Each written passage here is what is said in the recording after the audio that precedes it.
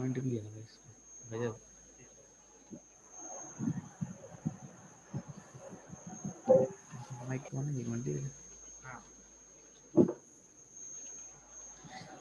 good morning, everyone. On behalf of Adina Group of Institutions, I welcome one and all to this E-International Conference. We have organized this conference on the occasion of 16th Foundation Day celebration of Adina Institute of Pharmaceutical Sciences. We are very happy to share that this conference has been sponsored by All India Council of Technical Education, and it is based on DNA nanostructure based vectors for drug delivery, opportunities and challenges. I welcome all the guests, all the registered participants who have joined us from different corners of India as well as abroad. Today we will be having regular lectures that are scheduled right from 10 a.m. And very soon I think our chief guest, Dr. Shailin Saraf, is going to join us, who is also the Vice President of Pharmacy Council of India. As guest of honor, we have Professor S.P. Vyas sir, and we are very happy to share that the Director of Aims Bhopal is also joining us, and we are having prestigious lectures of all the dignitaries. So I request everyone to kindly be patient for a few minutes, as Dr. Shailin Saraf sir, he is already on here. So I request Rahul sir to kindly give rights to Professor Shailin Saraf sir. Okay, ma'am. Yes, sir.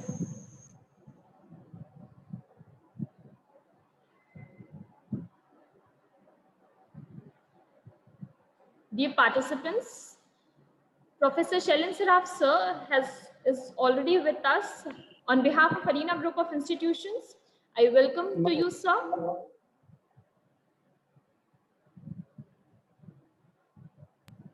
Professor Dr. Shailin Saraf sir, he is a very renowned person in field of pharmacy, as everyone is well interacted with him. Even we had opportunities when we personally had presence of sir in our own institute. On behalf of Adina Group of Institute, sir, I, Dr. Harshita Jain, welcomes you to this E-International Conference, which has been sponsored by AICT, and it is based on DNA nanostructure-based vectors for drug delivery, opportunities and challenges. So today, we are very happy that you have joined us as the chief guest of this particular E-International Conference. And to all the participants, although I can not describe or I cannot introduce you fully because you are such a wonderful personality that it is very hard to decorate words to you. So to the participants, Dr. Shailin Saraf sir, his professor of pharmacy in University Institute of Pharmaceutical Sciences at Pandit Ravi Shankar Shukla University, Raipur. He is also Vice President of Pharmacy Council of India, as well as he is a wonderful personality, and he has done many researches, and he is doing very good for the benefit of the pharmacy fraternity. So without taking much of your time, sir, I would request we have a small ceremony where we want to light up the lamp and start with the function. So I request Rahul sir, it will hardly take 10 minutes. If you permit us, we would like to proceed for the ceremony so that we seek the blessings of Goddess Saraswati to start the function. Please go ahead as per your schedule. Sure, sir. So I request Rahul sir to kindly start with the welcome note and lighting of the lamp so that we seek the blessings of Goddess Saraswati for this particular e-conference.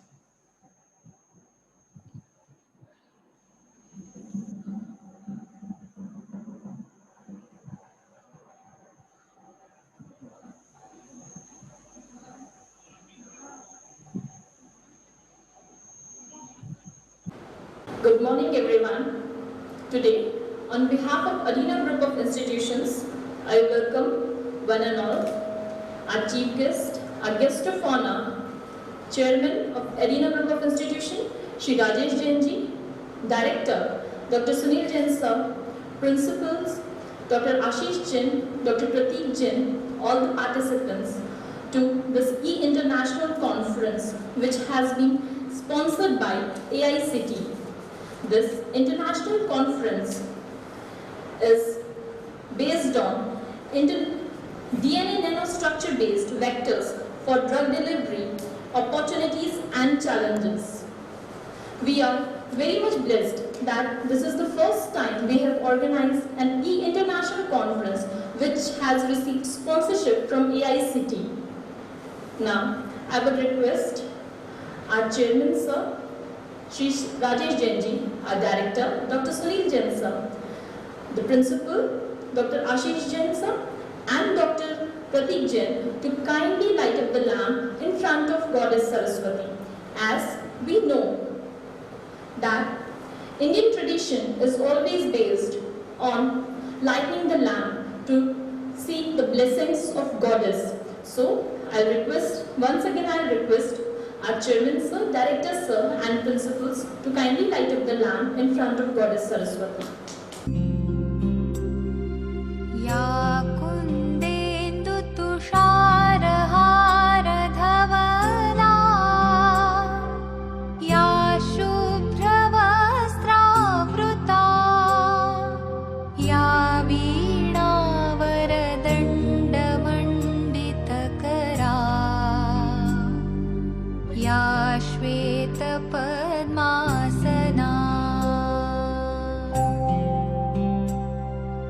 या ब्रह्माच्युतशङ्करप्रभृतिभिः देवैः सदा वन्दिता सा मां पातु Saraswati Bhagwati निःशेषजाड्यापहा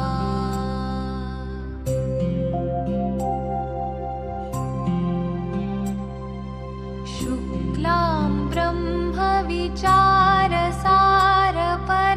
ब्रह्मविचारसारपरमाम् आद्यां जगद्व्यापिनीं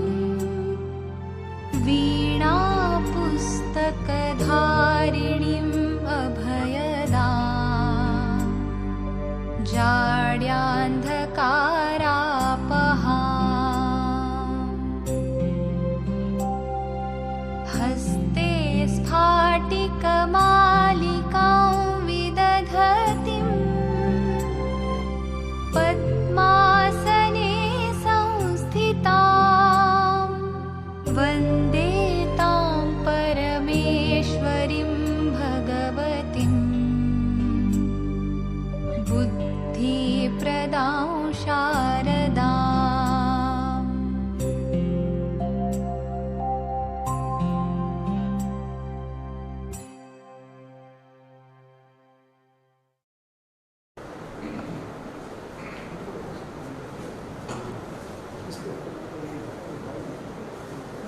Thank you so much, sir. I will please let you know that the foundation stone of Adina Group of Institution was laid in the year 2004, and today we are celebrating the 16th foundation day of Adina Group of Institution. We are very happy that the chief guest for the day is Vice President of Pharmacy Council of India, Professor Shailendra Saraf, and we also have distinguished dignitaries like guest of honor. We have Professor S.P. Vyas sir as our guest of honor. Along with Professor S.P. Vyas sir, we have Mr. Raghavendra Hillod and Dr. V. Ravichandran, who are also joining us for this event. In this E-International Conference, we have more than 700 registered participants, and we have received more than 55 posters for the e-presentation. Now, without taking much of your time, I would request our director, Dr. Sunil Jain sir, to kindly welcome all the guests, participants and delegates. So please sir, I welcome you to kindly say few words in honor of all the participants and guests. Good morning all from every corner of the world. Greeting from Adina Institute of Pharmaceutical Sciences, Sagar. Today we are celebrating our 16th Foundation Day. I always remember the blessing of my parents and the founding member of our institution and mentor of my journey in pharmacy education, Professor Dr. H.P. Vyas. Dr. S.K. Jain, Dr. M.K. Jain, Dr. R.K. Agrawal also always inspired me to do best in the field of pharmacy education. Adina Institute was established in 2005 by City Intelligence and Behavioral Society for Education to impart quality pharmacy education in this area. Those who seek their future in the field of pharmacy. Presently, Institute offering in UG and PG course in pharmacy education. Since 2009, we are organizing such type of academic activity either in form seminar, conferences, both national and international conferences, workshop, in the form faculty data program. Today we are witnessing the inaugural ceremony of 16th Foundation Day of our college. Every year we celebrate our Foundation Day with such academic activity. During COVID-19 pandemic this year, we are going to organize E-International Conference on DNA nanostructure based vectors for drug delivery, opportunity and challenges. This E-International Conference is sponsored by All India Council for Technology, New Delhi. On this auspicious occasion, I welcome our chief guest of today's program and icon of pharmacy education, Professor Dr. Sagar Saf, Vice President, Pharmacy Council of India, who always have keen interest in all scientific activity. We know that in spite of your busy schedule, you gave consent to join us and motivate our participant of this E-International Conference. I welcome guest of my honor, Dr. Arvind H.L., Faculty of Medicine, Sao Paulo State University, Brazil, Dr. V. Ravichandran, Professor, MS University, Malaysia. I also welcome today's keynote speaker, Dr. Orlova Valeria, Scientist, Russian Medical University, Moscow, and the session speaker of the conference, Dr. Sandeep Singh, Central University of Punjab, Bathinda, Dr. Pawan Chintamani, Raipur Institute, Andhra Pradesh, Dr. Pasupati Sundaramurthy, Carolina Bio Oncology Institute, Huntersville, USA. This conference covers advancement in DNA-based nanostructure drug delivery for the treatment of cancer. Recent advances and reforms in self-assembled DNA nanostructure enabled drug delivery, awareness about advanced tools for targeting prevention and eradication of the cancer. I am thankful to Professor B. Suresh, President of Pharmacy Council of India, Dr. Sunil Kumar Gupta, Vice Chancellor, Rajiv Gandhi Technical University, Bhopal, Dr. Anil Kothari, Director, MEPCAST, Dr. D.P. Singh, Chairman, University Grant Commission, New Delhi, for their message and blessing on this international e-conference. My special thanks to Sri Raj Jain, Chairman of the Society, for providing all the required facility for a smooth conduction of this international e-conference. I am happy to share that more than 700 participants going to attend this prestigious e-international conference. I congratulate the coordinator of this conference, Dr. Ashish Jain, Dr. Prateek Jain, Dr. Harshita Jain, and team member Mr. Vivek Jain, Mr. Arpit, Mrs. Sunaina, Sonika, Saurabh, Imran, Pushpendra, all faculty for their endless effort to organize this international e-conference. I am thankful to my supporting technical team, Mr. Prashant Sen, Mr. Raj Sahu, Mr. Naresh, Mr. Vivek, for their technical support. I am sure today's answers will be beneficial for the researcher and scientific community. Those are working in genetics, molecular biology, and drug delivery system. With these words, I am thankful to those who directly and started. And हाँ sir silencer sir आप sir को ही ले लो यार हमारे ख्याल से सुनो सुनो सुनो request सैलेंसर आप सर को ही ले लो आप यो चलो हाँ वही उनको बोलो Sunil Jain sir, he is here with us now. I request Sunil Jain sir to kindly say few words to welcome all the guests. Please sir, we have Dr. Shailin Saraf sir already with us. So I request our director sir to please welcome Saraf sir. Please sir. welcome Dr. Shailin Saraf ji. I heartily welcome you. Actually, I am trying before 5 minutes 9:55. Due to technical error, I have some problem. So I was watching you. That Belly engines say how I can wait. बड़ा मुझे बेचैनी हो रही थी कैसे आपसे बात करें बड़ा अच्छा है आपको देख के we are all very motivated with your presence. बहुत अच्छा मौका मिला ऐसे तो आपको बोला नहीं बात है मैंने कहा जूम के द्वारा ये इंटरेस्ट है कॉन्फ्रेंस से अच्छा अपॉर्चुनिटी है कि यू आर विथ अस और definitely it will boon for us और बहुत ही अच्छा लग रहा है आपको देख के शुरू करें एक छोटी सी शुरुआत वेलकम स्पीच कर दीजिए सबको वेलकम कर लीजिए आप है ना और सर आप जी का थोड़ा सा जल्दी से करवाएं आप है ना ठीक है ना Sure, sir. So now I request Saraf sir to kindly say a few words to all the participants. So for this conference, we have more than 700 registrations which were received through the Google form. And today there will be also a poster presentation, that is the e-poster presentation ceremony that will be going on at the later half. We are very thankful to you that you have taken out your precious time for us. So I request you to please say a few words to bless us on this event. Please, sir. Good morning to one and all. My own elder brother, Dr. Sunil Jain sir. I'm really, one time you were my role model, still you are my role model, sir. And I cannot bring out my heart, but how much respect you command from my side, I cannot explain in words, sir. My pranam to you, sir. And all the dignitaries, I think Professor Vyas must also be there on board.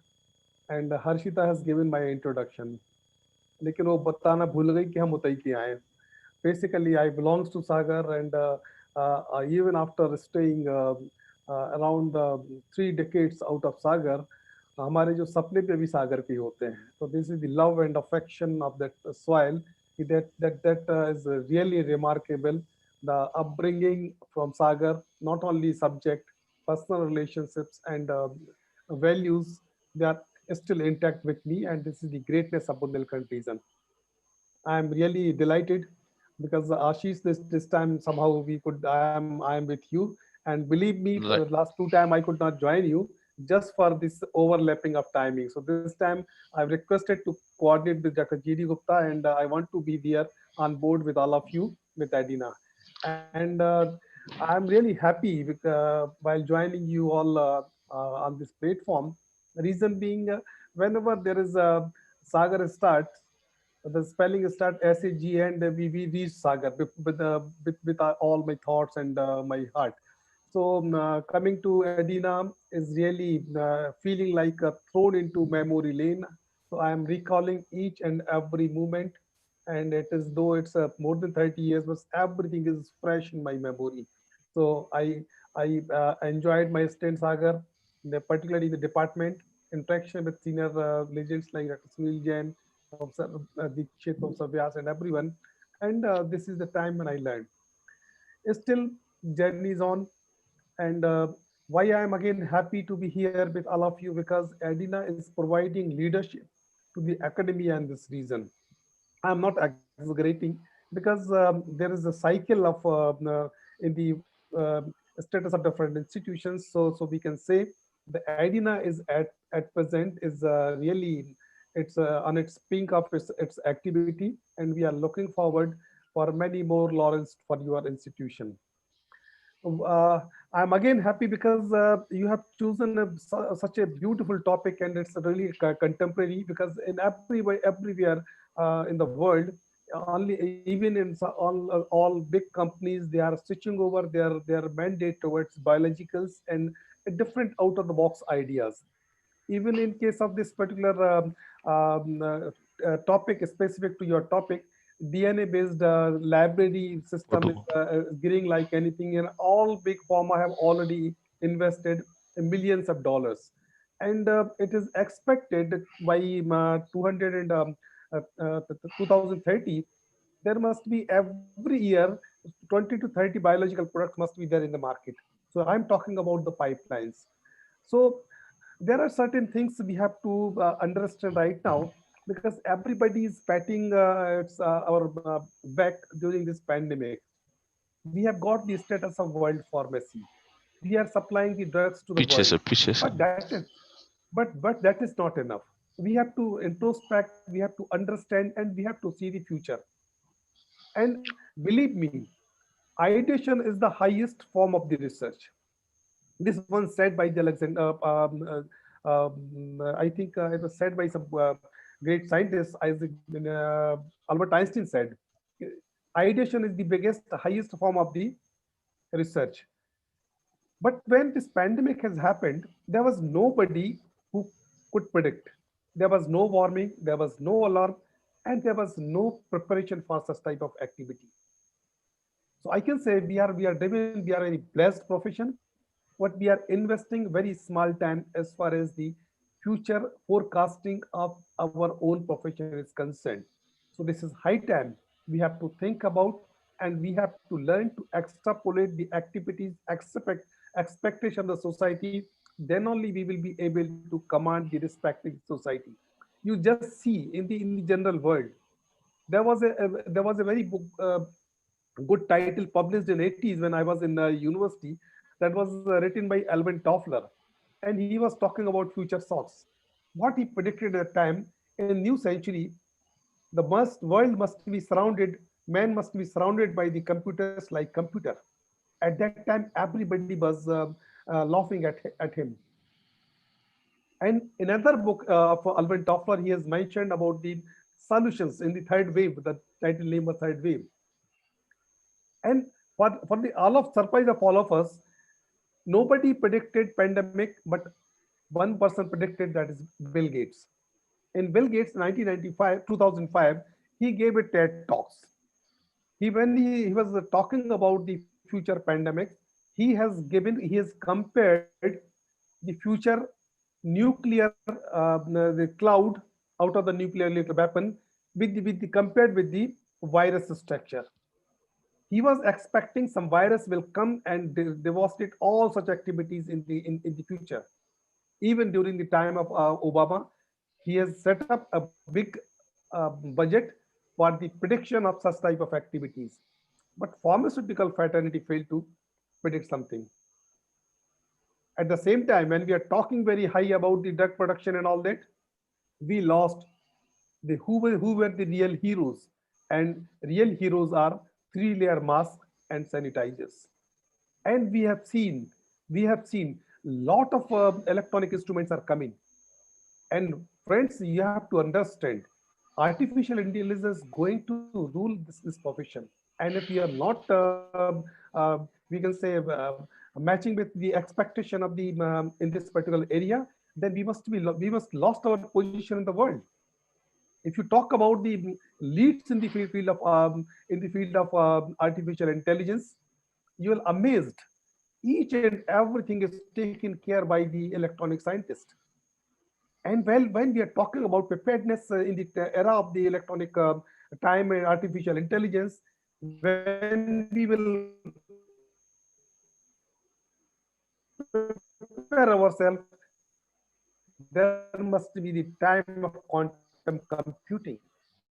So every time you are supposed to learn and understand the concept of inter-profit year, we have developed this concept, this competence. We always love to work in isolation. And by that way, we are not going to give anything to the society. If at all you want to contribute in the profession of pharmacy, vice profession like pharmacy, you have to learn to respect other professions as well. Why I'm saying so? Because professional subjects are always prospering on the invest in the we can say researches on in the field of basic sciences. And if you are not having the basic proper connections with the basic sciences, we will not be able to give a big solution to the society. And if you are talking about the new things in the coming in the era in the this particular era, so there are expanding chemical space for drug discovery. When I'm talking about the this pharmacy of the world, I'm ले talking about अच्छी India. बात पूरी cover our कर दे रहे हो, सब our हमें WhatsApp our कर देना। our prime minister has mentioned this is the we can say एक अंतरराष्ट्रीय धरोहर है भारत की फार्मेसी. लेकिन हमें we have to think about a step ahead. One time we were the garden with the medical garden of the world. Now we are enjoying the status of pharmacy of the world. But the real need of the hour is we have to transform ourselves into a research laboratory of the world. And while I'm talking about the leadership of provided by the Adina, I have certain observations. Why I am saying so? Because recently I have visited some big universities of the world, and I have seen every university got some uniqueness. I was there with Albany Institute of Pharmacy, and during their presentation, they have clearly mentioned that they have only practice component. When I asked why you are not having any research or PhD degree, they said the founders of the institution had the vision to focus on pharmacy practice, so we are focusing on pharmacy practice. And you will amazed to know the age of that institution. The institution is just 180-year-old institution, and since the beginning, they are focusing on the pharmacy practice.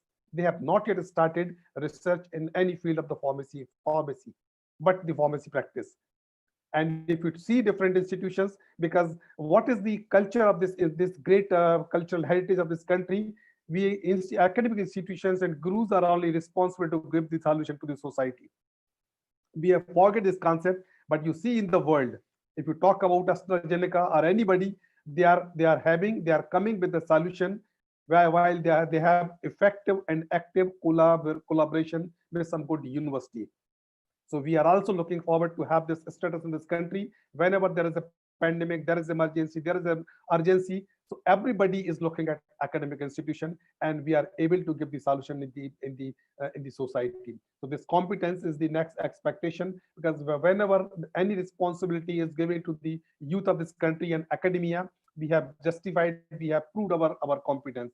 So the next very expectation in the society is to transform our country as a research laboratory of the world. We are victim at present. We are victim of this IPR activity, but in real sense, we have to think about the present scenario. We belongs to great culture where nobody knows who has written the Veda. और the बहुजन हिताय बहुजन सिखाए के लिए हमने अपने वेदों को भी पब्लिक यूज के लिए भेज दिया. But this is need of the hour. We have to look into the matter of IPR. Why Mashelkar has said the respect of any country is directly proportionate with the competence of the academia to translate its research into commercial value. So we have to learn in this concept, and we have to focus on IPR.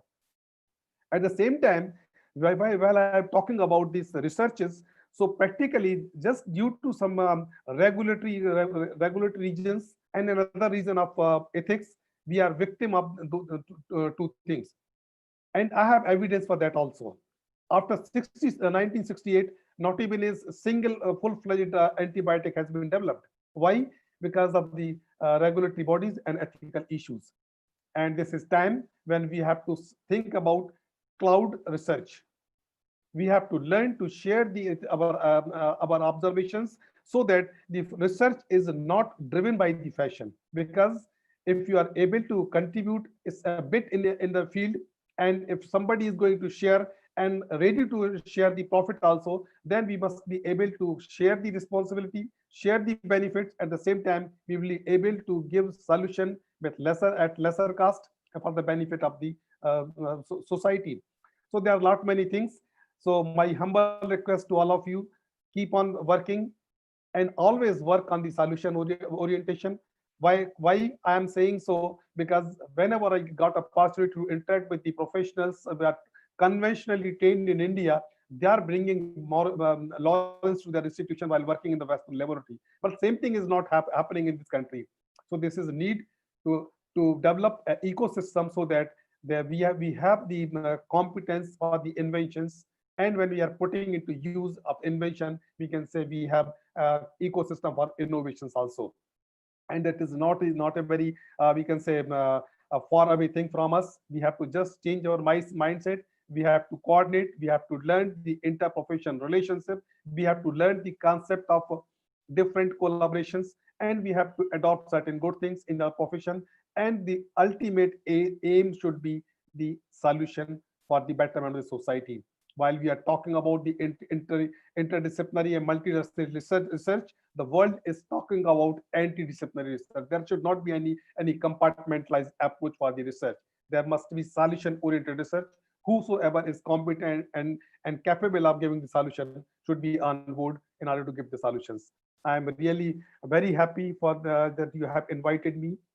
मैं समझ सकता हूँ कि ये जो एक बारिश के बाद के जो सुहावने दिन बुंदेलखंड के होते हैं, मैं यहाँ बैठ के उसकी सुगंध सूंघ पा रहा हूँ, और मैं ऐसा फील कर रहा हूँ कि वहीं बैठा हूँ, मैं माननीय व्यास साहब के चरणों में बैठा हूँ, और आशीर्वाद भी मिलेगा और कुछ शक्ति और कह सकते हैं रिजुविनेशन का एक मौका दिया बादल सुनील भाई साहब ने। तो मैं रियली आपके प्रति कृतज्ञ हूँ कि आपने बुलाया, और मैं रियली बहुत खुश भी हूँ कि सागर यूनिवर्सिटी के बाद में एक और ऐसी इंस्टीट्यूशन खड़ी हो रही है जो आने वाले समय में एक रिसर्च के फील्ड में एक नया एक झंडा लेके आगे चलेगा। क्योंकि इस पूरे देश में, आप यदि देश में पॉलिटिक्स बोले, रिसर्च बोले, एकेडमिक इंस्टीट्यूशन बोले, कि जरूरत है तो एक कॉम्पिटेंट लीडर्स की।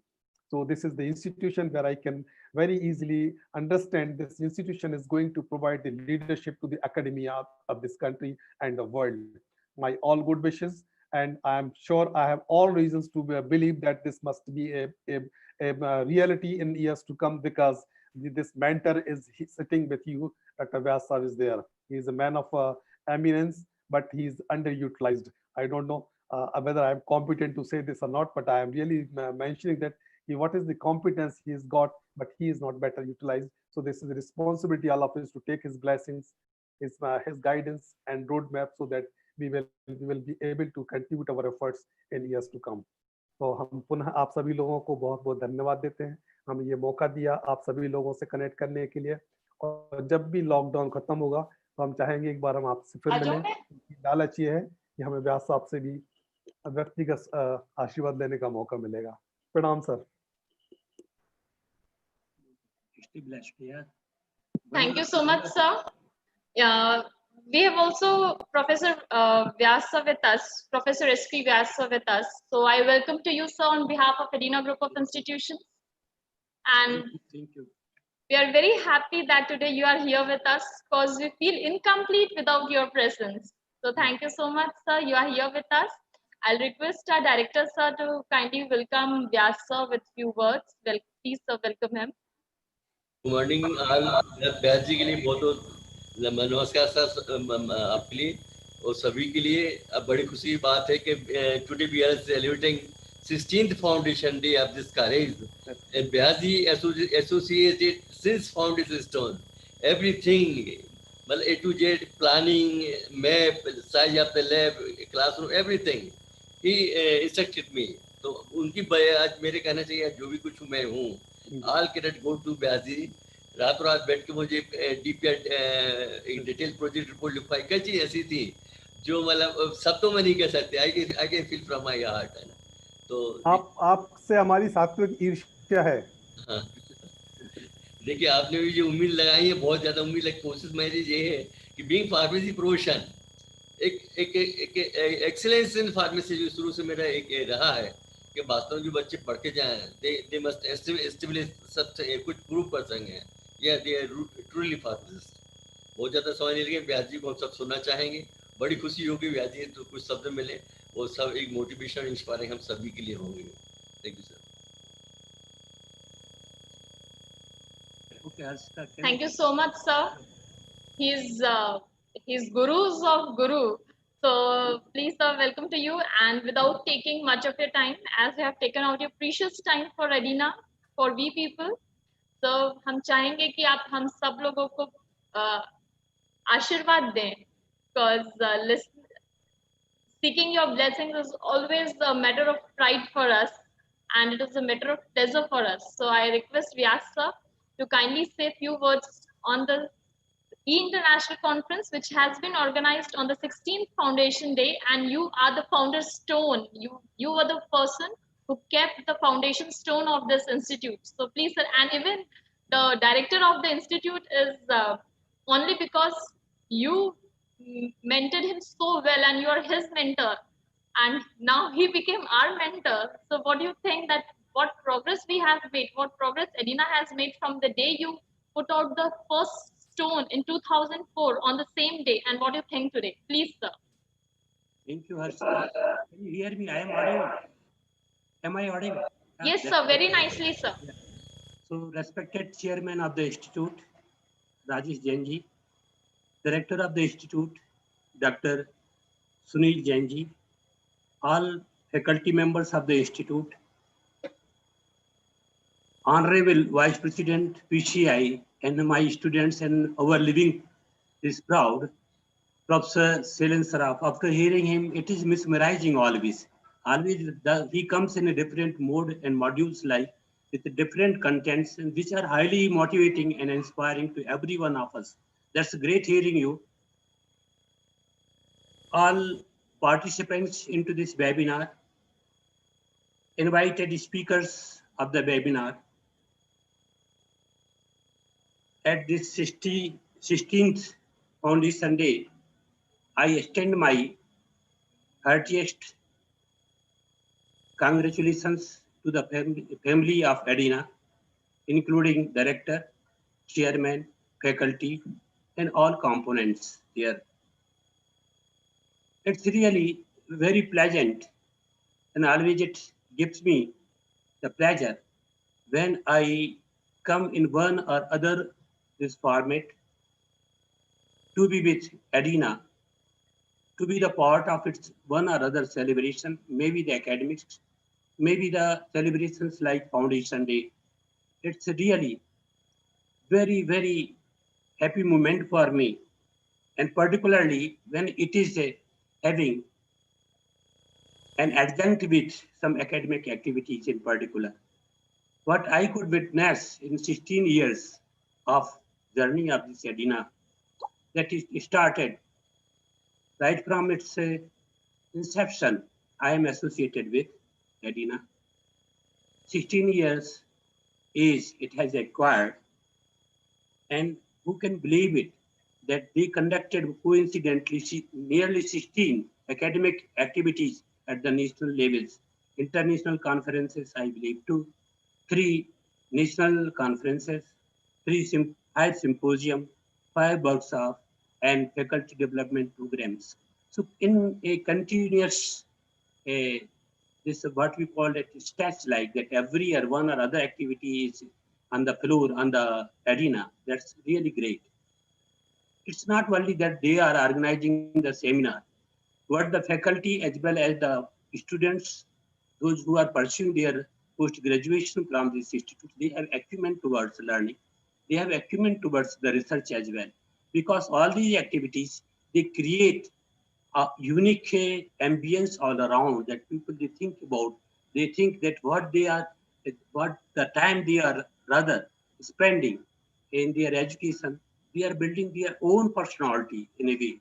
That was not only the personality, but in a way what they are just assimilating within in terms of the knowledge, it can be transmuted and transformed into the application form of it.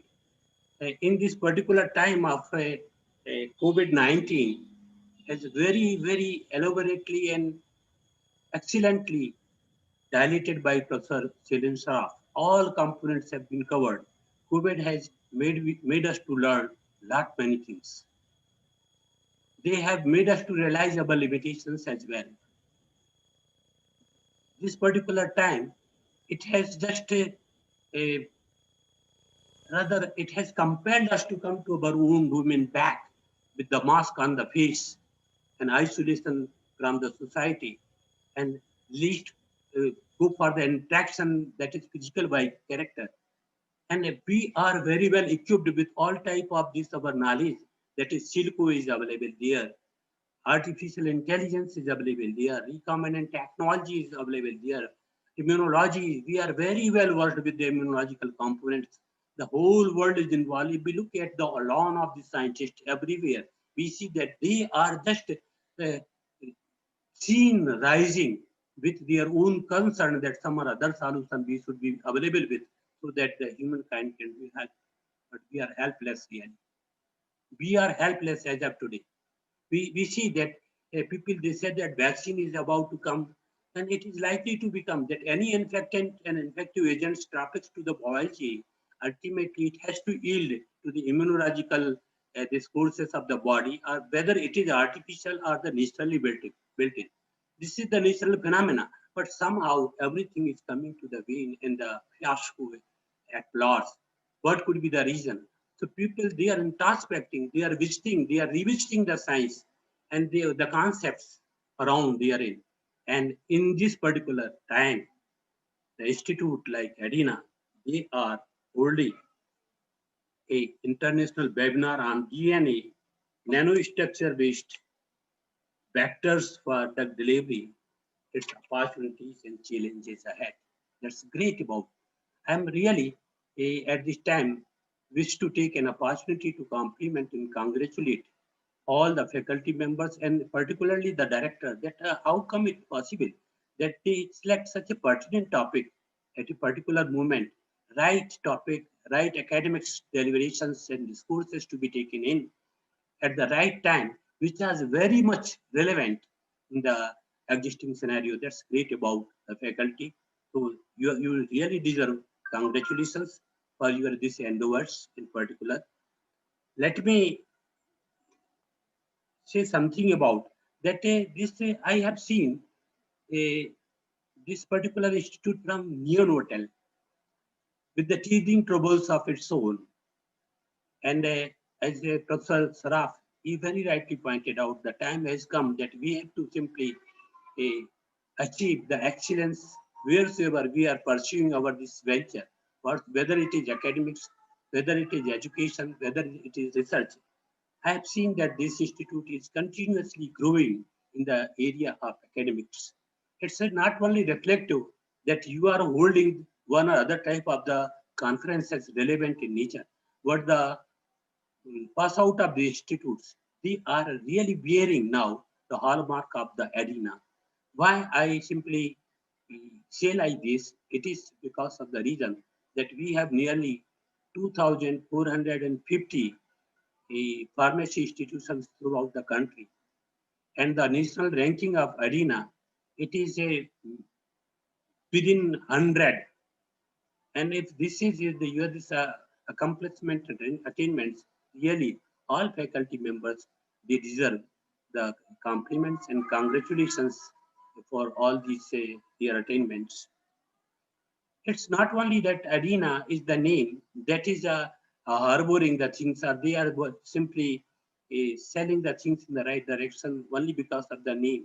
But all the pillars of an institutions which are equivocally and effluently involved in the progress of the institutes, they include the students, their culture, their acumen, their rather this incline towards the learning, involvement of the dedicated and competent faculty of the institutes, infrastructure available therein, and the management taken together. If they all the components equally and effluently they are working for the progression and the progress of the institute, this type of a growth is it is a imperative outcome and which is very much visible and seen herein. The topic you have selected in for this webinar is very relevant. What I understand about that vaccinia virus and other viruses which are prepared by the recombinant technology, which are non-virulent by nature and non-replicative by nature. However, they can give the impression within the body as if one is infected about safe, very safely, probably. This could be the answer of the time for the COVID-19, like this pandemics as well, I believe personally. And at the same time, they could be in a container to deliver in a very specific manner within the biology, docking to the specific destination within the biology, and delivering the contents just to help out those particular ill or the suffering, this etiology of the body or the locus of the body. So site specific, that is character by character, and at the same time they are also contributing or supplementing our immunology component, preparing it and tutoring it and teaching it so that it can get prepared in time, so to combat with this type of the infections which are naturally otherwise occurring. If it is a community spread, like it is pandemic by nature, it's not that only the contagious and the contacts they can simply bring about the infection to an individual, but it is now through very unknown sources, even the droplet, dust, and so many other things like. Under this situation, what is the need of the time is that somehow or other we should prepare our ornamental, that is bio ornamental, in such a way. If it is not trained, it is innocent about this type of the infection, we have to make it aware of, we have to teach it off, and such delivery systems, not only they are capable of specifically delivering the content to a specific destination within the body, but they can made the expression transiently of the protein against which our these antibodies they can be developed. I am wondering about this, that if all these things they are taken into the consideration, the big thing is in the immunology that somehow or other our MSC1 and MSC2 arms this would be equally involved. If they are to be involved in, then what is required that our delivery system should deliver the content to the immunocompetent cells, APCs, or antigen presenting cells. At the same time, they should effectively capture all such type of the particulates, and a fraction of them should dump into the cytosol for their processing through the cytosolic machinery, so that MSC1 arm can be get involved in. At the same time, they can be presented through MSC2, so that the long-lasting this memory can be developed. Where what I think that our efforts to deliver the content, antigenic contents to the cytosols, if they are not effectively taken into the consideration, maybe that we can develop the antibodies after the vaccination, but the effect of vaccines may not be long lasting. It requires both arms to be involved in. It's such vectors which are based on the DNA, nanostructures, or nanocarriers, or nanobiotechnological modules like, then they have the total this virions like structures which are not capable of replication, which are not virulent by nature also, but transiently they can express the proteins which can be rather released within the body for their processing. What happens that it uses always, all retroviruses, they use the cytosolic machinery of the human being or the host. For all that reason, it is by per se character that they are dumped into the cytosol. So they are capable of this intrinsic character. Otherwise, we have to engineer it up in our laboratory. So this is already provided. This competence with all these type of the vectors. I think this is the one domain where they can be used. Secondly, if already affected individuals, they are suffering from this type of the diseases or infectious diseases, since they have very specific cell types aligned within the body as a topics for their infectivity, they are very selective by character. So all the contents which are loaded within these vectors, they can be delivered specifically to those particular destinations. So drug delivery can be devised at the same time. Better and effective vaccines can be devised. I think I am not competent enough. Other these speakers, those who are invited, they will deliberate upon. This is what I can see a gray area where we can simply deliberate and we can think about in this particular pandemics. My apprehension during this pandemic is that the pharmacy professionals, we are said to be the professionals, we are known to perform our dedicated, interested duties in such a way that there is zero defect. Rather, the society, they should plunge upon us, they should rely upon us. And I personally feel that we are largely ignored during we are not even considered as a warrior during this pandemics. Not only this is the Indian scenario, but in the global scenario as well. And so somehow or other, this simply this rather this alarms us that we should prepare very competently ourselves so that we can prove prove our presence in such a way that we are the real person, we are the real engineer of the situations, whether it is the delivery or whether it is the pharmacological or dynamically active molecules, or it is we are revisiting our pharmacology to our this back so that we can provide with the solution to the problems. I think most of the things they have been covered by Professor Shailen Saraf very, very ingeniously. And he is such a wonderful orator nowadays that not only the area that relates to this particular pharmacology, pharmacodynamics, or what are the present needs of the times, he always dwells upon. Friends, Adina, getting admission to the Adina is now a dream to the students. It's now an institute of the choice. I wish that after 16 years of this journey and lot many contribution in terms of the research, in terms of the seminars, symposium, and other things, Adina should come up with a research center or for research is dedicated to the specific type of the research. It may be in the beginning, but expanding to the all fields which are relating to the pharmaceutical research. I was just wondering that nowadays that there is a method of ion pairing, that is ion pairing of the hydrophobic molecules. Even the drugs which are of a highly polyelectrolyte by nature and proteinous by character, they can be delivered through the oral route. 2020 papers, this is like that ion pairs even with the phyto constituents, if they are combined together, can you believe it? Insulin-like substances, then in a reproducible manner they can be delivered. They are forming their ion pair. Ion pair simply turn to be hydrophobic by character. These hydrophobic character holding ion pairs can be dissolved into some lipids like, and these lipids can be delivered through oral route to be taken up by the chylomicrons. These chylomicrons travels and transport them to the lymphatics. And if this is the situation, can you believe it? The lymph nodules and the lymphatic adenoma, tuberculosis of the lymph, and the carcinoma of the lymph, by simple oral route, they can be targeted effectively using the phytochemicals, using the simple techniques in the laboratory. What is required here? That we have to revisit our knowledge. We have to culminate the culture of the research. We have to look into the things. What simply the phenomena?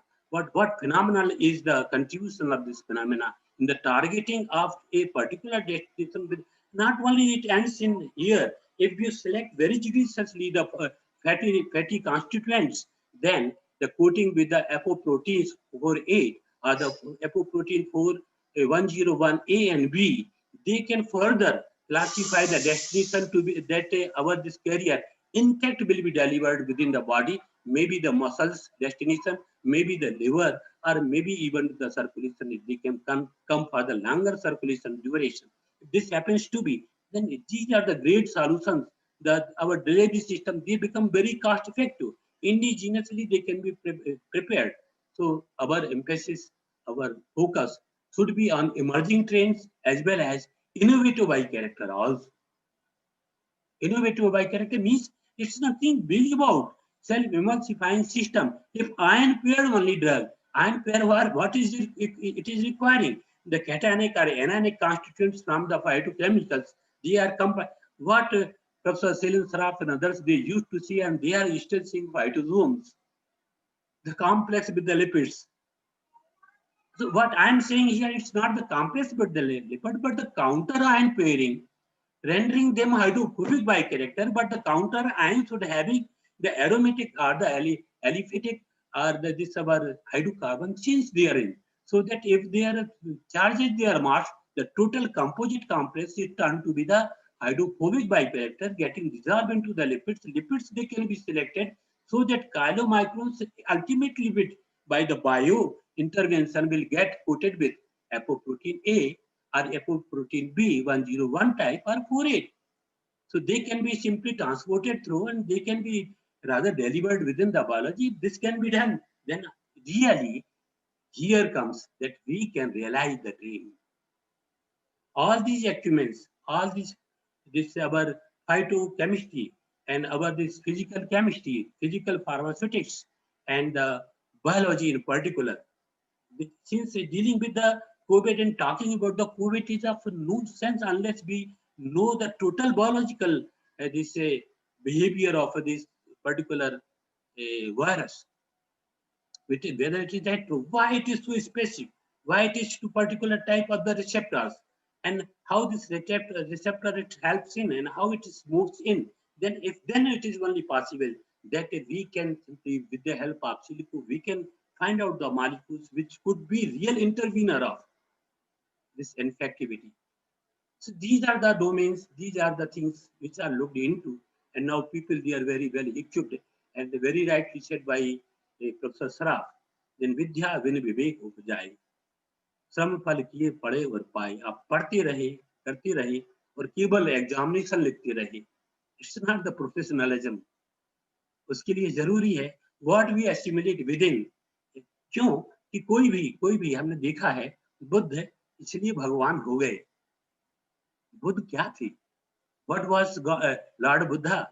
He was Siddhodhan simply. He was coward. He was shivering, seeing that people they are just growing by age. They are dying of their own age's life. And one day I would also die like this. If this is the end of life, he was just taking to the surprise and ran away from all this responsibility into the jungles. And he was searching the solution for everything, tired of himself running here and there, uncertain and introspected within. And he tried to find out, and he realized the realities of the things. Then he became the Swamprabha. उस ज्ञान को लेके when उस सन्यासी जो भाग गया था, when he came back to the society, जैसे कहा सर्वे भवन्तु सुखिनः, जो सर्व कल्याण के लिए जो काम करने, जब उस ज्ञान को लेके वापस वो आया और लोगों में उसने सद्भाव दिया, सहिष्णुता दी, उसने एक करुणा दी, उसने जीने का एक तरीका बताया, उसने शौर्य और साहस से चीजों का सामना करने की एक अपनी अनुकृति रखी, एक अभिनव प्रयोग दिए, लोगों में जीवन दिया, सांत्वना दी, लोग धीरे धीरे उसको भगवान कहने लगे. ज्ञान जिसकी एप्लीकेशन होती है विज्ञान हो जाती है, और वो विज्ञान जो मानव कल्याण के काम में आ जाती है वो अपने आप में भगवान की तुल्य होती है. आइंस्टीन भगवान हो या ना हो, लेकिन I can very safely enunciate yes he is equivalent to the god. क्यों कि उसने हमें आज का रहना उसने कई अपने कंसेप्ट के द्वारा दिया है. ऐसी कई वैज्ञानिक हैं जिन्हें छोटी छोटी चीजों में खुद में बैठ के जब देखा. मैं एक और बात कह के अपनी बात खत्म करता हूं. मैंने 20 बार इस बात को कि एडिसन एंडरसन जो नाम जिनने बल्ब अपना जो दिया था, उसने क्या देखा, उसने कहा कि माँ बताया करती थी कि दुनिया में what is the value of a human being, that somehow other उसको वीक में होना चाहिए, कर्म में विश्वास करना चाहिए, तो दुनिया की कोई ताकत उसको मिटा नहीं सकती. He was thinking about this all the time.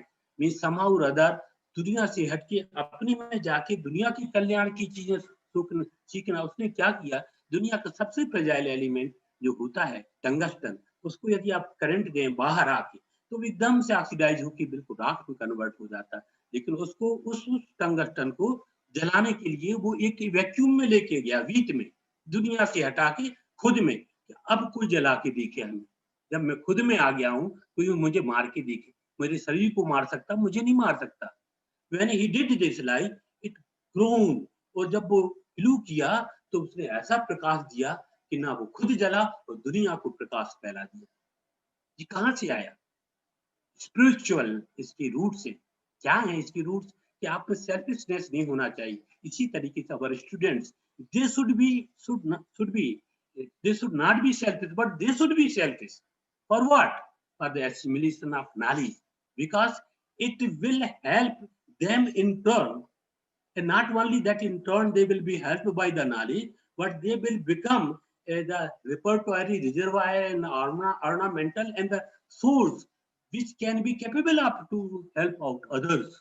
And if others they are being in this situation of COVID, you think about if anyone can say this is the absolute solution to the COVID, shall he be less than God? Shall he be less than God? No. So COVID, if you are in isolation, and if you are in isolation, we should think, we should always try to learn our biology. This is the time to be with ourselves for long, learn our biology, and the intervention from outside, how it can be avoided, how it can be avoided, and just to find out all these means and modules. Probably one day, I am for sure that making so many disciplines converge together, probably they may emerge with the solution to this problem. This is said, very well said quotes कि जब कभी भी मुसीबत आती है तो 20 प्रकार के लोग एक साथ हो जाते हैं. ऐसा माना गया था कि ब्रज में, वृंदावन में गोपियां शायद कृष्ण के विरह में सब मर गई होती, सभी मर गई होती, क्योंकि विरह इतना ज्यादा था कि विरहाग्नि में कोई जीवित नहीं रह सकता था. लेकिन उन्होंने कहा कि उद्धव तुम ज्ञान मुझे मत बताओ, मैंने हम लोगों की मर्जी की दवा ढूंढ ली है. क्या दवा ढूंढ ली है? उद्धव पूछता है क्या दवा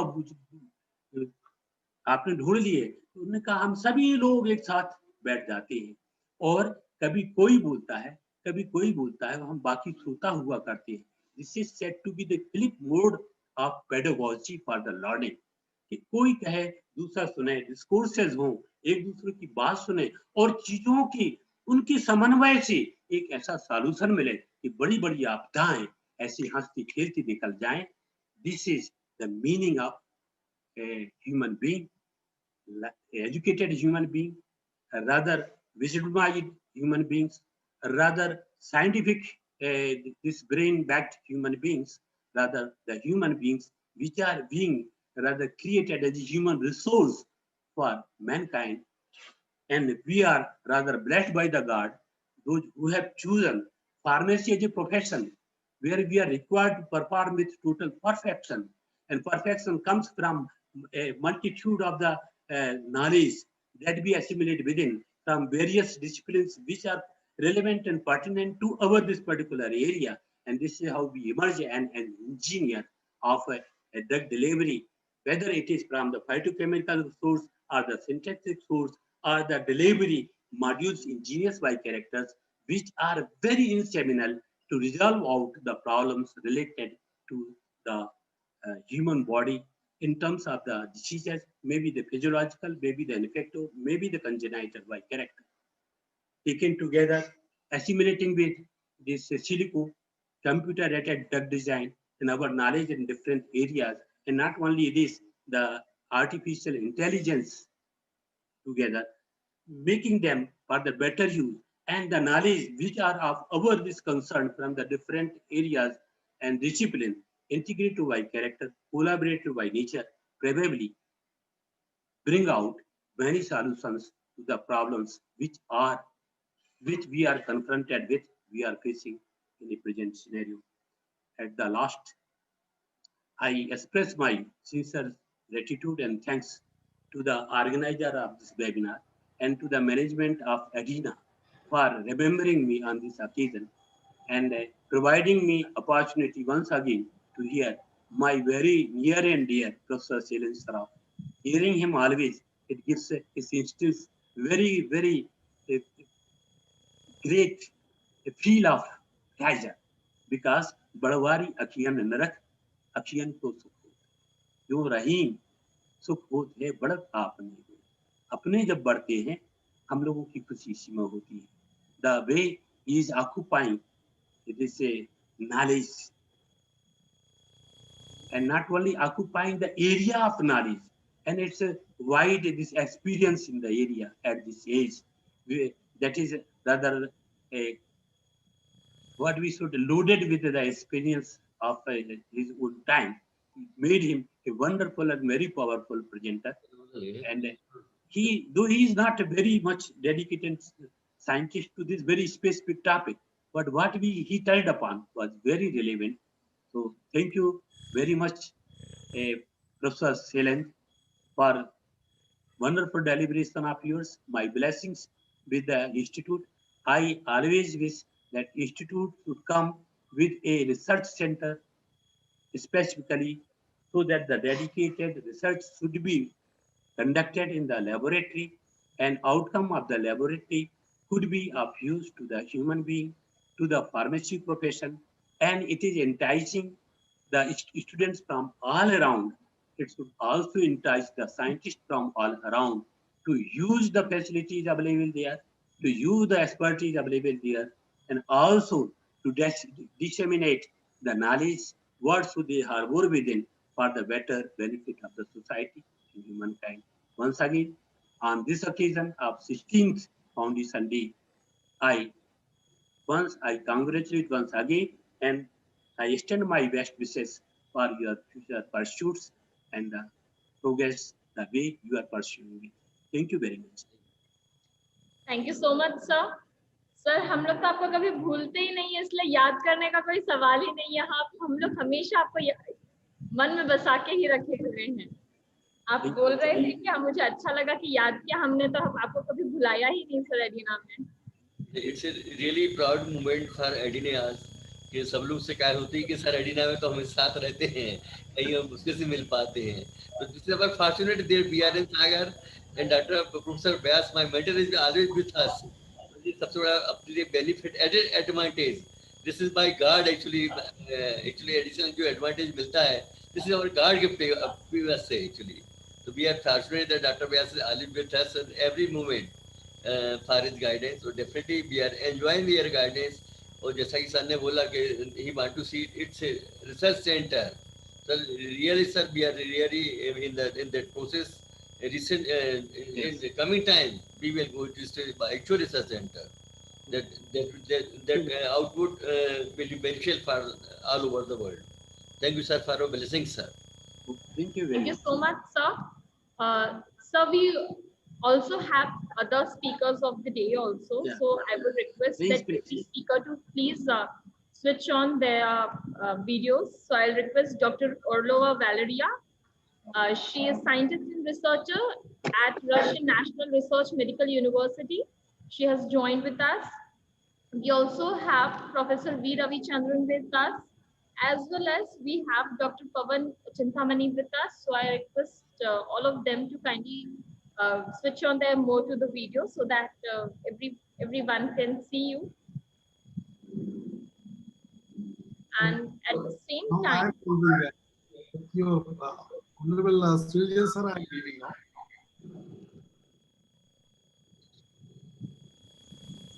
so Good morning.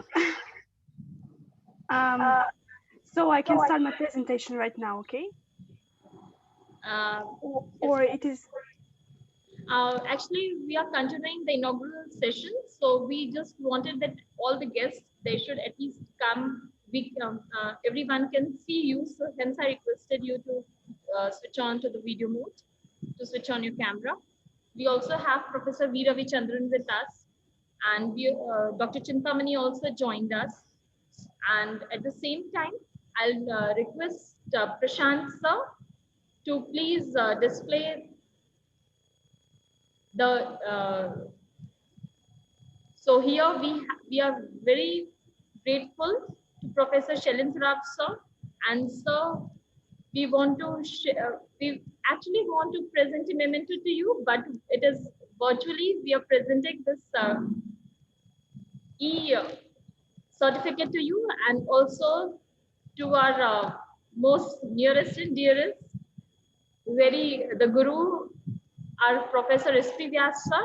So sir, this is an e-certificate to Professor S.P. Vyas sir and Professor Saraf sir. Please accept it on behalf of the Adina Group of Institute. This is for Dr. Orlova. To her, we'll be listening to you after a short while. So thank you so much, Prashant sir. This Thank is for you. Dr. Chintamani.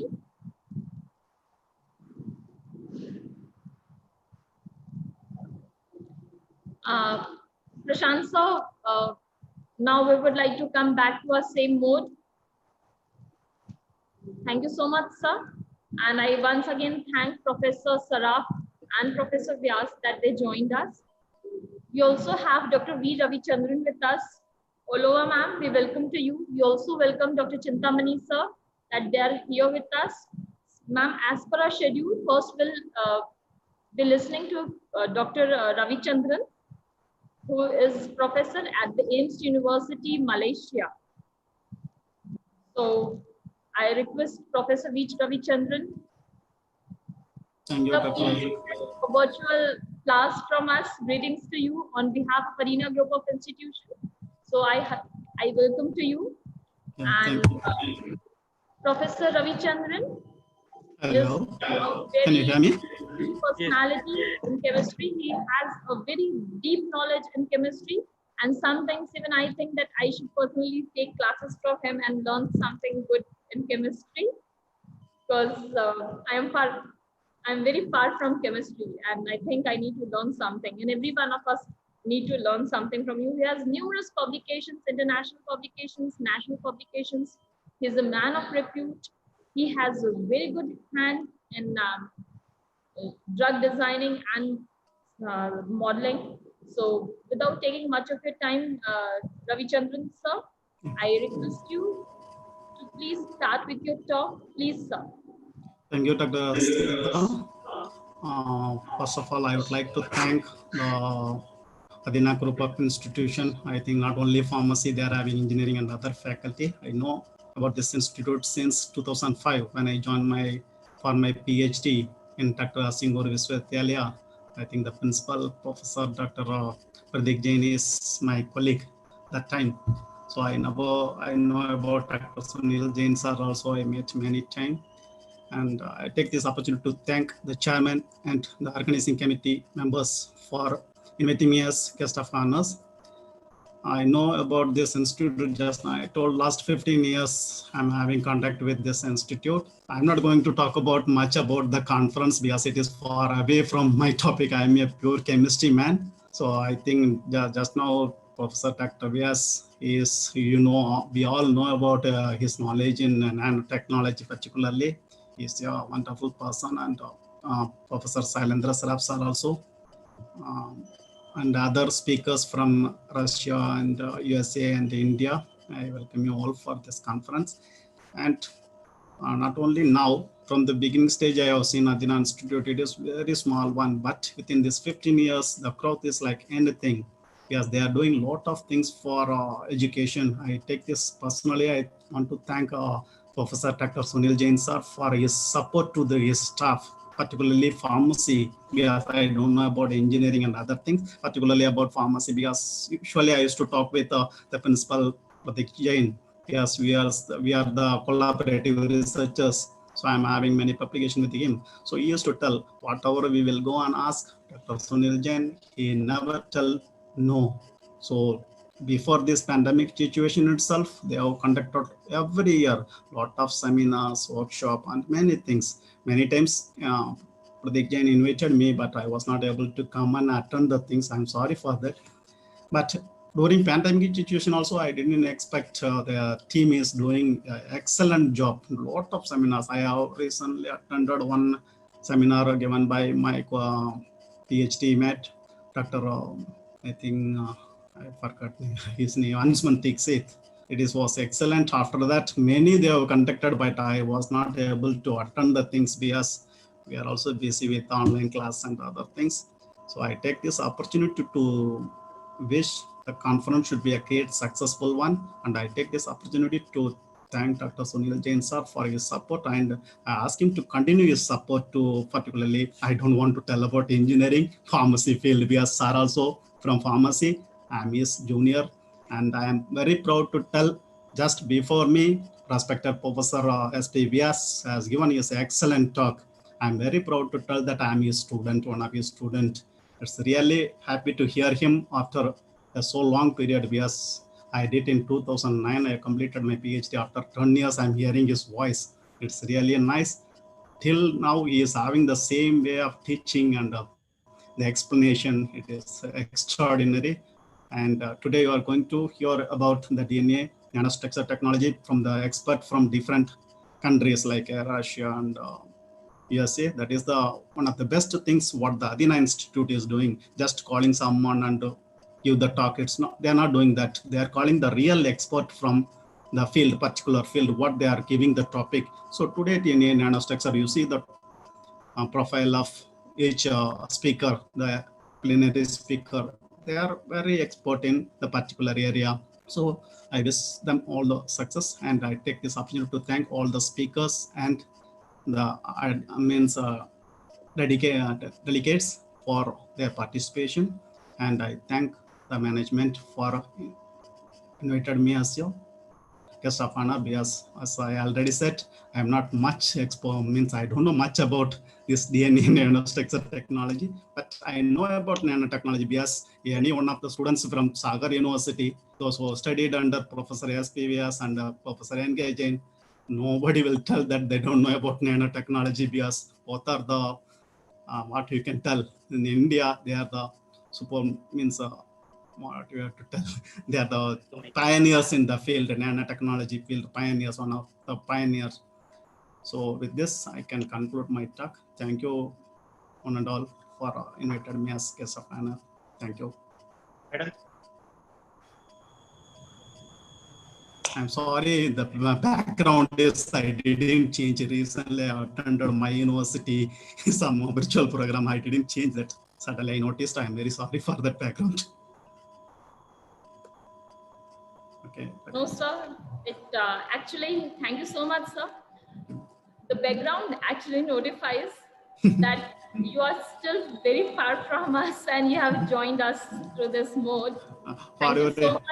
For your information, now I am in India only, because okay, I also trapped in India. Last 5 months I'm in India only. I was not able to go there. Still the condition there is not. Yeah.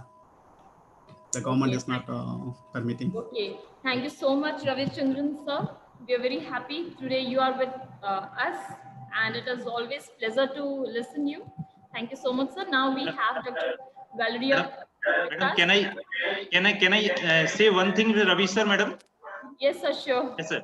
Ravi sir, I know you are not from that genetic background, and I know your potency of research. But sir, we would like to know within 2 or 3 minutes how we can use the chemistry tools or molecular modeling designing tool to come over this particular problem, COVID-19. That's why I invite you, because I know you have so many ideas related that. That only last, just now I told when we attended Dr. Ansman Dixit, that only I came to know many things about what they are doing by using molecular modeling, particularly the treatment. It will take time to develop the vaccine and other things. But by using the computational technology, we can go for repurposing. So instead of checking each and every truck manually, means by using HTS techniques, high throughput screening, it's very difficult to go for all the things. So first we can go for computational technology, what many of the institute they are doing. They find out near about 60 drugs which are antiviral, anti-cancer drug, anti-diabetic drugs, all are having some activity against the COVID-19.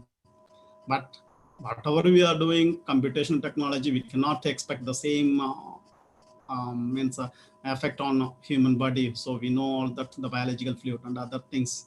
So mainly the computational technology is used in repurposing technique now for the current pandemic situation. Yes, I didn't talk about much because recently that Dr. Ansman Dixit, he has taken excellently because he is the real scientist who is working in the government organization. So I don't want to talk much about that. So still it's going on. And one more thing, Dr. Hasita told that chemistry, even Dr. Prateek is there. I know about him. You can learn from him. Sure, sir. Yeah. But he will not show outside, but he is having very good knowledge, but he will not show outside. That is his talent. Thank you, sir.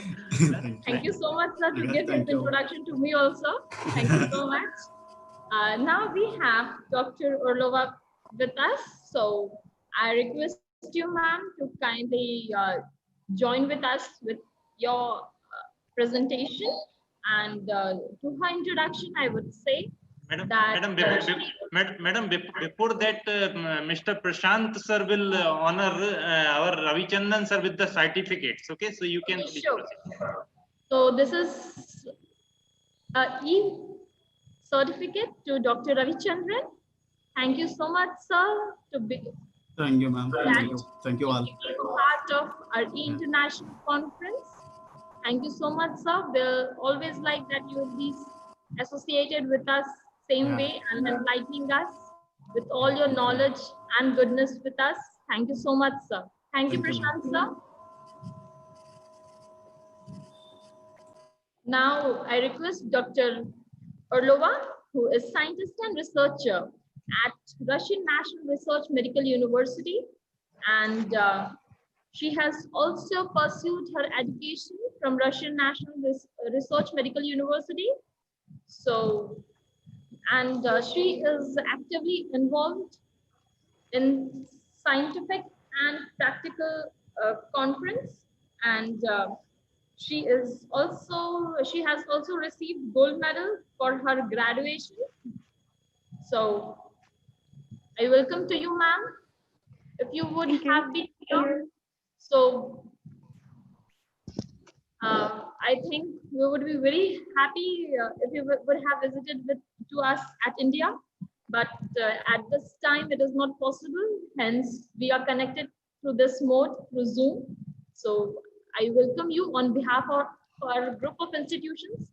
Our director, Dr. Sunil Jain sir, has also joined us. He is the owner of this institute, as well as he has also pursued all his degrees in pharmaceutical sciences. He is himself a PhD holder in pharmaceutical sciences, and he is a very versatile personality. So without taking much of your time, ma'am, I'll request you to please start with your presentation, and thanks for joining us. Please, ma'am.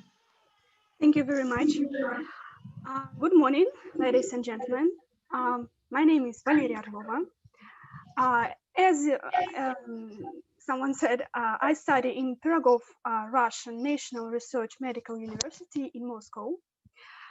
Before I start my presentation, I would like to express my gratitude for inviting me to Dr. Prateek, Jain. I'm sorry if I pronounce it correctly.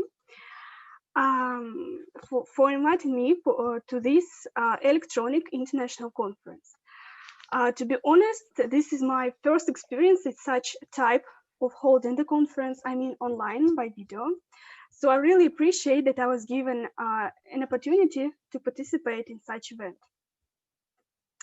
My dear colleagues, I would like to represent you the results of researches that were done by a group of Russian scientists and students from two of the most famous Russian medical universities, Sechenov, the first Moscow State Medical University,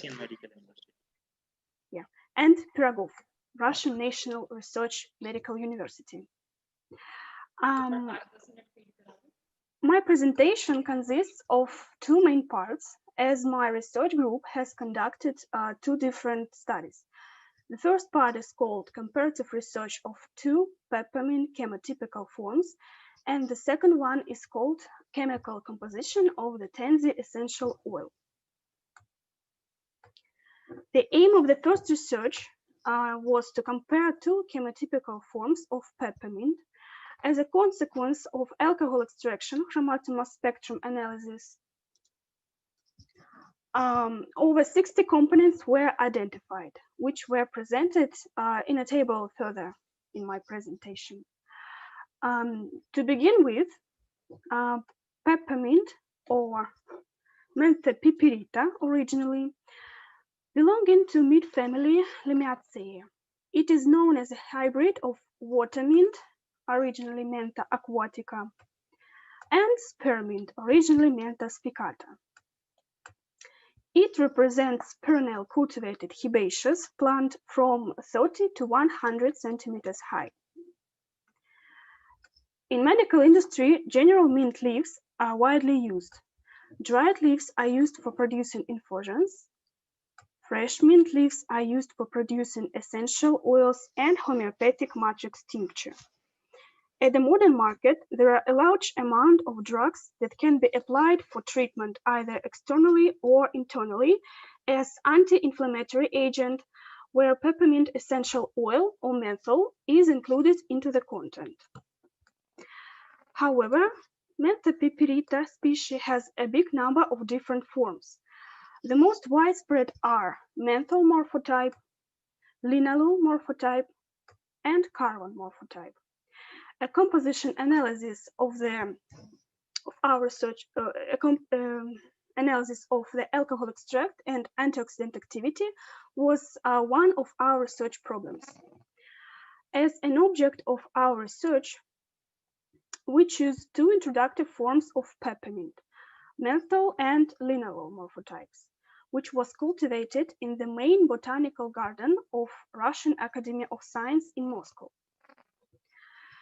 Further, I must say about materials and methods of our study. Chromatoma spectrum analysis was conducted with Agilent Technologies device. It consists of gas chromatograph and mass selective detector 5975 with quadrupole mass analyzer.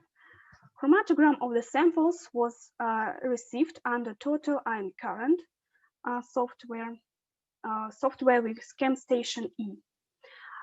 To identify the components and make quantitative component analysis, the mass spectral library NIST 05 and chromatographic Kovacs indexes values were used. The proportion of the mixture components was defined by calculation the ratio of chromatographic peaks area using a simple normalization method. After holding alcohol extraction, chromatoma spectrum analysis of peppermint leaves choosing two forms, linalool and menthol, over 60 components were identified. As we can see in the presented table,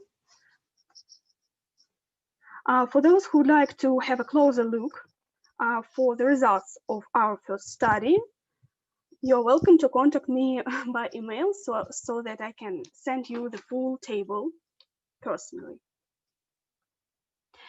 So as we can see that in this big table, among monoterpenes and monoterpenoids in peppermint alcohol extraction, there are over 90% of compounds which belong to biosynthetic types of 2-yen, penchen, pinene, acyclic monoterpene, and monoterpenoid, methylated cyclohexane, jasmine, and methylene. Moreover, among major components typical for menthol hemotype of peppermint, above all others, there are about 60% of menthol and methyl acetate and 10% of menthofuran and menthone. Menthol and methyl acetate make up 1.5%, and the product of its cyclization, menthofuran, doesn't form at all. The percentage of menthol in linalool type of mint is only 0.26%. The example of peppermint's linalool chemotype alcohol extraction is major monoterpenoids, over 80% of linalool, whereas the peppermint's menthol chemotype alcohol extraction contains less than 0.5% of linalool. Sesquiterpenes and sesquiterpenoids in peppermint's menthol and linalool chemotypes are presented as compounds belonging to biosynthetic types, acyclic sesquiterpenoids, hermocrane biogenetic tree, cardinane, biosynthetic types, eudismane, bourbonane, aromadendrane, and cubabane. The major component of peppermint's menthol and linalool chemotypes alcohol extraction is beta-caryophyllene. What is remarkable is that in peppermint's linalool chemotype there are a great number of diterpene components, whereas menthol chemotype contains them closely to the trace amount. It should also be noticed that in peppermint's menthol and linalool chemotypes alcohol extraction were identified a lot of components which belong to neither terpenes nor terpenoids. These components were found in both morphotypes in comparable quantities. To summarize, the research has shown that along with differences in qualitative composition of major components, alcohol extraction of means belong to the same species but different chemotypes. There are also differences in major components abundance. However, when homeopathic medicine or biologically active additives are producing, an important factor of plants' chemotaxonic features doesn't take into the consideration. Leaf samples of peppermint, menthol, and linalool chemotypes were further used for studying antioxidant activity research. It was established that depending on composition of extracting agent and temperature condition of extraction, the concentration of antioxidant activity in extracts varied. From 5.4 to 39.5 milligrams per grams for peppermint linalool chemotype, and from 8.6 to 45 milligrams per grams for peppermint menthol chemotype. Menthol type of means was one with the highest concentration of antioxidant activity in investigated plants extracts. By using a method of permanganometric titration, the containing of oxidized substances was researched. The quantity of oxidized substances is approximately at the same level in both peppermint chemotypes. However, there is a significant increase in level of oxidized substances in linalool chemotype of peppermint. Now I'd like to turn to the second part of my presentation, chemical composition of tansy essential oil. The research was conducted to recognize the chemical composition of the tansy essential oil, which was received by two different methods, to select marker compounds, to conduct standardization, and to make comparative analysis of samples' chemical composition. A tansy, also known as Tanacetum vulgare, is used in medicine, veterinary science, and everyday living since ancient times. Nowadays, we know almost all tansy properties. It is a good chalagogue, vermifuge, germicide, and anti-inflammatory. For renal or hepatic diseases, hepatitis, gastrointestinal diseases, headaches, nervous prostration, arthritis, rheumatism, or epilepsy, there often was a cure in tansy. It should also be applied externally for wound or bruise treatment and for spasms prevention of extremities.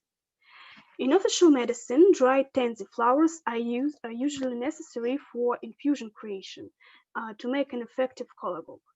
These flowers also can be part of herbal remedies for stomach problems. In addition, such Russian medicine as tanacehol, which is presented in the middle of the presentation, is a dry extract of tansy flowers.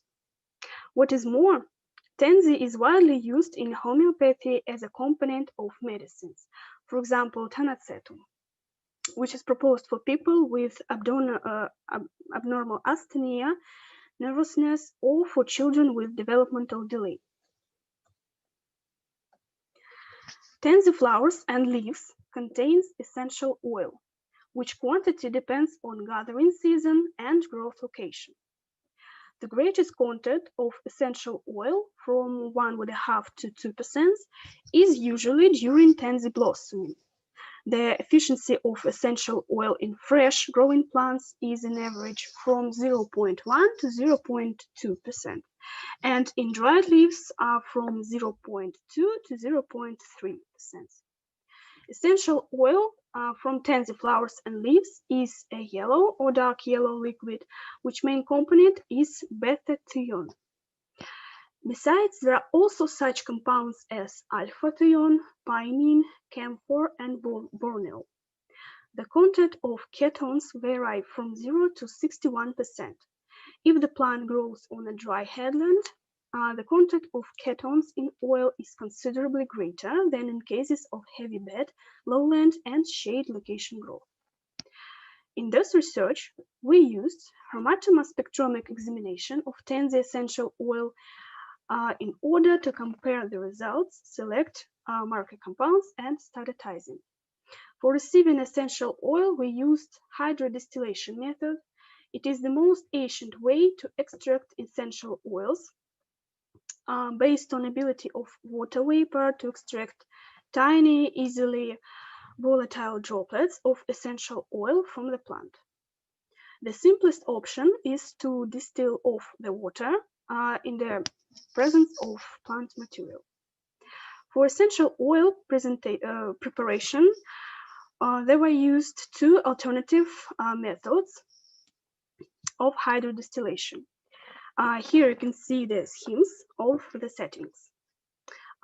First method is called Ginsberg method, and the second is Clevenger. The main difference between these two methods is that in Clevenger method, the receiver is located beyond heating zone. The oil which was received by first and second methods had an insignificant visual divergence. It appears like flavorant liquid with specific pungent smell, highly soluble in alcohol, ether, hexane, and other organic solvent, practically insoluble in hydrophilus solvents. Chromatomass-spectromic method was suitable for quantitative composition identification of Tenzi essential oil. Chromatomass-spectromic analysis was held on Agilent Technologies device, which is the same device that we used in our first research. Sample chromatography was held on total ion current. Software is ChemStation E.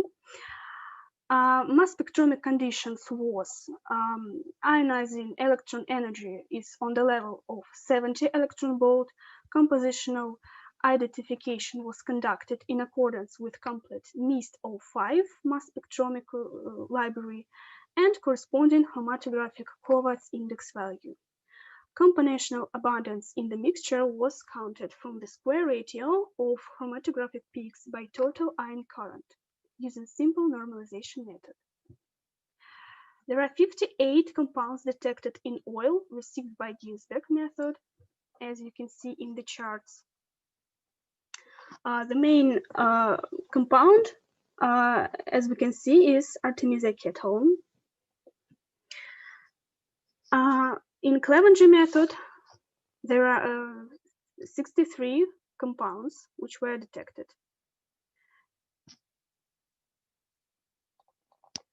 Uh, 39 compounds were detected in both samples,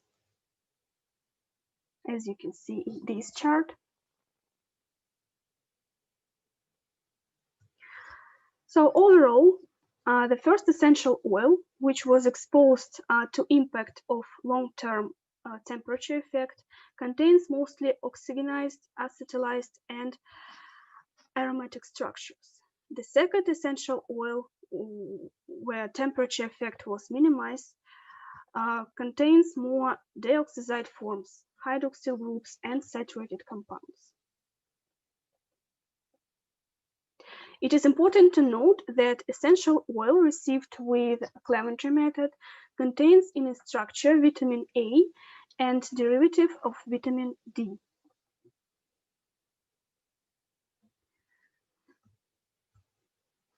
The essential oil standardization on camphor was conducted further. Camphor calibrating solutions were set in a concentration range from 5 to 1000 micrograms per milliliter.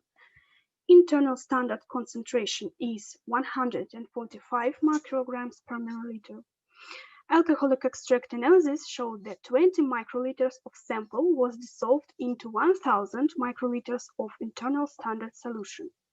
The results correspond camphor concentration into analyzed solution 21 micrograms per milliliter. The experiment was repeated 5 times, and on base of the obtained data, as you can see on the right, the calibration curve was built. It is presented as a line. In the end of my presentation, I would like to refer to the co-authors of these two researches. These people are Angelina Strelyaeva, Nikolai Strelyaev, Julia Lazareva, Natalia Kartashova, Roman Kuznetsov, Larissa Vaskova, Alexander Luferov, and Yana Krivda. Summing up both of our researches, I believe the results that we have obtained will make at least some contribution in pharmacy science development. Thank you all for your attention.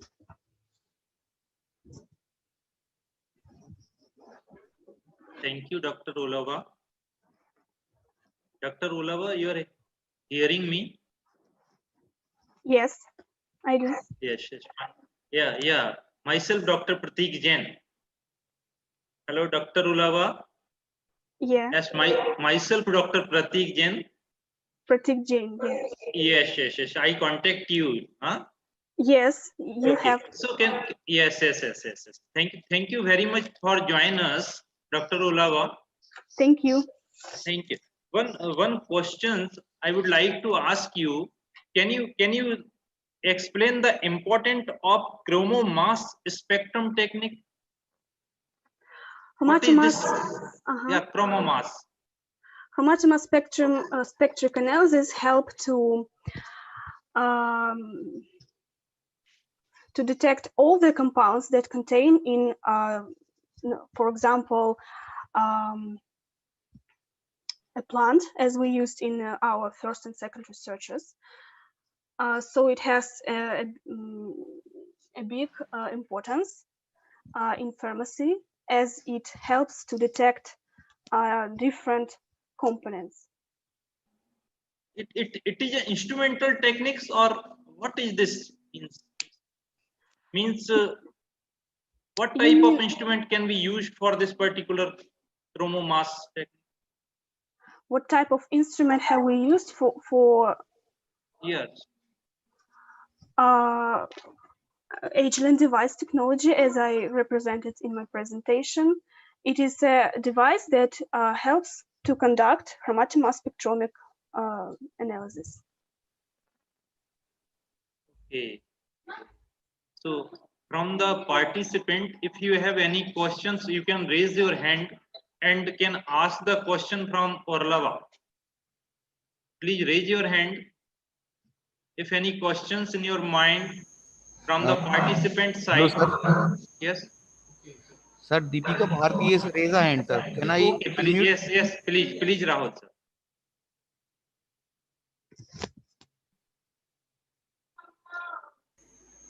Hello, Deepika. Are you asked Hello? something? No, sir. I have no question. Anyone else from the participant?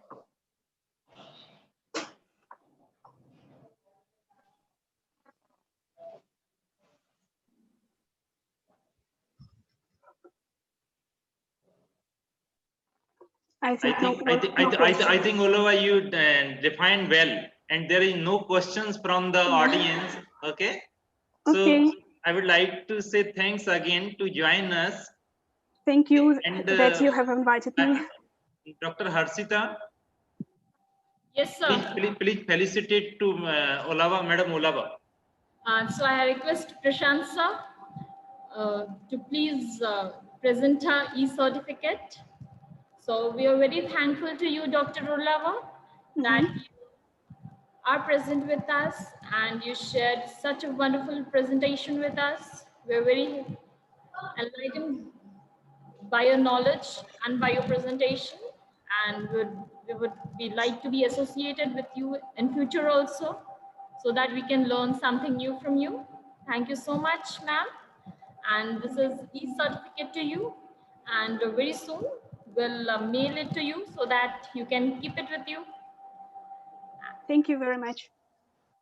Okay, thank you so much, ma'am. Anything else you want to share with us? Even you can share the position of your country towards the COVID also, madam, within 1 or 2 minutes. But what is the position in Russia? Means. I'm sorry, can you please repeat? It is quite difficult for me to understand the accents. Okay. Okay. No issue. Please. So, Dr. Harshita, we have with us Dr. Pavan Chintamani. So, sir is ready for his presentation. So, please introduce him and he will start his presentation. Okay. We welcome We thanks Dr. Orlova. Thank you so much, ma'am, that you're present with us and you had a wonderful presentation. Now we have Dr. Pawan Kumar Chintamani with us. Dr. Pawan, he is from Department of Pharmaceutics from Raghavendra Institute of Pharmaceutical Education and Research from Anantapuram, Andhra Pradesh, India. So we welcome to you, sir. And at the same time, I'll request Dr. Chintamani that, sir, virtually we are presenting you flowers. Please accept greetings and flowers from our side. And we are very happy you are with us. Without taking much of a time, because we have to run as per the schedule also. So I request Dr. Chintamani to please start with his presentation. And sir, I would also like you to kindly introduce the kind of work, your research interest that you have with all the participants, so that we will be more enlightened by your research interest. So please, Pawan sir, please share your research interest and even share with us that what you think, that what is there at your surrounding about the COVID, how the measures you are taking to prevent it, because at this time of COVID, we are all here with our masks up and organizing this conference, and the COVID is only the reason that we are not able to join, call you all, invite you all, at our own institute, and we have to organize this conference virtually. So please share the condition of COVID at your place, and what do you think about this E-International Conference, and please share your presentation and your research work with us. Please, sir, I welcome to you on behalf of Adina family. And a warm good morning all. And first of all, I would like to congratulate Adina Group for their 16th Foundation Day. And coming to me, my name is Dr. Pawan Kumar Chintamani, and I'm working as Associate Professor and Head, Raghavendra Institute of Pharmaceutical Education Research, Anantapur. See here, my research area, actually, I completed my M.Pharm in 2012. Later, I worked as faculty and then joined as for PhD. So where I shifted my research towards targeted drug delivery. So for the past 5 years, I have been working on this targeted drug delivery towards brain as well as cancers. This is my group under the guidance of Dr. Praveen, JSS College of Pharmacy, Ooty, where I did my PhD. Later, now with interest towards multiple application of nanoparticles, I am slowly shifting my research towards nanotheranostics, where we can simultaneously deliver therapeutic agents, diagnostic agents, imaging agents, and also we can achieve co-delivery for treating many multiple drug-resistant cancers. And coming to COVID scenario here, and our government is taking proper measures such that there is no much communication, and moreover, and now you can see I'm staying at home. I'm not wearing any mask also. I'm staying at home. So the reason is I took leave for 1 week, and my college also provides ample support towards the faculty for conducting the smooth run of the college in this COVID scenario. Shall I start my presentation? Okay. Yes, sir, you can start.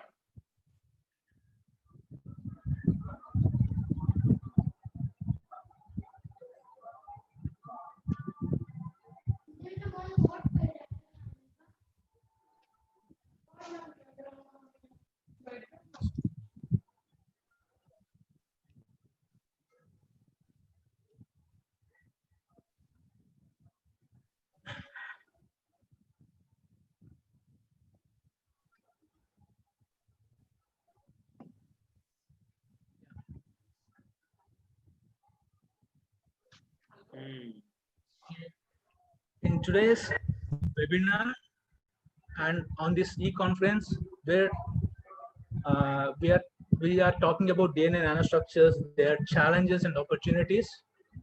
And I'm sure that within near future, these DNA nanostructures are going to rule this biomedicine, because there are ample opportunities that can be done with these nanostructures to treat even genetic disorders.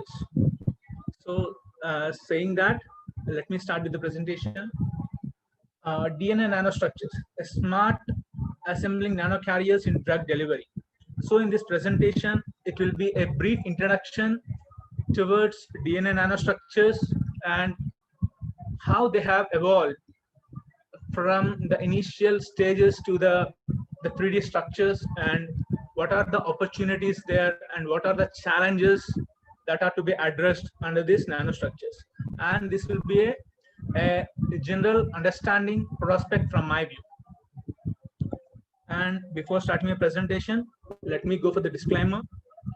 So the contents presented here are a compilation of copyrighted material as well as material available from internet sources. And listeners are recommended to purchase and refer standard textbooks and journals for better understanding. And the content delivered here is solely based on my personal understanding. And it is only for educational purpose and is not for any commercial benefits. And my institution is not responsible or liable for any interpretation which I made in this presentation.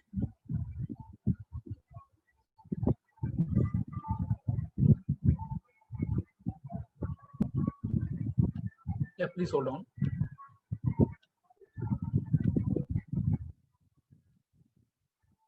Yeah, now think about this. All of you, we are well aware of nanoparticles. These nanoparticles are the materials or the substance, are the particles which deal with material science. And when we club these nanoparticles with DNA, the smallest structural unit of our body, and we can do some wonders where we can achieve better therapeutics as well as treatment of many drug resistant diseases, and which can be helpful for the mankind.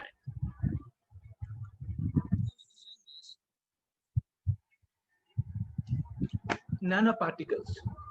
These nanoparticles, they are not new to nature, and the particle sizes of the solid matter are in the visible scale. Their properties are different. However, when the same particles are viewed in the micro or nanoscales, that is at quantum levels, their properties change a lot. And particularly when we talk about nanoparticles, where their size is around 1 to 100 nanometers, and their behavior entirely changes. And these also help us to modify the properties by surface functionalization, and by fine-tuning their properties, we can achieve the derived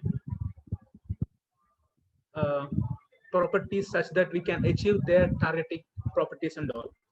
And when we compare their sizes, you can see here, when compared to the size of a tennis ball, how your nanoparticle will be, which is of size of 1 to 100 nanometers. So this is a nanometer scale of 10, and this is 100, and this is a tennis ball. So it is how much less. Now, at this miniature size, they have a very particular role in the biological system, where they are enabling themselves for their prolonged circulation, biodistribution, and also targeting. Typically, this size of 1 to 100 nanometers allows them for their long circulation in vivo, and also higher intracellular uptake,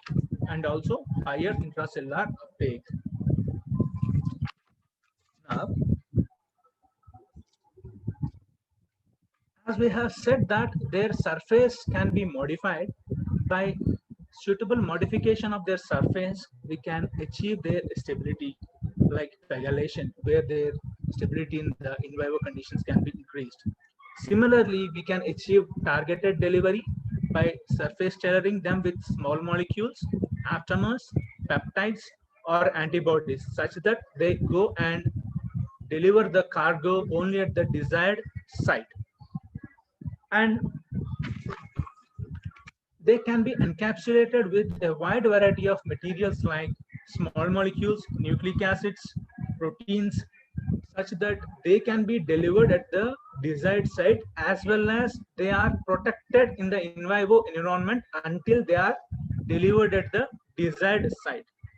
Further, by using smart materials and smart polymers, we can also achieve the smart release. That means environmental release or triggered release.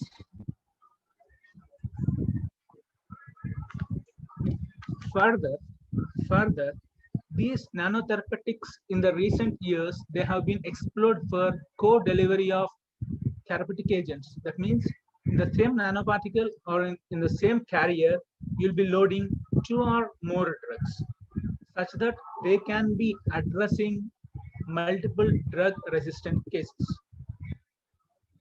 In the same way, you can also add for imaging agents as well as therapeutic agents simultaneously, which form a new class of systems called nanotheranostics, which can be useful for simultaneous therapy as well as the treatment of therapy as well as the diagnosis of the diseases. And whenever we are saying these nanosystems can be either metallic nanosystem, polymeric, lipid, liposomes, lipid structure nanocarriers, whatever it is. And with the advent of this nanotechnology, with the advancements in the field of nanotechnology, several revolutions have been undergone and they are even in the market. So this is the timeline and which are the milestones in the field of nanotherapeutics, where you can see the liposomes were first in 1965, and after that in around 95, first liposomal doxorubicin product came into the market. This liposomal doxil product, doxorubicin, has changed the scenario of this nanotherapeutics, because this liposomal stealth doxil nanoparticles, they occupied the market in such a way such that it is expected that by around 2024, the US the market of this doxil will be around US $1.39 million. No, I think it is $1.39 billion. So you can expect how this doxil has occupied the market. In a similar way, later there is another product by name Ambrexane, where the paclitaxel, it is delivered in the form of albumin nanoparticles. So they are of size of around approximately 130 nanometers, and you know that as albumin is one of the part of serum protein, and they are highly biocompatible, and they are also widely used in this treatment of cancers. And when I'm saying this, these two are widely in the market, they have also improved the survival rates of the patients significantly, almost 20 times. I can say that the survival rate of the patients who have used doxil as well as paclitaxel instead of the nab-paclitaxel and doxorubicin, their survival rate has increased. This says that nanoparticle systems are strong enough for delivering the contents at the desired site, at the desired place, at the desired time, in such a way that the therapeutic efficiency of the drugs are improved significantly for patient benefits. So this is the brief outline what I want to talk about with regard to nanosystems or nanotherapeutics. Now let us enter into our actual talk. Deoxyribonucleic acid, the DNA. So as you know from the structure, what it is shown in the picture. So everybody, every human, or else every organism, eukaryotic organism. So they are having chromosomes. So their number may be varying from organism to organism, their count, but the DNA will be there, which is highly supercoiled structure, which is a highly supercoiled structure of genetic material, DNA, which is surrounded around the histones, which together form a nucleosome, and these are further coiled into a supercoil such that it forms a chromosome. So saying this, let us just remember the scientists who introduced DNA to us. So Friedrich Miescher is the first person who has first identified this DNA, and after that, Oswald Avery is the person who has contributed that this genetic information will be transferred from the parents to the offsprings, and call that a transfer factor. After that, Erwin Chargaff is the responsible for the base pairings, where he said that there will be a 1:1 ratio of pairing between the purines and the pyrimidines. After that, the major scientists who are responsible for the structure of DNA in order: Linus Pauling, Rosalind Franklin, Watson, Crick, and Wilkins. So Linus Pauling, in his studies, he proposed that DNA might be present in the form of a double helical structure. May be present in the form of a double helical structure. After that, Rosalind Franklin, she in her X-ray diffraction studies, she elucidated the 2D structure of DNA, which formed the basis for the study of Watson and Crick. Later, you all know that Watson, Crick, along with Wilkins, were awarded Nobel Prize in year 1962 for their discovery towards structure of DNA.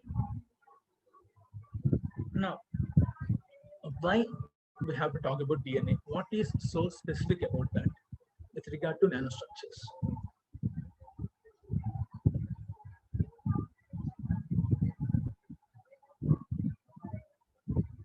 You can see here, DNA forms the basis of cell. So if you are there, that is due to the DNA. And if you are functioning, that is due to the DNA. And the structure of DNA, you can see that it will be having base pairs, guanine, cytosine, adenine, and thymine. Whenever you see, the binding always happens between guanine and cytosine. And similarly, it happens between adenine and thymine. And it never happens such that guanine binds to adenosine or thymine binds to cytosine. Okay, the base pairing always happens such that that means the base pairings can be predicted. So if you have one strand of DNA, so suppose if I'm having a strand GCAT, so what will be the complementary strand? CGTA. That will be my complementary strand. So it can be predictable. This makes DNA that important, particularly when we are talking about DNA nanostructures. Now,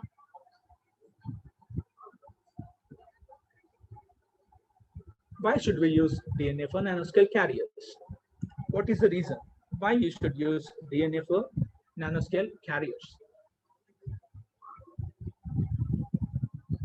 Yeah, what is so important with DNA?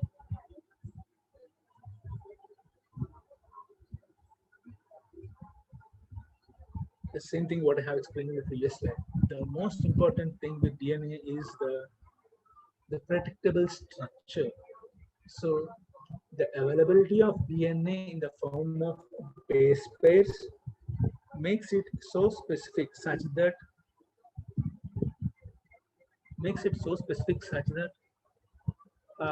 the structure can be predictable. So if we have one structure,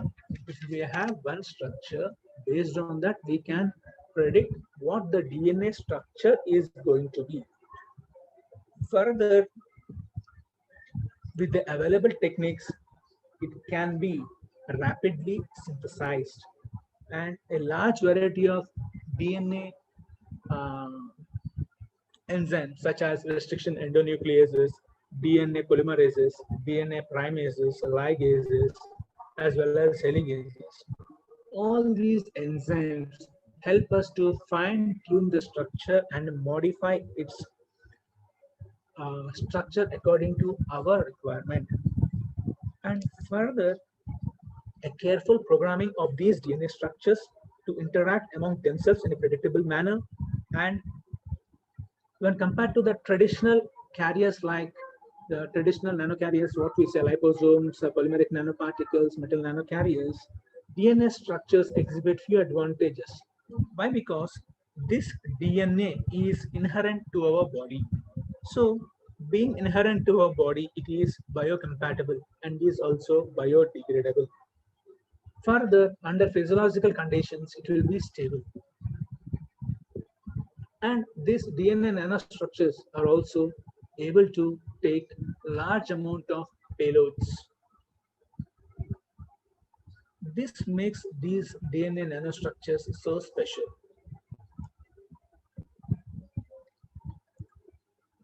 So whenever we are talking about DNA, DNA will be a linear double helical structure. That is what we learn. But occasionally it will be also available in non-linear form, which is called as holiday junction. And this holiday junction is a branched DNA that occurs during replication.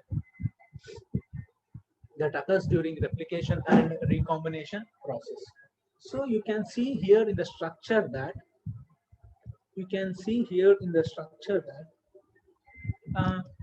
these DNA nanostructures, these holiday junction DNA, when it is available in the form of this four-rod junction, at the end of these junctions, there are tailing. Using this tailing, you can go for construction of complex structures, and these are called as DNA tiles. And these was first introduced by scientists Jain and Seaman. So these four-armed DNA structures are used in the formation of 2D lattices where the sticky ends are joined together. So we can join a number of DNA strands in such a way such that it forms a nanostructure. This is the one which formed the basis, and from this the area of DNA nanostructure started evolving. So Nadran Seaman has laid foundation for DNA nanostructural field. After that, based on this technology, and in the few decades after that, they have constructed several materials: DNA tiles, DNA tubes, and DNA ribbons. So you can see here in the diagram where I have shown a regular tile, a Y-shaped tile, X-shaped tile, and a star-shaped tiles. And these are the several 2D lattices or 2D constructs that are made from this the holiday structure what I have shown in the previous slide. So Nadran Seaman, he has first, I have said that this holiday junction are occasionally present in our body, and using this, Nadran Seaman has constructed an immobilized DNA holiday junction in his lab, and using that he had constructed the 2D structures. And further, based on his research, the next further groups have constructed several structures like these. Now, what is further? Now they have constructed 2D slides. What they can do further? So what they have did is,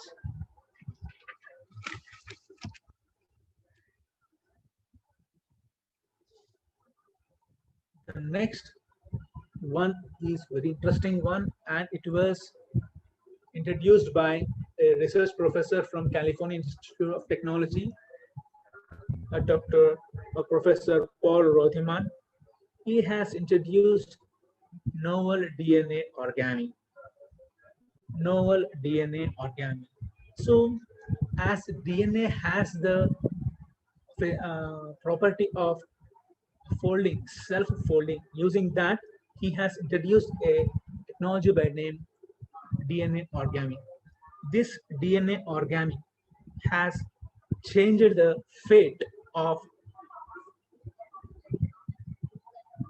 DNA nanostructures in such a way that you can see here, as Prince Adams has changed into He-Man, in the similar way, the structure of DNA technology, nanotechnology, has entirely transformed with this DNA origami introduction. What is this origami? What is this origami? So, how many of you know about this origami? So, even though this word origami is new to you, I think many of you have played with this. Even the senior professors who are in the workshop or conference, they must have also done this. So, whenever you take a small paper and fold it into a different shape, this is what it is, an origami. So, it is Japanese technology where a paper is folded into a shape. It may be an animal, flower, or any sculpture. This is what it is, an origami. And when this technology, when this folding is implemented towards DNA, then it is called as DNA origami. So when you are having a long single-stranded DNA, and when this long single-stranded DNA or DNA scaffold in the presence of staple strands or complementary strands, small complementary strands or staple strands, they can be orderly arranged by computer programming such that a complex DNA origami can be synthesized. So you can see here, so this is a self-folding structure. And as it is self-folding, and to maintain the structural stability, you will be adding these staple strands. These staple strands will hold the folds together. These staple strands hold the folds together in such a way that the rigid structure is produced. So based upon the structure what we need, we will program the alignment of these scaffolds and staple strands in such a way that whatever desired step we need is attained. So at this point, I would like all the participants, for better understanding, you please go to YouTube videos, nature videos, where there is a video by name 10 years of DNA origami, where you can understand it very well, where they have shown the animation video of this formation of origami. Now, a DNA scientist with well-equipped lab and a supercomputer to design proper DNA structures can form DNA origamis of different shape.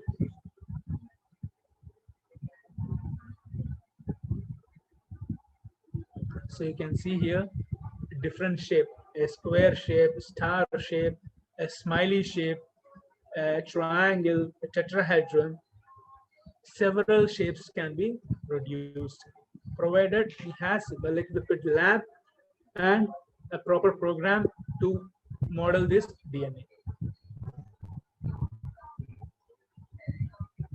Saying this, what are the various in silico tools that are available for model this DNA? So every one of you know that there are softwares like Discovery Studio and Schrodinger for working with your chemical structures. Similarly, for working with DNA, you are having softwares like TITMAT, TAMAT, CADNO, vHelix, DRDS, Prodix, Adentia. These are the various in silico DNA modeling tools or softwares that are available, and many of them are open source softwares. And when you compare this, Adentia is advanced technique which is having even structure validation of the model DNA. But the other software tools, they are not having the structure validation. So for structure validation of the DNA in silico, we are having further tools like NAMD, CANDO, and OXDNA. These are the various tools which are available for DNA modeling as well as DNA structure validation. Now, from this 2D structures or 2D origamis, they have further constructed 3D structures. That is, where they have placed one origami over another and properly bonded them such that a complex 3D structure has been generated. By this, structures like spherical, ellipsoidal, and flask-shaped cells have been synthesized.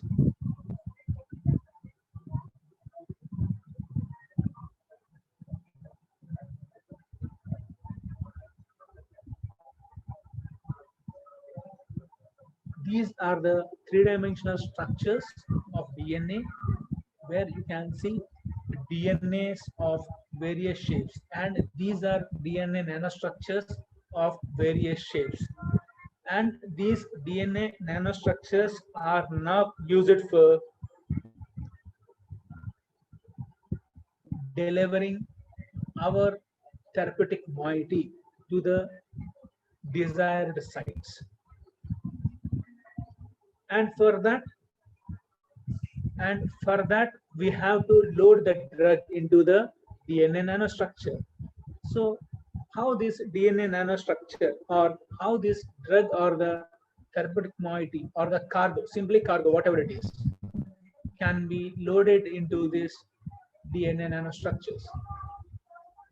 So by using various methods like direct conjugation or hybridization with the DNA strand, or encapsulating inside the DNA structure, and intercalation along with the DNA helix. These are the techniques which are generally followed for loading the cargo into the DNA nanostructure. Another technique is biotin-streptavidin interaction, which is one of the strongest non-covalent interactions which promote the internalization of macromolecules such as saRNAs, small molecule drugs, oligonucleotides into the DNA nanostructures, enabling higher drug loading. So of all the techniques, biotin-streptavidin provides higher drug loading, and it is widely used for loading several cargoes into the DNA nanostructures. So now we are having DNA nanostructures loaded with cargo. After this, when it is injected into the biological milieu, so it should be internalized into the cell. So how it happens? So whenever we are talking about a plain DNA or a naive DNA, so this naive DNA is negatively stranded.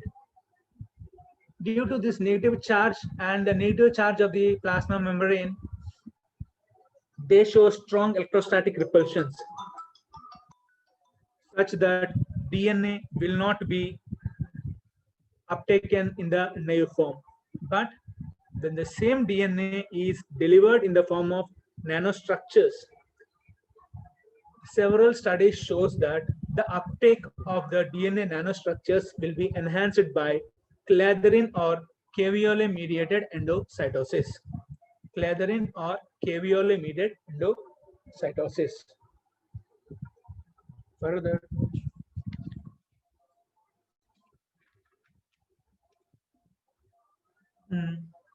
as you can see that due to the charge of the DNA, they cannot be undergoing passive diffusion, mainly due to their polyionic in nature as well as their hydrophilicity. They will rarely undergo hydrophilic transport, but mostly it is said that these nanostructures will undergo uptake via clathrin and caveole mediated endocytosis. And this is more particular in the case of DNA structures like DNA tetrahedrons, DNA orgamies, DNA prodix. All these will show this property of endocytosis. But again, there is one question mark here. Why? Because some structures have failed to show endocytosis, and still this uptake mechanism of DNA nanostructures is under investigation. Now, if it is not undergoing normal mechanism of uptake, either by passive diffusion or phagocytosis or macropinocytosis, then what are the alternate routes? So these alternate routes include viral capsid formation and transferrin coating, folate coating, aptamer coating, and lipid coating. And many of you who are working with nanostructures or nanoparticles are well aware that these are the normal techniques that we generally follow for enhancing the uptake of nanoparticles in the biological milieu. In the similar way, DNA nanostructures are also modified by encapsulating in the viral capsid or by coating with transferrin or by lipid coating or by either folate coating and aptamer mediated uptake. The overall uptake of the DNA nanostructures is enhanced.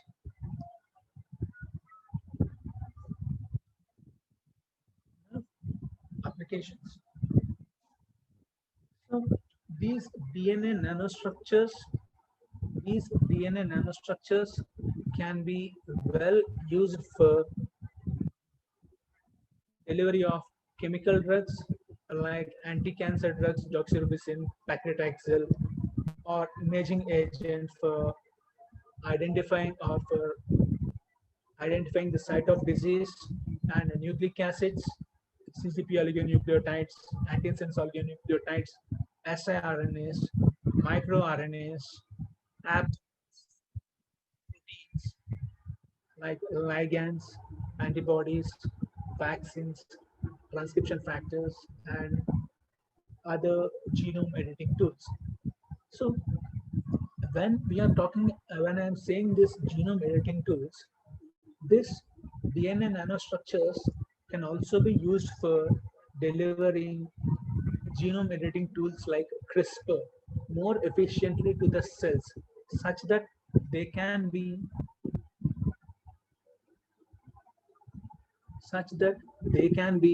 widely implemented in genome editing, that is even in the gene transfer technologies, such that they can be used for the treatment of autoimmune disorders. Now, saying here, let us see a few studies that were done. So the first study here, what I'm going to say is DNA nanocages for the delivery of doxorubicin.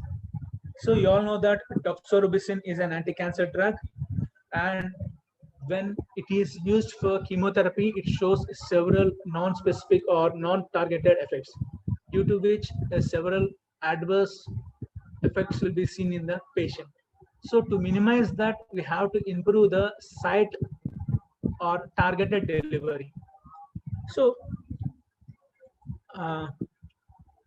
Raniallo and his associates, they have developed these DNA nano cages for doxorubicin. So this nanostructured is again functionalized with the folate. So as you know that cancer cells exhibit an alpha form of folate receptor, and these DNA nano cages, when they are functionalized with folate receptor, they are better site directed towards these cancer cells which are overexpressing the alpha folate. Similarly, when they go and internalize at that area and they release the DNA, they release the doxorubicin at the site. So it brings an improved therapeutic efficiency in the patient. And these DNA nano cages are highly stable and they are non-cytotoxic. And as they are loaded with this folate receptor, they undergo better site-directed therapy. And after reaching that, as we know that they undergo endocytosis, and where you can see that the doxorubicin is released into the inside the cell. So this is how DNA nano cages can be used for the delivery of a chemotherapeutic agent, doxorubicin. Similarly, this DNA nanostructures can also be used for delivery of genetic material like siRNA, this oligonucleotide.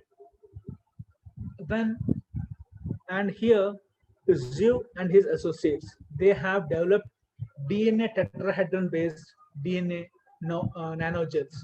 These DNA tetrahedron-based nanogels, they are used in the delivery of siRNA. So when you can see here the diagram, so this single-stranded DNA is assembled to form a tetrahedron form, and this tetrahedron form is again linked with the siRNA, and it resulted in the formation of a complex DNA tetrahedron based nanogel. And this DNA tetrahedron based nanogel, when it was delivered in vivo, it was injected in vivo, it undergoes endocytosis. It undergoes endocytosis where it is delivering the siRNA. So this siRNA will help in silencing the gene of choice, thereby improving the therapeutic benefits. So we have seen that these DNA nanostructures can be used for the delivery of chemotherapeutic agent as well as gene siRNA. So in the similar way, we can use the same technology for delivering both therapeutic agent as well as the gene. And this was shown by Liu and Jain, where they have developed DNA nanokites for co-delivery of doxorubicin and P53. Doxorubicin and P53. Small correction. It is P53. Doxorubicin as well as P53. So you can see here, so they have first formed this DNA nanokites. So, and these DNA nanokites were then loaded with doxorubicin by intercalation. Further, these were again loaded with P53 gene by hybridization, forming a overall the therapeutic DNA nanokite containing both doxorubicin as well as P53. Now, These DNA nanokites, when they are administered in vivo, they will be uptaken by the cells. They will be uptaken by the cells, and where they will be releasing both doxorubicin as well as p53. So, and this doxorubicin will play a part in chemotherapy, and p53 will play part in gene therapy. So, as we are co-delivering both chemotherapeutic agent as well as the uh, gene of interest, we can achieve better therapeutic efficiencies, particularly in the case of multi-drug resistance tumors. Particularly in the case of multi-drug resistance tumors.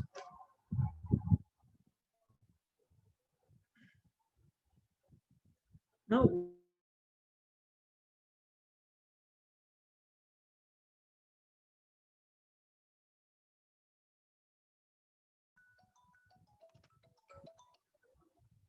what are the challenges that are to be addressed while working with these DNA nanostructures? So, while working with these DNA nanostructures, there are a few challenges that are to be addressed. The first one is susceptibility to nuclease degradation.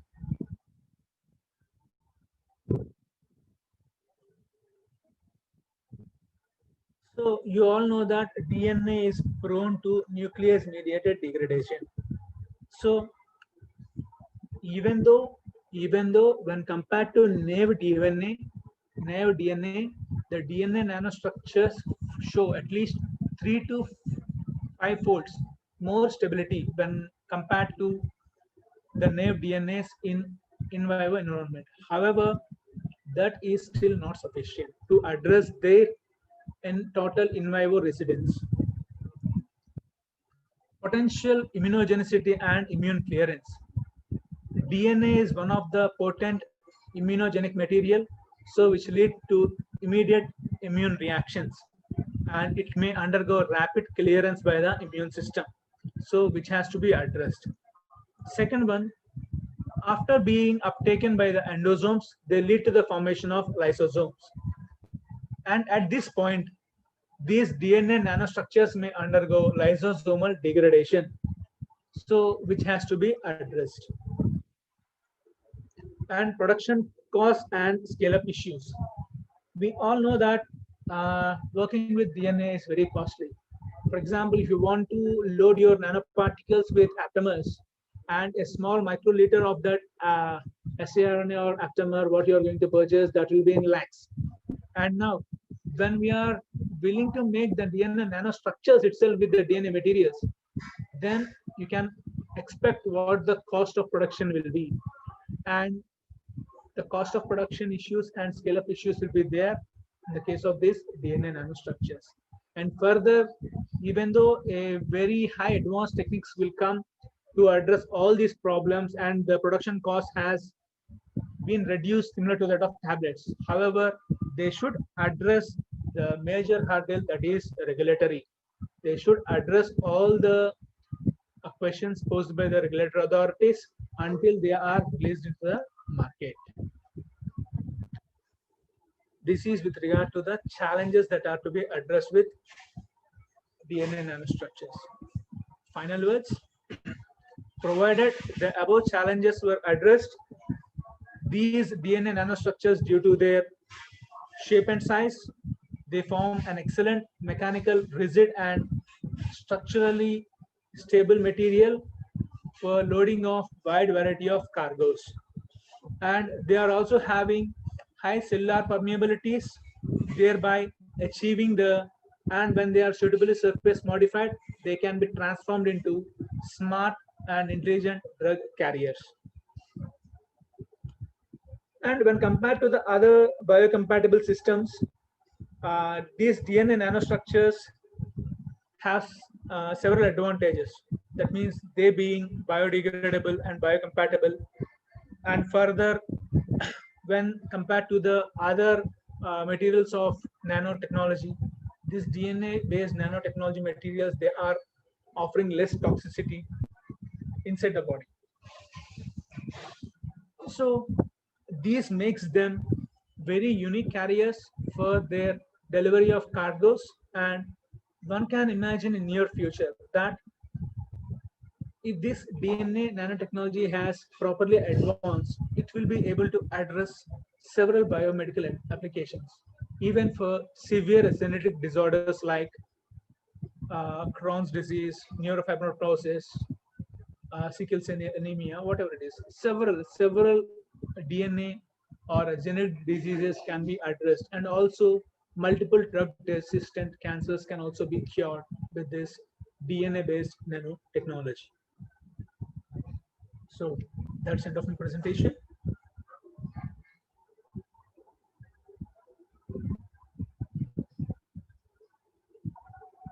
Very nice presentation by Dr. Pawan. Thank you, Dr. Pawan.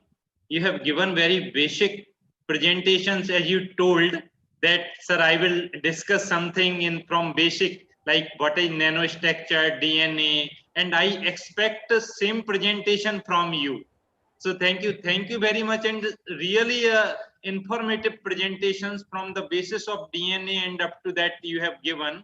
So very nice presentation, and actually I desired this, and those who is newcomers in this field, or those who is going to start the research on genetics or like DNA, RNA, this is the need now. They can start their research also after hearing your presentation. So thank you, Dr. Pawan. If any question from audience, can ask the question from Dr. Pawan. He is with us and he will answer your questions. Sir, Vijeta Rajoria is hand. Yes, please.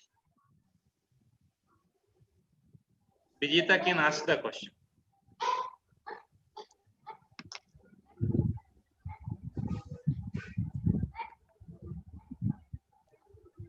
Sir, or else ask them to type in the question and answer session which is available. Sir, I can see here. Yeah. Participants, you can also type in the question answer box. Okay, no. Vijeta.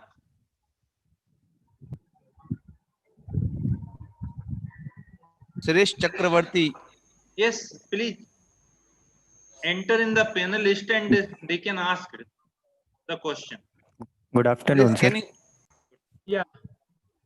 Sir, while I was researching in DNA origami, I came to know about topological structure. So can you please explain this topological structure? I'm not, I didn't get you clearly. Again once. Sir, I was researching over DNA origami. I came to know about topological structure, sir. The term topological structure. So can you please? Okay. See, topology basically means how the two complementary single strands are intertwined. Okay, so when we search about this DNA origami, you can see that there are several types of structures like DS structure, TS structure, DAOP, like that. So it basically talks, I have shown that in the earlier slide, so that the single stranded DNA can be aligned in different ways. So how this is arranged, that is what the topology means. How the DNA origami is arranged. I have shown you the shape like star, smiley and all. So in a similar way, how you can arrange into different shapes. That is what topology means. Topology is nothing but structure. Okay, sir. Thank you, sir. Anyone else who wants to ask question? We can see two more persons who have raised their hands. Miss Vijeta and someone being entered by some other. Lakshmikant Gautam also wants to ask question. Lakshmikant, please ask the questions. Can you hear me? Hello? Yes, Lakshmikant, we can. Hello? Hello. Hello, ma'am, आवाज आ रहा है sir? बिल्कुल आ रही है लक्ष्मीकांत, पूछ लो. Ma'am, my question is to sir. that what is the size of nano cage for the internalization? It is either by micropino or endocytosis or any other method. So as for the research now, it shows that it undergoes endocytosis. Yes. Then, sir, what is the size of this nano cage, sir? So they will be in the range of 20 to 50 nanometers. Okay, okay, sir. Okay, thank you, sir. Anyone? Vijeta?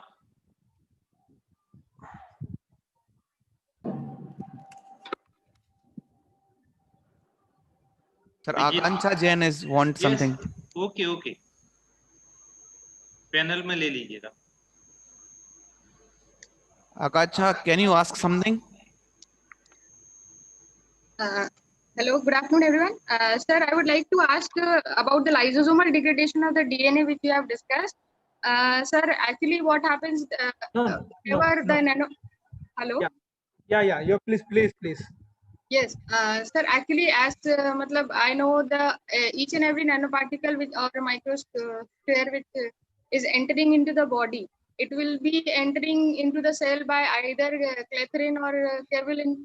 But sir, the main problem with the DNA of lysosomal degradation is there.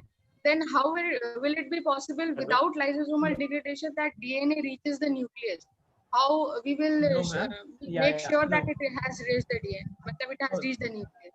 No, that's what in the challenges. If you meet the previous slide where I have mentioned challenges, one of the major challenges is to address the lysosomal degradation. Why? Because once it is uptaken by endosome, it enters into the lysosomal system, where the chances of this DNA and other macromolecules to undergo degradation is more. So these pathways which can bypass this lysosomal degradation have to be introduced to these nanostructures, or any functionalization has to be made such that this lysosomal uptake is reduced. That is the major challenge in this DNA nanostructures. No, sir. I just wanted to know without lysosomal degradation, how will it reach the nucleus then? I mean, for internalizing into the cell, it enters lysosome, right? Yes, sir. After lysosome, in the lysosome, if it is in the form of DNA itself, then it will completely undergo degradation, right? Yes. It will lyse. But if the structure is modified in such a way that even under lysosomal pH conditions, the structure remains stable, such can make these systems more suitable for drug delivery applications. That's what we are saying. So I say that if we are doing pagylation, the nanoparticles will be averted from the immune uptake, right? In the similar way, if the surface of these DNA nanostructures are modified such that they doesn't undergo lysosomal degradation. Lysosomal lysis will happen. I'm not saying lysosomal lysis. Lysosomal degradation is different from lysosomal lysis. Yes, sir. Yeah, lysosomal lysis makes your system available in the cell. Lysosomal degradation completely makes the system degrades it. That's the difference I'm saying. That's the challenge with this DNA nanostructures. Thank you. Thank you, ma'am.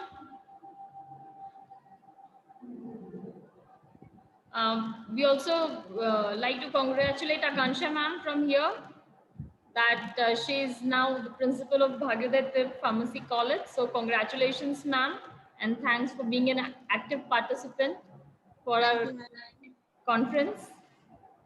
Thank you, ma'am. Anyone else? We can also see 2 hands which are raised, but we are not getting any response from them. So we again call upon Vijeta Rajoria, and someone else is also raising the hands if they have any question, and or any other participants are having any questions, you can please ask to sir.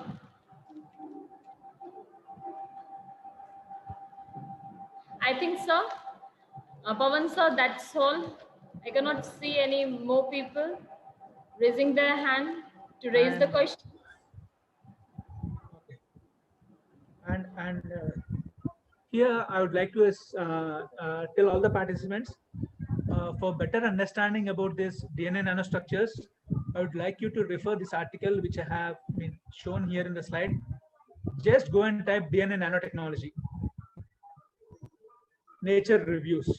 You'll be getting an excellent article by Seaman, who is the first person who has initiated this DNA nanostructures by constructing their 2D structures. Okay, you please go and refer that, and you'll be able to get wide information.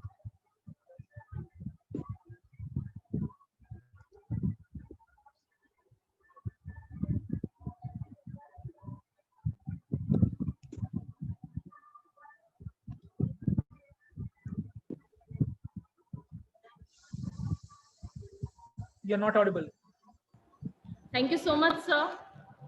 Thank you. Thank you for the opportunity provided by Adina College of Pharmacy as well as Dr. Prateek Jain for inviting me to this e-conference on this DNA nanotechnology. I again thank the organizers of this e-conference, and a special thanks to Dr. Prateek Jain for inviting me.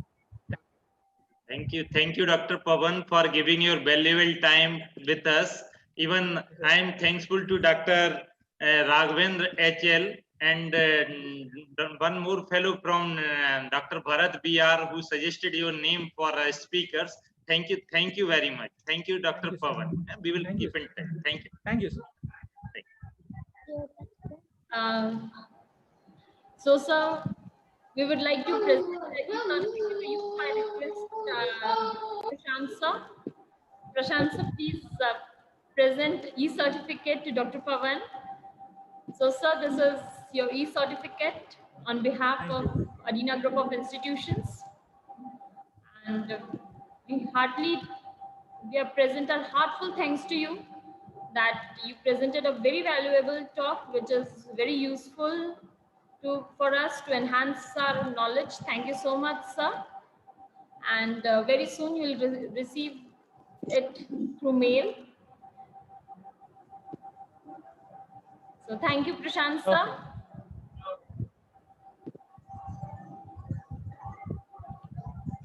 Okay. Now, after Dr. Pavan, I would like to share the technical program, the technical sessions for the rest of the day. We'll be having the next lecture, that is from 2 p.m. to 3 p.m., which will be taken by Dr. Sandeep Singh, who is from Central University of Punjab, Bhatinda. And after that, from 3 p.m. to 4 p.m., we'll be having an e-poster presentation. And then we'll be having from 4 to 5, there'll be technical session that will be taken by Dr. Pashupati, who is from the Carolina Bio-Oncology Institute from the USA. And from 5 to 6 p.m., we'll be having valedictory session where the feedback of the participants and the award ceremony and the valedictory function will take place. Meanwhile, I request all the participants to take a rest for a while, and we'll meet again at sharp 1:55. So everyone, because it is a virtual session, hence I request everyone to take a break. Kindly get your refreshing, as we have very wonderful sessions which are coming up.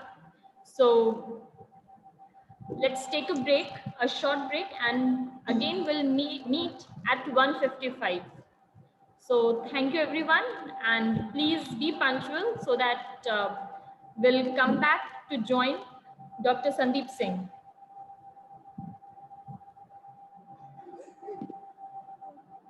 So I request Rahul Sahu sir and Prashant sir to kindly give a break to the Zoom webinar, which is actually on the DNA nanostructure based vectors for drug delivery, opportunities and challenges. And please start the session again at 1:55, and all the participants, please do join us at sharp 1:55. Okay, ma'am. Okay, ma'am. Yes, sir. Mute.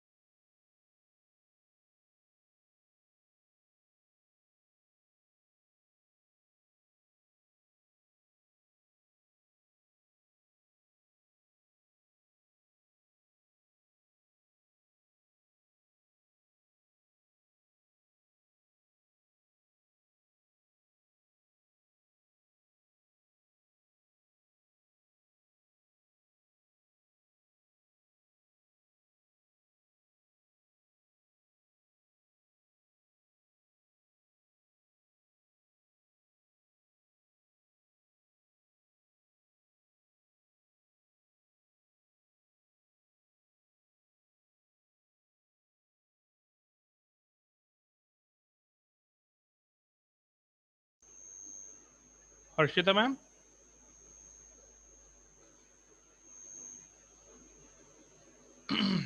हाँ प्रशांत sir आप लोग ready हो गए? हाँ बस ready हैं, आप link चालू कर लें अपना। संदीप सर अभी दिख तो नहीं रहे ना? मैडम भी रेडी? नहीं, संदीप सर एक्चुअली में अभी ज्वाइन हो चुके थे और अच्छा कोई मैम की एक्चुअली में पिक शो हो रही थी sir.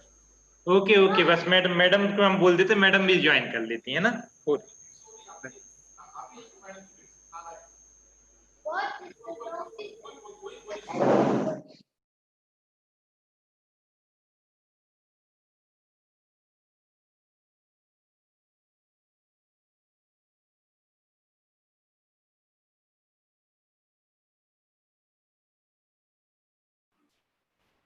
Good afternoon, everyone.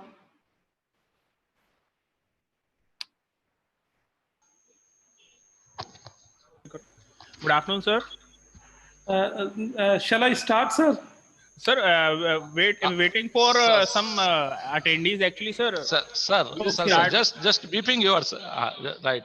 Harshita, Okay, yes, okay. yes. So good afternoon, everyone who have joined us now, and good afternoon to Sandeep sir. We welcome to you at the conference on DNA nanostructure-based vectors for the drug delivery, opportunities and challenges. I welcome to you on behalf of Adina Group of Institutions, and we have organized this international conference as today we are celebrating the 16th foundation day of our institute. And as you know it well that this conference is already sponsored by All India Council of Technical Education. And just briefing you out that what we did at the first half of this day, we had Professor Shailin Sraf sir, who joined us as the chief guest for the event as today. We also had Professor S.P. Vyas sir, and Dr. Valeria, she joined us from the as one of the speaker. Then we actually she's from Russia. She joined us. After that, we had V. Ravichandran sir, who joined us from the Aips University, Malaysia. We also had Mr. Dr. Chintamani, who also joined us for the event. And now you are the first speaker at the second session, second half of the day. So I welcome to you, sir. And Thank you, ma'am. Thank you. Please accept a virtual floral welcome from us. Sure. Thank you, ma'am. That is nice, actually. Thank you. Please, sir, please start with your presentation. So Okay. Now we have Dr. Sandeep Singh with us. He is a very well-known personality from Central University of Punjab, Bhatinda. And we are very grateful today that you are here with us. And I request Sandeep sir to please start with your all the good knowledge you want to share with us. Please, sir. Thank you. Thank you, ma'am. Thank you so much. Dear Ashish sir, ma'am, and all the dignitaries and dear participants, it's my pleasure, actually. It's kind of it's my first experience as well to be talking on e-conference. So please forgive me if I make a couple of mistakes. So I'll be sharing my work, whatever I have done during my tenure at Central University of Punjab. So this work is mostly done in collaboration, of course, with the people from pharmacy background, chemistry background. So, kind of my take-home message is it's always better to collaborate if you really want to do good science and prosperous as well in the scientific community. But with the same thing, I'll be talking a little bit about biological perspective with respect to drug discovery related research. And, when Dr. Ashish contacted me, we were just actually, we just started exploring about the DNA nanostructures. Actually, we wanted to move a little further. We wanted to go into RNA nanostructures. Although we haven't done much work on that, but I'm going to share the background about which we want to explore the field of nucleic acid nanostructures, and as a not only as a option of drug delivery, but also we want to target something some other proteins with the either the DNA or RNA, which is actually acting as not only transporter but also one of the molecule which can target some transcription of some relevant genes with respect to cancer. So I'm going to share my screen.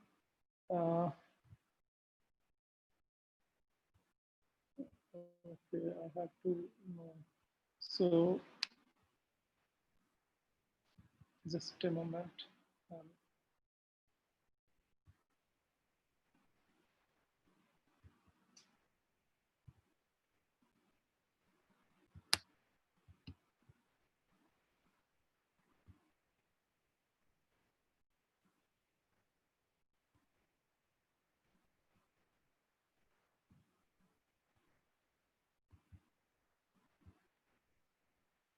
Okay, so I need to. Sunny sir, any problems? I want to share my screen, the PPT, but I'm unable to do so. I'm not finding Click the link. on share screen button, which is inside in Yes, downlink. sir. Yes, sir. It is. And after that, sir, share your particular window like a presentation. Okay. Okay. Okay, sir. Got it, sir. I think now it is visible. Now press Okay, sir. F5, sir. So it will display fully. Okay, sir. Okay, so I don't have F5 in this. Actually, I'm operating from Mac. So okay, I got it. Okay, I think you can see now. Yes, sir. Perfectly visible. Yes, sir. Thank you. Okay, okay, okay. So my laboratory, I'm dealing this basically. I'm part of Department of Human Genetics and Molecular Medicine, and my laboratory is with respect to the molecular medicine field only, where we are trying to link two distinct fields: field of genetics, how genes, mutations, and how problems at DNA level, they are creating various diseases. Our focus is cancer, and our micro focus is we are specifically working on breast cancer. So currently we are using in vitro model only the cell lines. And then we are trying to find the solutions also. We are in collaboration, we are trying to design new drug molecules. We have till now, I'll be sharing a couple of slides. I think I'll start with this one only. This was one of my first experiences. This work we started in 2012-13.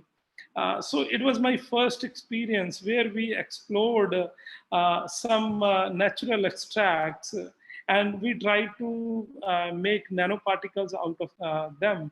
And what we found that, not only the silver nanoparticles alone, but the particles attached to the natural extracts, they were actually working really nicely, and they were able to inhibit the cancerous properties of a cell line, a lung cancer specific cell line, which is A549.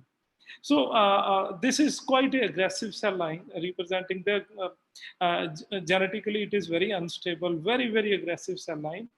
We performed experiments on 2D simple cell culture experiments using MTT and other stuff.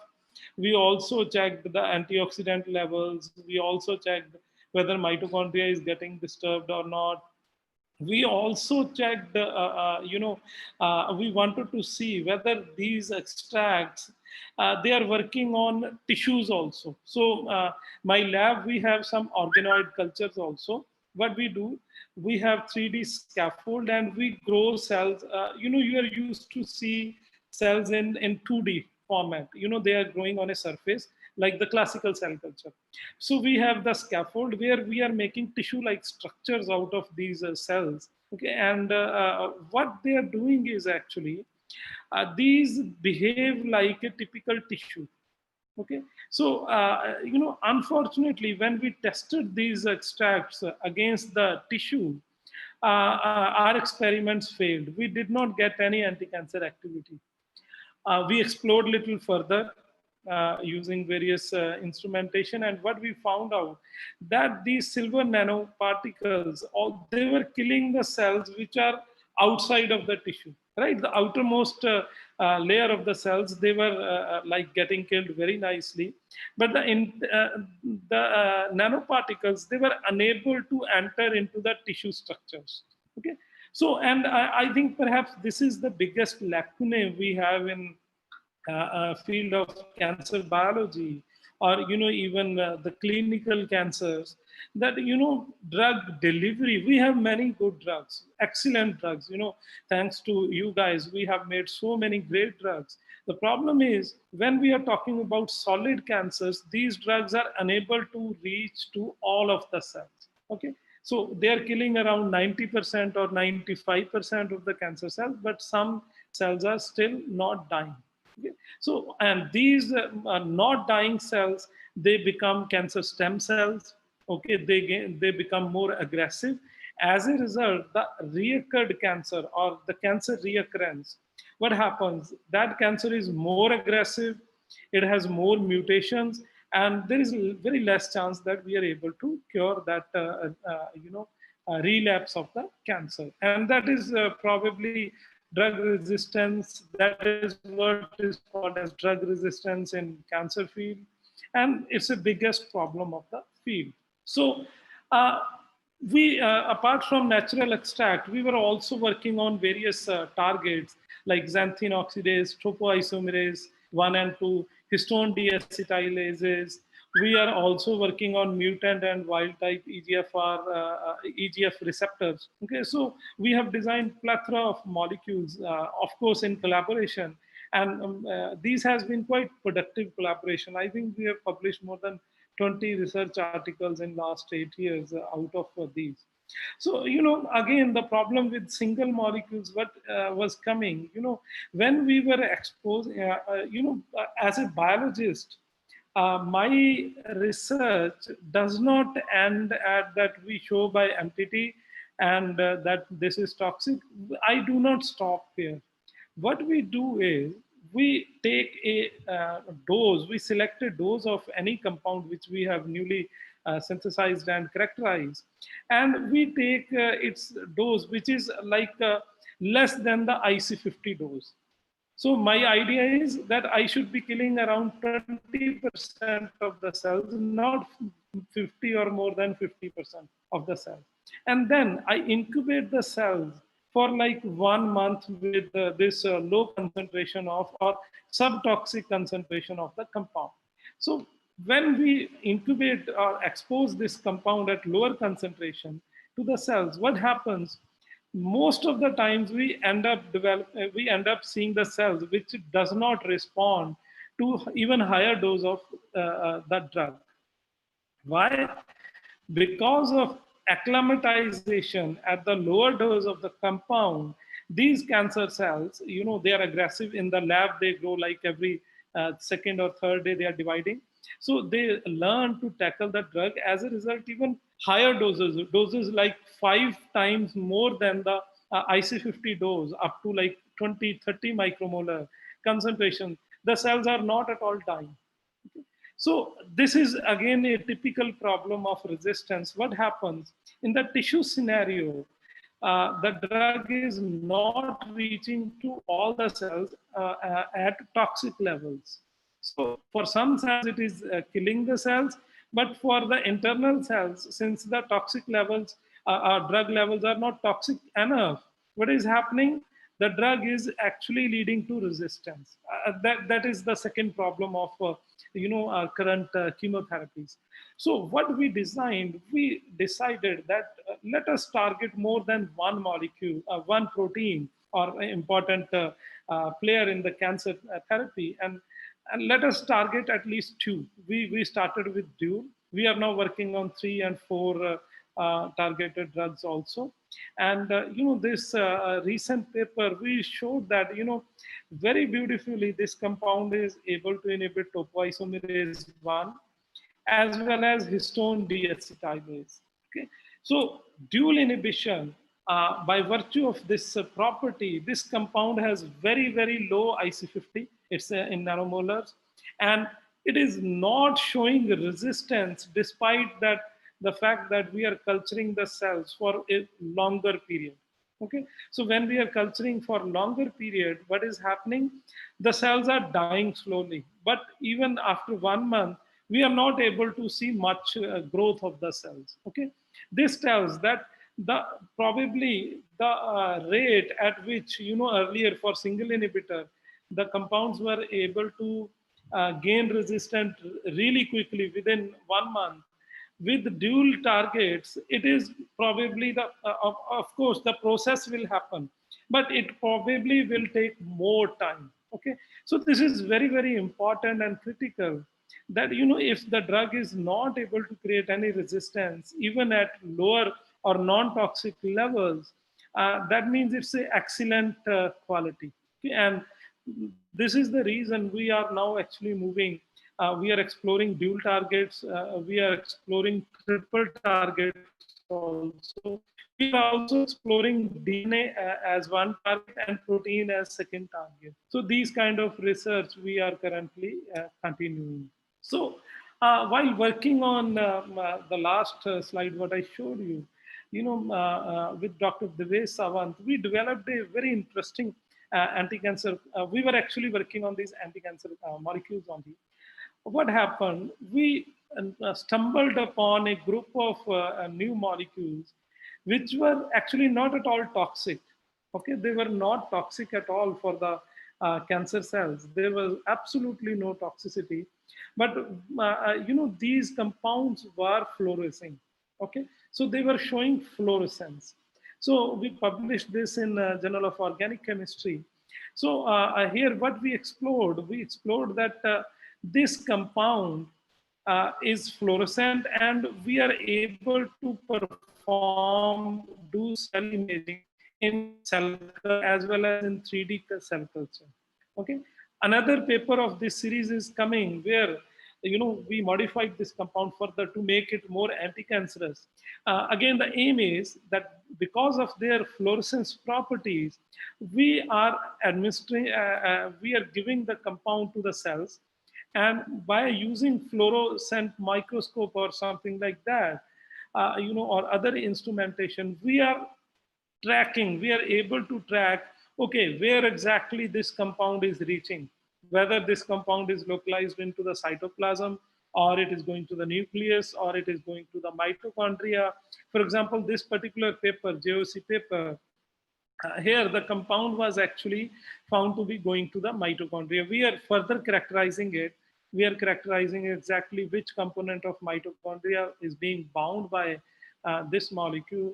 Okay, so this is kind of one leg of research which is ongoing in my lab. And this whole work has been done in collaboration with the people from pharmaceutical sciences, people from chemistry, as well as people from engineering background as well. Okay, so we also have developed several tubulin inhibitors.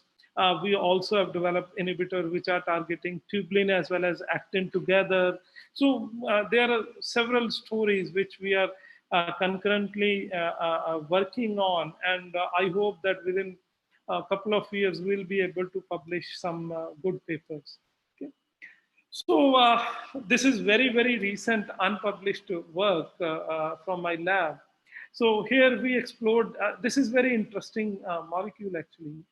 We have explored another interesting new synthetic compound. We have given it a name of 93. I'm sorry, I'm not showing the structure because it is not, it's very new protein, new chemical entity, and we are in process of patenting it. So if you see on the left-hand side panel, I've written MDMB and MCF. So these are two breast cancer cell lines. MDMB is aggressive type. It's a triple negative breast cancer. And MCF is a more like a non-metastatic, very, very slow growing cancer cell line. Okay. So basically you can say this is a very, very rudimentary cancer. It is just starting up. There is no aggression into it. And this is the most aggressive kind of breast cancer known. Okay. So we checked, this is a 3D culture example. Here you see these structures, these are mammospheres. What we found at very low dose, these mammospheres were disrupted by our compound 93. We found out that it binds to the ATP binding site of topo T2, and we show that it interferes with the functioning of topo 2. We also showed that it leads to lot of cell death in MCF7 cells. Okay, it causes DNA damage also. So there are several properties, but interestingly, what we saw that you see this this is killing most of the cells in MCF7. Okay, these spheres are going. In MDMB cells, these spheres are not going away, but they are not increasing in size. So, and we performed an Axin-5 cell cycle analysis, all those effects. What we found out that, this that this compound is, I think it's here, okay. So what we found out that this compound is specifically working against MCF7 cells.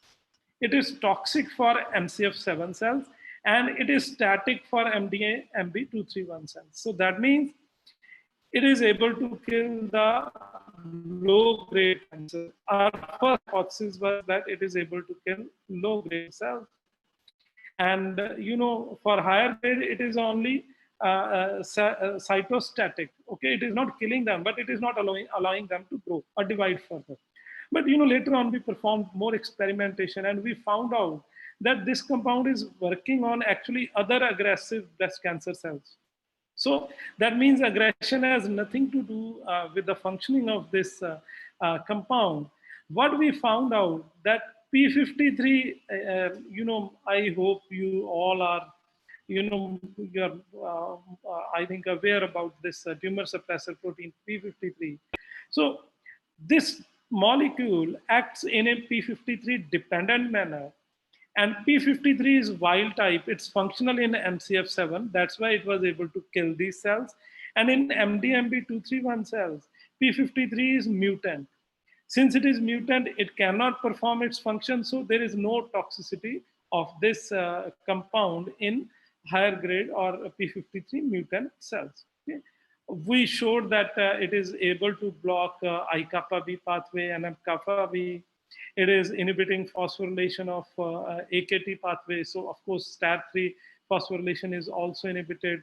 Several of the cyclin and cyclin dependent kinase and cell cycle proteins, they are actually, down-regulated by this compound. Okay, so STAT, we have already talked.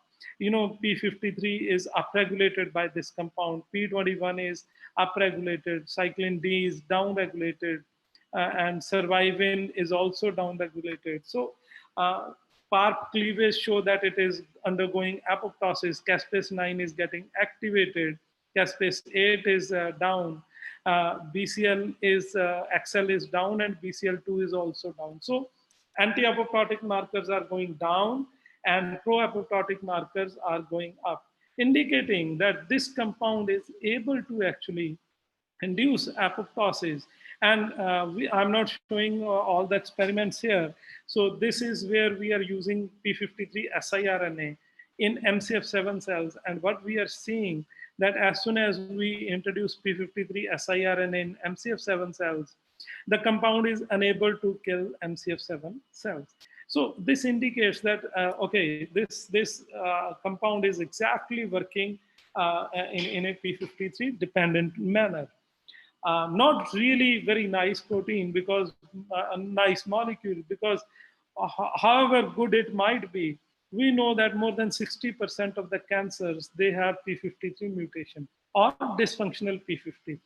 Okay, so but our research indicates that if P53 is wild type, this molecule works at around 7 or 6 nanomolar concentration in a couple of days. It is able to kill cells in 2D 2D culture, in mammosphere culture, and also in very big 3D cultures, which is representing a small tissue. Okay, so the delivery, because of its smaller size, delivery is excellent, reach is excellent, and if P53 is wild type, its effect is excellent on different type of cancer cells, not only breast. So when we were exploring these things, as a biologist, my interest was actually something else. So my interest was totally to explore the mechanism. So I call my lab as mechanisms of carcinogenesis. So this is my research interest. Okay, so during my PhD, I did my PhD from NCCS Pune, and I worked on breast cancer. And for my postdoc, I was in US and I worked on leukemia. Okay, and I specifically worked on stem cells, leukemic stem cells. So in both the labs, when I was working, I really, I'm a poor biochemist and chemist, but I really developed interest in metabolism, because I understood, okay, for most of the diseases, I have worked on HIV, I have worked on neuronal differentiation, embryonic stem cell differentiation, leukemia, and hematopoietic stem cell differentiation, as well as breast cancer. Okay, in all cases, what I found, take it disease like cancer, take it disease like diabetes, take it some other diseases, or take it a cellular phenomena like apoptosis, cell death, or cellular differentiation. Metabolism is actually the key. Okay, and when I started reading about, I understood that in metabolism also there are actually two kind of activities going on. One is the metabolic activities happening in the cytoplasm and in the nucleus or other organelles, and a metabolic activities happening in the mitochondria. They are very, very core. In differentiation also, people have shown that mitochondria plays very important role. So I started reading more and more, and these couple of papers were product of. So we worked on mitochondrial unfolded protein response also, very, very critical. And people have shown that the more unfolded proteins are there in the mitochondria, that means mitochondria is of bad quality. And often this bad quality mitochondria are found in higher grade of cancer. And what people showed, that in such scenario where mitochondria quality is not good, in those cases, several of the anti-cancer drugs, they do not work properly. Okay, so this has actually some interesting background. My postdoc lab was working on several clinical trials, and what they found out, that several good candidates, they were working very nicely up to the animal experiments, but as soon as they started going towards like human trials, okay, these compounds or these molecules, they were failing. Okay, of course, companies, they take such failure very seriously because they spend huge amount of money. What they found out, that the quality of mitochondria was the determining factor. If a cancer is of very advanced stage, but the quality of mitochondria is good, that means mitochondria is functioning normally, then there are more chances that cancer will respond to anti-cancer drug. And if the quality of mitochondria is not good, what happens? The mitochondria or the cell might not respond to some chemotherapeutic agents. Okay, so mitochondria was very, very essential. Okay, just to sum up, what happens on the left hand side, you see normal cells. In presence of oxygen, glucose is taken into the mitochondria and converted into energy. ATPs are produced. Okay, but what happens in cancer cells? Okay, glucose is taken up, but mitochondria is actually somehow it is shut off from the system. So it does not even in the presence of oxygen. Okay, so what the cell end up producing a lot of lactate or lactic acid and some energy molecules, ATPs. So as a result, that's why, because of lactic acid, we call cancer as a disease, acidic disease. And this phenomena is exactly what is known as Warburg's effect. Okay, so we understood that, from I think 1990s onwards, we started understanding, okay, that mitochondria somehow plays a key role, and lot of research has been actually performed. People started generating this cells, Rho-naught cells. Okay, Rho-naught cells are nothing but any cell line treated with ethidium bromide for a longer period. What ethidium bromide does is it expels the DNA from the mitochondria. So Rho-naught cells are the cells which are having mitochondrial structure, but they do not have any mitochondrial DNA. So another interesting, since we are talking about DNA nanostructure, I'm more of a mRNA guy, RNA person. My lab exclusively biology part, we work on this RNA only, especially the small size RNA like 20-30 bases. Okay, so one such I think everyone is aware about the siRNA, small interfering RNA, right? So recently, around 20 years back, we stumbled upon another natural occurring RNA, which are known as microRNA. Very similar to siRNA, of the same story, 18 to 24 nucleotide single stranded RNA, okay, and they can target the genes.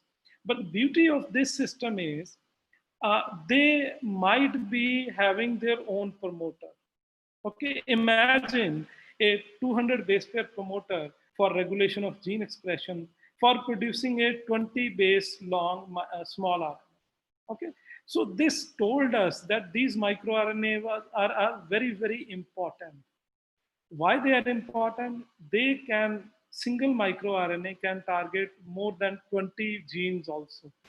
Okay, and what they do is most of the times they bind to the 3' end of the RNA, the UTRs, untranslated regions. Okay, and by sitting on the untranslated region, they can do two things. They can lead to the degradation of the RNA like siRNA does, or if their interaction is not 100% matching, what they do is they cause translational blockage. Okay, the translation is blocked, so this is a temporary blockage. Okay? Imagine a single 20 RNA can target 20 or 30 genes, and depending on interaction, it can either degrade the whole mRNA of the gene, or it can block the translation. So that means this is very, very interesting entity, the miRNA, because of their multi-targeting capacity. And when people started exploring further, what they found that certain miRNA, they are nuclear encoded. Okay, that means they are produced by the nuclei, and they move to the mitochondria. Okay, and they were termed as mitomeres. People do not know their function. There is only one paper till now in cancer research, and our paper is communicated in Cell Reports for the, we will be, hopefully we'll be the second group showing the function of these mitomeres. So then we published this article where we explored what can be the different functions of these mitomeres, specifically in cancer, and in cancer also specifically in breast cancer. Okay? So taking these clues, we devised a experimental strategy. We again took both the cell lines, the aggressive type triple negative and basal breast cancer, MCF7. This is just experimental design. This first experiment, what it shows MDMB cells, which are Rho-naught, that means DNA of the mitochondria is absent. Okay, what we did, we generated Rho-naught cells, and we introduced mitochondrial DNA taken from MDMB cells. What we saw that the cell viability increases. That means cells are getting more aggressive.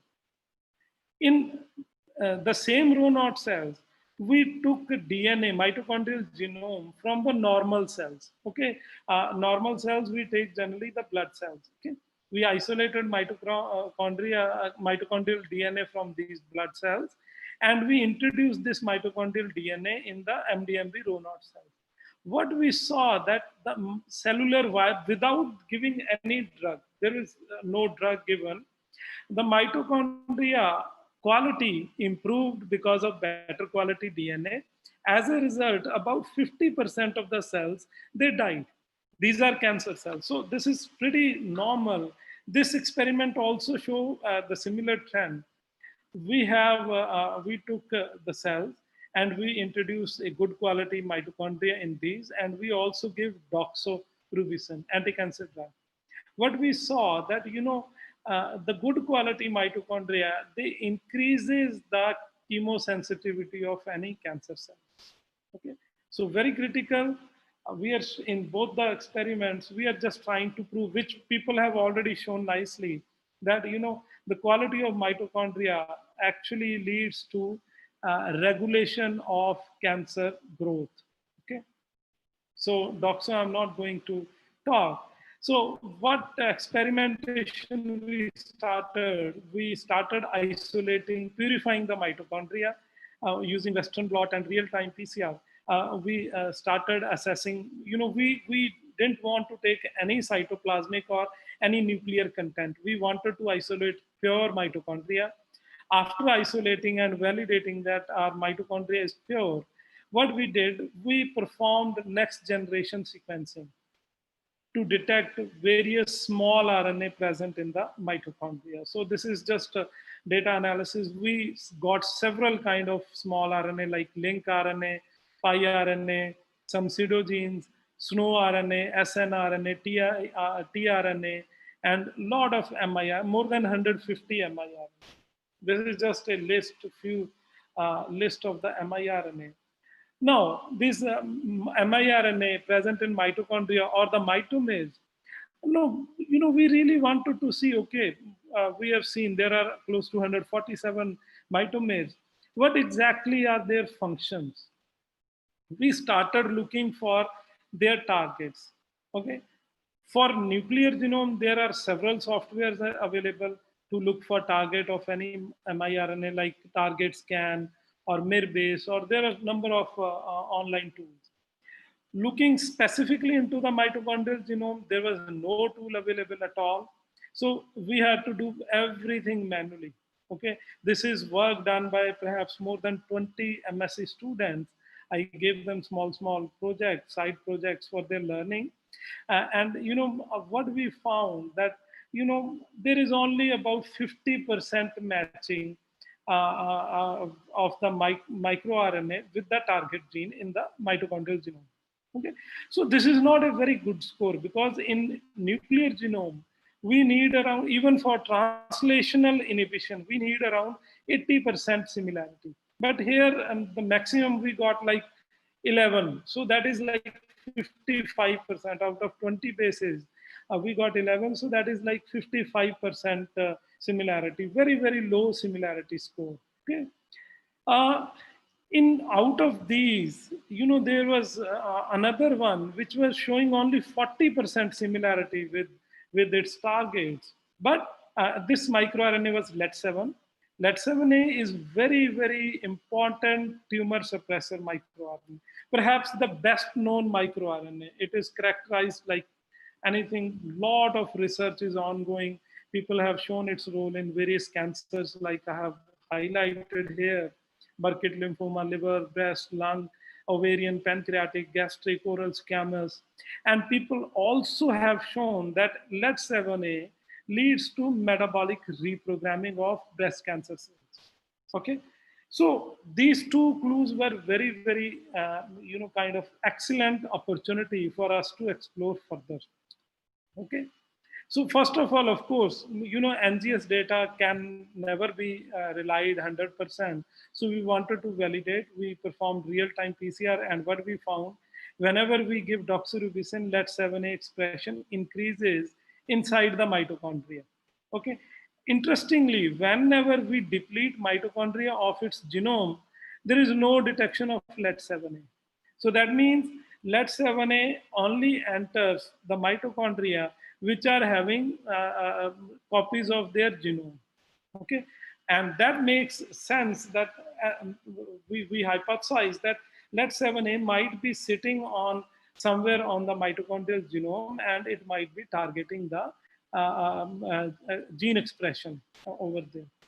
So we aligned LET7A with several pieces, and the best alignment we got of LET7A was with this gene, ND4. 8 bases, there was 8 base similarity, okay, and this similarity was in the seed sequence of the microRNA. So this was important similarity, okay. So this ND4 gene, it's a part of complex 1 of oxidative phosphorylation unit, and it helps in electron transfer to ubiquinone. So basically, it ensures that electrons are transferred so that ATPs are produced in the normal cells. Okay? So once we identified, okay, LET7A can target ND4, we wanted to see how LET7A actually affects the mitochondria itself. What we found out, you see, there are contrasting results. In aggressive cancer, LET7A and doxorubicin decreases the mitochondria copy number.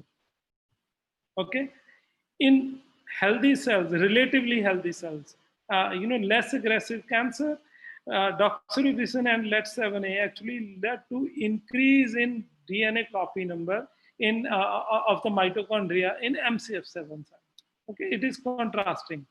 ATP, there were not much effect on ATP production, primarily because MDMB is not dependent on oxidative phosphorylation.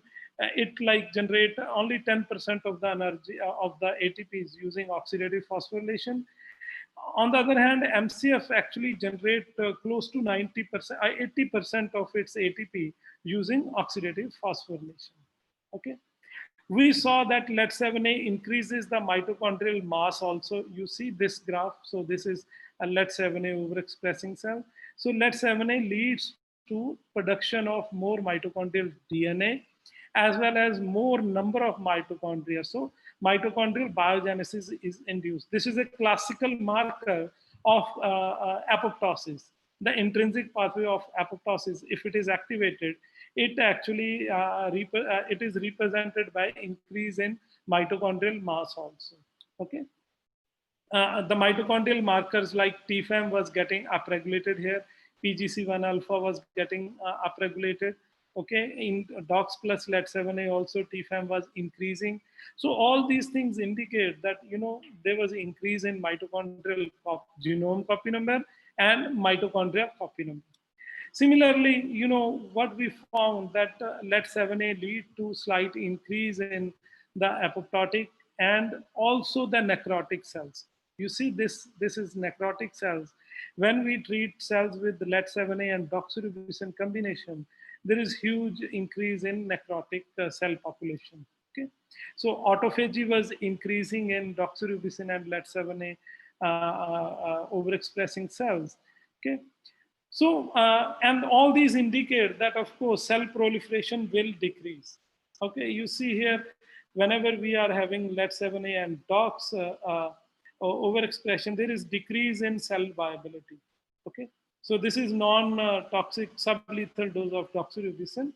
But when we do the same experiment in cells which are row knot cells, that means which doesn't have any good mitochondria, the cells are either showing little or no effect, or there is absolutely they are wreaking havoc. There is a lot of variation. You see the big error bars here. So this is not very consistent data, but this indicates either cell is surviving or cell is failing. There is no apoptosis. You remember I showed this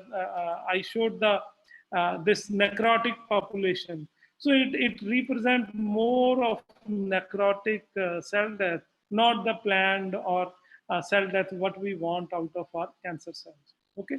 We next wanted to see, we did some RNA interaction studies to show that indeed LET7A interacts with ND4 gene.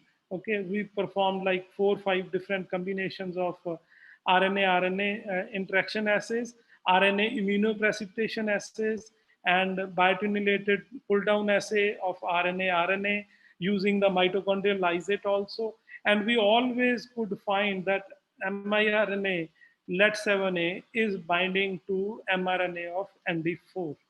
Okay. So then what we did, we performed some proteomics analysis, high throughput proteomics it is. So what we found that, LET7A overexpression leads to downregulation of ND4 protein. We did luciferase assay. This is the control. Compared to control, the LET7A overexpressing cells are showing lower luciferase, and LET7A knockdown shows higher luciferase for ND4. So it validates that ND4 is indeed a target for LET7A. Okay. So whenever, I told you microRNA is targeting any gene, it is either degrading the RNA or it is blocking the translation. So first we characterize at protein level, ND4 is getting downregulated in MCF7 cells, but there is no effect in MDNB231 cells. That means this is only true for early stage cancers. Okay. For checking whether, it is degrading the mRNA or it is blocking the translation, we performed RNA stability assay. Okay. So we used ethidium bromide here again, and what ethidium bromide does, it blocks transcription, okay, in the mitochondria.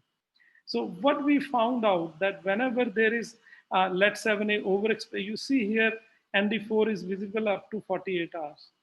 Okay, in LET7A knockdown also, it is also nicely present. But in LET7A overexpressing cells, after 24 hours, at 36 hours, it is lesser, and there is no ND4 at 48 hours. So this clearly shows that LET7A actually lead to degradation of ND4 mRNA. Okay, so the ND4 mRNA is degraded. Okay, so of course, when mRNA is degraded, you won't find any ND4 protein expression in these cells. Okay, okay. So up to that, we conclusively proved that ND4 is indeed a target of LET7A. But we wanted to really see what is its effect on the metabolic parameters of the mitochondria. So we have this very interesting instrument we procured specifically for this work from Austria. This is known as Ouroboros. This is basically similar to the seahorse, this respirometer. Only thing is it does not require any kit or any expensive maintenance. So it is very, you buy like chemicals worth 20,000 and you can perform experiment for like up to 5 years. Okay. So what we found, you see the blue line, this is the standard using the standard complex 1, 2, 3, 4 inhibitors. This is the oxygen concentration in the medium. Okay, so higher the oxygen concentration in the medium indicates that there is actually lower consumption of oxygen. Okay, so in LET7A overexpression, this sharply is down. Okay, this is in MDA-MB231 cells. Okay, in MCF7 cells, what we see until we block complex 1 and 2, okay, there is actually increase in oxygen concentration. You see up to this point. So this indicates that complex 1 activity, if complex 1 activity is inhibited, that means the downstream oxidative phosphorylation is also inhibited. Okay. As a result, oxygen is not consumed in higher concentrations. If the cells are not consuming oxygen appropriately, there will be more oxygen presence in the medium, indicated by this difference. Okay, so this red one is LET7A, and this green one is the LET7A knockdown, which show that there is actually increased consumption of oxygen. Okay, but key is the difference in these two. So this around 8 to 10% difference is very, very critical because these cells are having they are not having very high oxygen consumption rates. Okay, so similar graphs shown in similar data shown in graphical representation. We also performed this experiment in the row knot cells. So if there is no DNA, there is no chance of oxygen consumption, differences. So we found the same results. Okay, so just to conclude this work, what we saw that this miRNA LET7A is produced in the nucleus. It is transported to the mitochondria, where it actually blocks the ND4. As a result, it blocks oxidative phosphorylation. So this is early stage. This phenomena is very specific to early stage cancers. Okay, so this what it does is, I told you LET7 is a tumor suppressor microRNA. But here what it does, it is doing is, by blocking oxidative phosphorylation, it is actually forcing the cell to shift to some other or alternative mechanism of energy production. Okay, so and this exactly is, see, the oxygen, it's a low grade cancer, the oxygen is still present in the system. There is no hypoxia as yet. Okay, but because of LET7A activity, oxidative phosphorylation is getting inhibited, and because of which, despite presence of oxygen, okay, the cell is not able to utilize oxidative phosphorylation, and this metabolic shift is known as Warburg's effect. So our work, this has been communicated to Cell Reports. What our work is telling, it is giving a functional definition to Warburg's hypothesis or Warburg's effect. Okay? From the same work, we published another paper in integrative cancer therapies. So where we were exploring some other compounds, and we stumbled upon this less toxic compound, dichloroacetate. It's a well-known molecule. It's a metabolic regulator, PDK inhibitor. Okay, it increases glucose oxidation. Okay, so it has some anti-tumor properties, and people, they prefer using DCA in combination with certain other drugs to increase the efficacy of these drugs. What we did, we used DCA along with LET7A, and what we found that DCA along with LET7A induces apoptosis. There is very little necrosis and high apoptosis. These red and green ones, higher apoptosis rate. Okay, and it also upregulates P53. So P53 and BAX are upregulated, indicating that cells are undergoing apoptosis. Mitochondrial membrane potential is disturbed. There is slight increase in autophagy as seen here. Okay, so and this also, DC and LET7A, it leads to increased mitochondrial biogenesis. Again, a classical marker of apoptosis. Okay, so here PGS, MFN2, AMPK, all these mitochondrial markers were checked, and we are seeing that MFN2 and AMPK alpha, they are biogenesis markers, they are increased in combination treatment.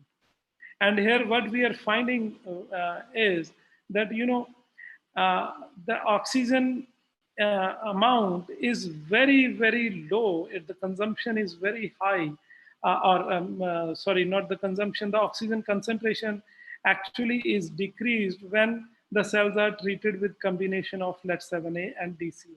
It is exactly the reverse what we have proved earlier. But what it shows, these malate, digitonin, ADP, they are all inhibitors for different steps of oxidative phosphorylation. What it shows that, because oxidative phosphorylation initial was, not that efficient, okay, but, this combination of LET7A and this, it induces apoptosis. So this needs actually some source of energy production, because apoptosis requires ATP.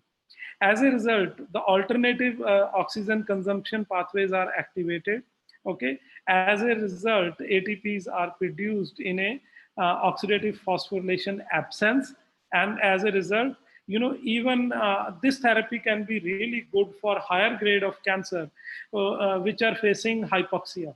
Okay, so in hypoxic cancers, this combination can be really good metabolic regulator. This is just a conclusion slide out of that. So, just I have a couple of more slides. From this work, what we understood that, it is always better to target more than one molecule, protein or DNA for targeting any cancer. Okay, so multi-targeting is the key. Number one, if we can actually target microRNAs also, if we can introduce microRNA, there are several labs, they have shown that like siRNA for STAT3 is very, very effective anti-cancer. Okay, so you block STAT3 protein, the cancer cells, they start dying at their own. And this work has been done using animals. Okay, so people, even my postdoc lab, they showed it in the leukemia. A lot of people have shown in lung cancer, breast cancer, several other cancers. Okay, so if siRNA is so effective, miRNA may be much more effective because miRNA can target more than one gene. Okay, so imagine you are targeting STAT3, you are targeting AKT, you are targeting RAS or RAF or any oncogenic pathway or multiple oncogenic pathway using single microRNA. Okay, so this was actually the paper, this is a cell press paper. I have print of this also. We started exploring actually various delivery vehicles because our challenge was something different. We had to take our drug or the RNA directly to the mitochondria. Okay, we are facing problem to deliver anything to the cell, but we were actually our problem was even more challenging because we wanted to deliver something not in the cell, but only in the mitochondria of the cancer cells. Okay, so we started exploring several nanoparticle based approaches. My collaborator, Dr. Kumar, he has a couple of papers. So we tried to work it out. It didn't work out well. We couldn't increase the efficiency. Okay, so then we started looking for DNA or RNA nanostructures. Okay, so this was the classical paper in Trends in Biotech. It's a cell press paper, review article, very nicely written. So what our problem is that we want to target, my dream is, or this is right now it's dream only. My dream is to target miRNA as well as at least one protein simultaneously. So, what we want or what I want to design something where which is able to target at least one protein as well as at least one microRNA. Okay, so we couldn't, and we want to achieve a mitochondrial specific drug delivery. Okay, so the solution, what we could think of was that let us design some RNA nanostructures. Okay, so DNA nanostructures are interesting. A lot of people are actually showing a lot of work, but the challenge is still is transfection of DNA is a challenge because in DNA nanostructures, the size of DNA is generally like it's generally few kilobases. So we are currently in process of designing RNA structures where RNA is around 20 to 25 bases only. So we are trying to bundle RNA along with one ER inhibitor, estrogen receptor inhibitor. So both of these, what EGFR receptor is known to internalize to the mitochondria. Okay, there is a lot of work. People have shown that it actually is present in the mitochondria, and it plays a role in cancer signaling of the mitochondria. Okay, so currently what we are doing is we are trying to bundle this ER inhibitor along with one microRNA, which is basically RNA. Since it's a 20 base, so we are making nanostructures out of this RNA, and we are in process of making the nanostructures and characterizing it. Then we'll bundle them with the ER inhibitor. So the aim is we send miRNA to the mitochondria so that we block the mitochondrial metabolism. And we also send ER inhibitor to the mitochondria so that we also block estrogen signaling inside the mitochondria. Okay, so and that is how I want to target mitochondria. And since our RNA nanostructures will be really small in size, right now our challenge is how to characterize them, because they are too small, actually very fragile and too small to handle. So what we have seen that smaller RNA, like 20 bases RNA, if we just put the RNA or even DNA in the culture media, it very effectively it goes to the cells in 2D as well as in the tissue in 3D culture models. So we tagged our RNA, small RNA, with the fluorescent probe, and we could see that more than 70% of the cells in a 3D culture model, they were rapidly uptaking this small RNA. Okay, so this is very kind of hopeful scenario for us, but I'm hopeful that in next 3 or 4 years we'll be coming up with RNA nanostructures bundled with some protein inhibitors, and this RNA will be some microRNA, and we'll be able to target specific cancers, especially the triple negative type, which has no solution actually. If a female gets triple negative breast cancer, life expectancy is generally less than 1 year. Okay, so it's very, very aggressive form of cancer, breast cancer. So we hopefully in next few years we'll be able to give some solution, at least in vitro, so that can be explored clinically. So this work has been done actually. I have a lot of collaborations. I'm just showing 4, but I have collaborated with more than 10 people, out of which 4 or 5 are engineers. So the work, what I've shown today, I've done in collaboration with Dr. Kumar. He's from pharmacy background. He's part of our university. Dr. Devesh Sawant, he's also from pharmacy in Central University of Rajasthan.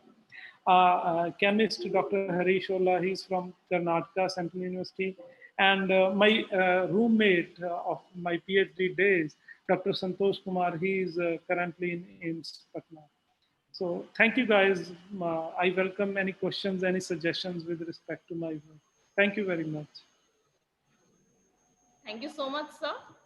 I'll request the participants, if they have any questions, they can raise their questions to Sandeep sir. At the same time, we also have Siddharth sir with us. So I will request Siddharth sir, sir, please switch on your video mode so that we can see you. It will be a pleasure for us, sir. At the same time, we also have Kasav sir, we have Dr. Gaurav Saraugi sir, we also have Alokpal Jain sir. May I request everyone to please switch on their video mode. Good afternoon, Kasav sir. Welcome to you, sir. Thank you. Good afternoon, everyone. Good afternoon, sir. Siddharth Mishra sir is also here with us. Good afternoon, everyone. Welcome to you, sir. Alok sir, good afternoon, sir. Welcome to you, sir. Alok sir, Gaurav sir is also switching on to the mode. Actually, when Dr. Singh was presenting, it was very much familiar thing for me. If I'm audible, is it okay? Yes, sir. Yes, sir. Right. Okay. All right. Yeah. So because I have been doing these kind of things. Okay, sir. That's nice. Ago, actually. and still we are doing it. Okay. Of course, the data is very nice, and typical researchers' data is starting from postdoc to early young scientist data. So I have just one quick query. Whether you checked these experimental things or in non-cancer cells. Okay, so this is very nice, sir. Actually, I'm not showing the data, but we have used this line. Let's say on a cancer breast specific cell line. But again, the Okay. problem with the cell lines are because, sir, they are transformed. So if you see cancer, actually, the first step of carcinogenesis is transformation. And genetically, Right. MCF10A is also not very stable. So what we use, we couldn't take any breast tissue and make cell line out of it. But we performed the same experiment using the cells from the buccal cavity, the epithelia, the Yeah, inner that's side, all right. and Yeah. also the blood cells. Yeah. So, and Yeah, that is the preferred way, what we actually. found that yes, sir. We found that the phenomena was very similar to MCF7. So whenever we have LET7A overexpression in these cells, what we are finding there was actually change in oxygen concentration, indicating that, and cells were dying. So this indicated that oxidative phosphorylation is switched off, and since the cells are normal, they cannot have alternative energy source or very lesser energy source. Though the cell doubling time was actually, the cells survived for around a week. We could not see any cell doubling. Actually, the cells were dying in less than a week's period. So yes, Yeah, it that's was true overall for very primary interesting cells. thing. Yeah, and another thing I wanted to ask, maybe you would not like to, Okay. whether you are going to check or have checked any epigenetic modification related to in this experimental setting, or maybe you might be Sir, doing, but might not. Sir, actually, my PhD training was actually chromatin biology lab only. So we worked on epigenetics only. But unfortunately, Okay. yes, sir. So I worked with Dr. Samit Chattopadhyay. So, but unfortunately, we have a couple of modifications known in the mitochondrial genome. And currently, I'm only focusing in the mitochondria. So I have, at least for next 5 years, I don't have any plan to go for any epigenetic modifications. But I know one researcher from Harvard, Dr. Joanna. So actually, she is doing similar experiment, and she's checking epigenetic modifications in the nuclear genomes. Right. Yes, sir. Maybe I can suggest you can interact with Professor Pradyumn Kumar Mishra. He is in Bhopal, NIREH. Yes, sir. Yes, sir. He is expert in mitochondrial epigenetics. He is reviewer of he is in editorial board of many frontier journals. You can just type down his name, and he would be really interested in your profile. Okay, sir. Okay, so sir. Sure. It was really nice listening to you. He's in NIREH. Okay, thank you, sir. He's in NIREH. Yeah, I'm sending in the text chat. Okay, sure, sir. Okay, sir. Thank you, sir. Thank you, everybody. Thank you, Prateek ji, Ashish ji, and thank you, Dr. Kasho. Nice to see you.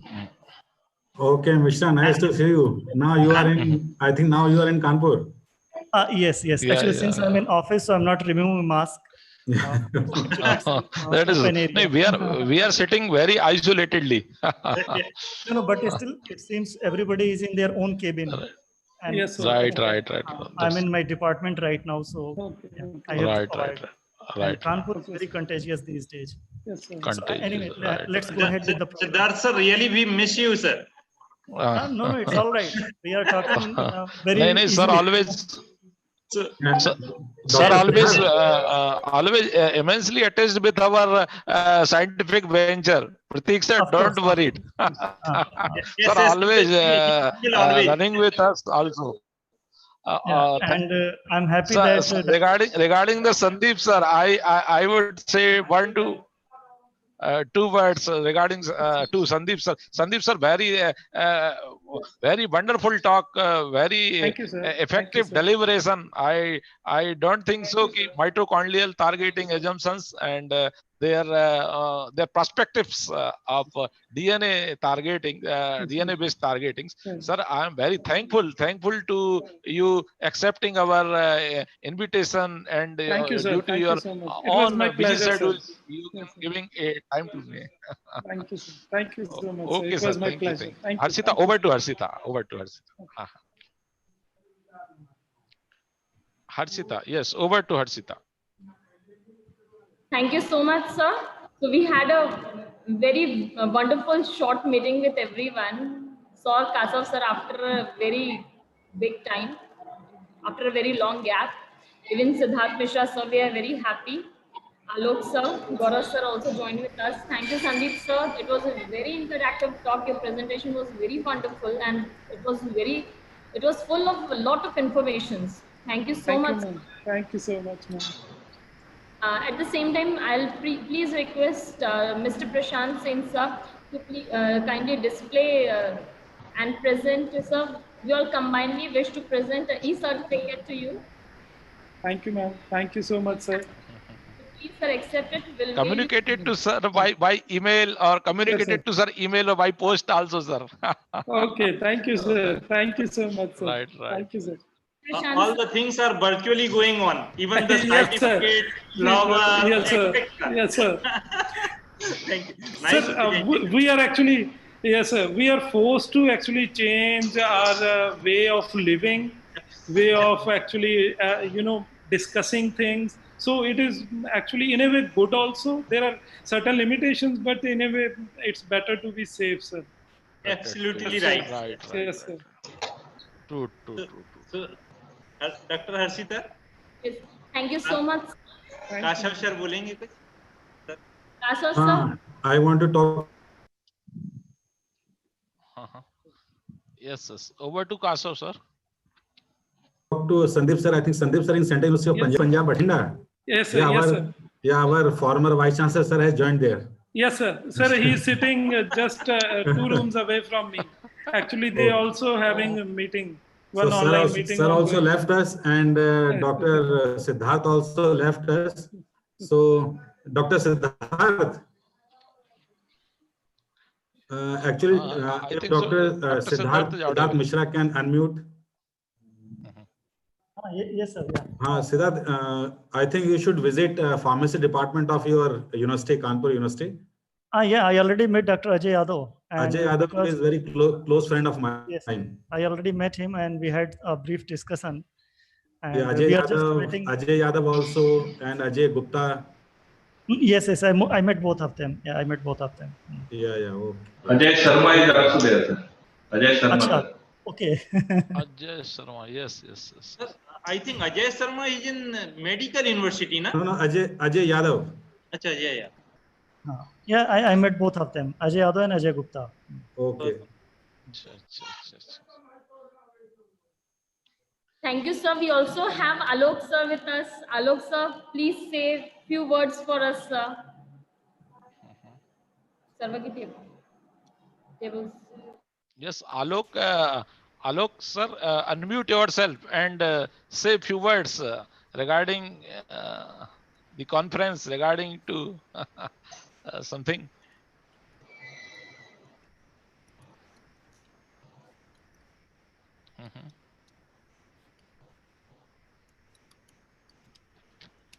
Gaurav Saraugi sir, I think so, unmuted. So I think so, Gaurav, express your thought and coming to our next session. Slowly we are going to our next session, reaching to next session, poster evaluation. Gaurav, actually it is a matter of pride. Gaurav is the classmate of Prateek sir, our Prateek sir. He is immense friend of me also. Or Alok Pal sir is my classmate. So I am very happy to see always my classmate Alok Pal. Alok Okay, sir, please unmute yourself. You'll be having a small unmute icon. yourself. He might be busy, sir, madam. Yes, maybe. He's Might trying be. to. In the meantime, we have Gaurav Saraugi sir with us, sir. I present a virtual flowers to everyone. Alok sir, Gaurav sir, and Kasav sir. Namaskar. Thank you. And after Kasav sir, I now request Gaurav sir. Gaurav sir, kindly say a few words.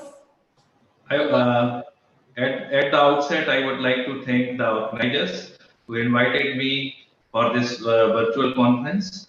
If Corona was not there, I would be in person who attending the conference. So thank you very much, and all the best for the success of the conference. Sir, that you accepted our invitation. Kasav sir accepted our invitation, you accepted, and Alok Pal sir. So it is always with you people, it is always just like a family. And although we know that pharmacy family is very small, and when we all meet together, it is just a very wonderful moment. So thank you so much, sir, for that you feel immense, you expressed immense happiness towards our family. As you all joined just now, we would like to tell you that today Adina Institute completed 16 years of its foundation, and today we are celebrating our 16th foundation day, and hence we have organized this e-conference. Thank you so much, Siddharth sir, and सभी को बहुत बहुत बधाइयाँ. thank you so much, sir. And to add on this, this conference has been sponsored by AICT, and this is the first time we have got an opportunity to organize an international conference, which has been sponsored to us by AICT. So organizing on a virtual platform is really a new and a great experience for us. So thank you so much that all of you joined to us. Now I would request the members to kindly proceed for that how we have to go for the poster evaluation, as now it is as per our schedule. From 3 we had to start poster evaluation, and the evaluators with us are already there. Kasav sir, Gaurav sir, and Alok sir. Alok sir. So Alok sir. all three, they have to proceed for the e-poster evaluation. Yeah, And excuse me, Harshita. Yes, yes. From 4 o'clock, after this e-poster evaluation, at 4 o'clock, we'll be having another technical session that will be taken by Dr. Pashupati Sundaramurthy, who is from the Carolina Bio-Oncology Institute from the USA. So he'll be joining with us from 4, and he'll be delivering his work, and he'll be sharing his work with us. So at the meantime, I'll request all the persons who are actually responsible for the poster, to conduct the poster presentation, e-poster presentation, to kindly proceed with it. Yeah, excuse me, Harshita. Yes, sir. Yeah, just tell Alok sir to unmute him. Why he's not unmuting? Okay, sir, I'm calling Alok, sir. I have called, but I think he's busy. He is not listening the calls. Just try once. Yes, let me try, sir. Right. Okay, so proceed to, I think so, e-poster session. Prashant sir, are you ready for that? Yes, sir, we are ready. Sir, expose actually our panelist or our expert along with us. Sir, Very we good have added afternoon. first 3 candidates of poster representation, and right. further carried out by the Saurabh Bhai sir and Pushpendra. It's okay. It's okay. So all the poster first slot is e-poster presenters inside the panelist or not? Yes, sir. They are in. Okay, panel. sir. They are in Okay, panel. okay. So you can expose, you can share the slides and giving to our expert also, so they Sir, can express and expert evaluate. The first candidate Yes, is sir. Pradeep Singh Thakur. Pradeep Singh. Yes. Please show the poster, e-poster. Our expert along with us.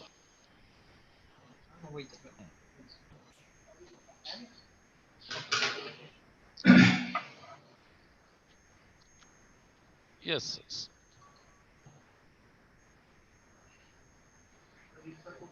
Okay, sir. Show. Hello? Yes. Pradeep, you can unmute and Mr. Pradeep defend Singh. a little bit. You have only a little time, 3 minutes only. Okay. Or after Hello, 3 sir. minutes, our expert wishes to want some questions. So you can give the answer to the expert. Yes. Okay, so as we all know, pathogenic Yeah. infections are increasing day by day, and currently we are dealing with these COVID-19 situation.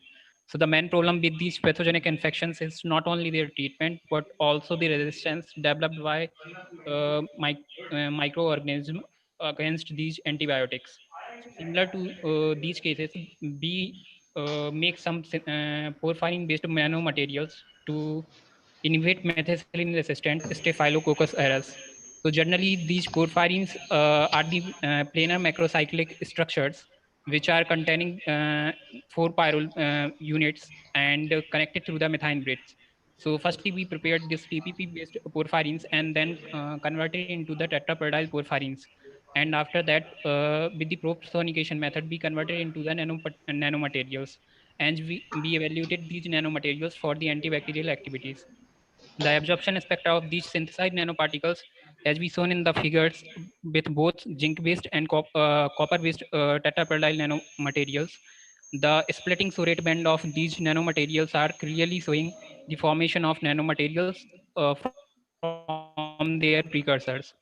And these are the some DLS measurements of these nanomaterials, in which the size of the zinc-based tetrapyridyl porphyrins was found to be 85 nanometer, and for this cobalt tetrapyridyl porphyrins was found to be 25 nanometers.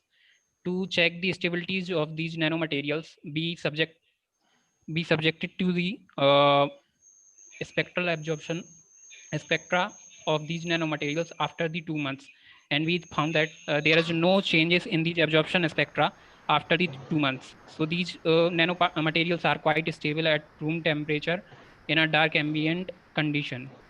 These are the SAM and TAM analysis of the zinc-based tetrapyridyl nanomaterials, which are shown like these nanomaterials are in shape like nanorods. The length of these nanorods are around 100 nanometers, and the width of these nanorods around 33 nanometer to 40 nanometers. So the aspect ratio of these rods are about 3:1. And while in the case of copper tetrapyridyl based nanomaterials, these structures are shown to be like nanospikes like structures. Those are bundled together and make these nano spikes or nanofibers like materials. When we evaluated these nanomaterials against the Staphylococcus aureus, so we have found that the percentage viability of these Staphylococcus aureus against zinc tetrapyridyl nanomaterials was found to be around 15%, and against these cobalt based nanoparticles was found to be around 15.16%. Sorry, for zinc it's around 13%, and for cobalt is around 15%. Okay, Pradeep, you did conclude your work. Actually, our best to all presenters, they can only read just a core theme or relevancy to pertaining to the work. Our expert will evaluate it further. Sushil sir, Okay. any question? You may ask the questions. Okay, I have only one question, that how you can say that they are useful in antibiotic resistance? How you Sir, checked it? actually, sir, with these nanomaterial does not only have this antimicrobial activity, but also these are showing this PDT activity. So photodynamic activity. These porphyrins are capable for generating ROS species. So we are about to go for further investigations on basis of this photodynamic activity. Okay, so now my question is, how you have evaluated that they are useful in antibiotic resistance staphylococcus? Okay, so actually we have seen that this antibiotic resistance mainly occurs due to the mechanism when they block some pathway. These antibacteria produce another way to cross their pathway, but by Okay. the use of this photodynamic activity. I am adding the question, have you performed the antibacterial activity on simple S aureus or resistant S aureus? So for antibiotic resistance, this Staphylococcus aureus. Simple S aureus or antibiotic resistant? Antibiotic resistance S aureus. Yeah.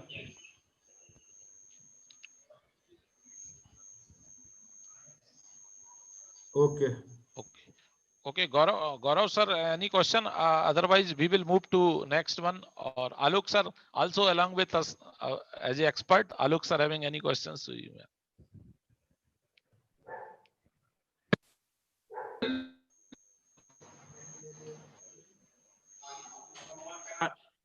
Hello Ashish sir.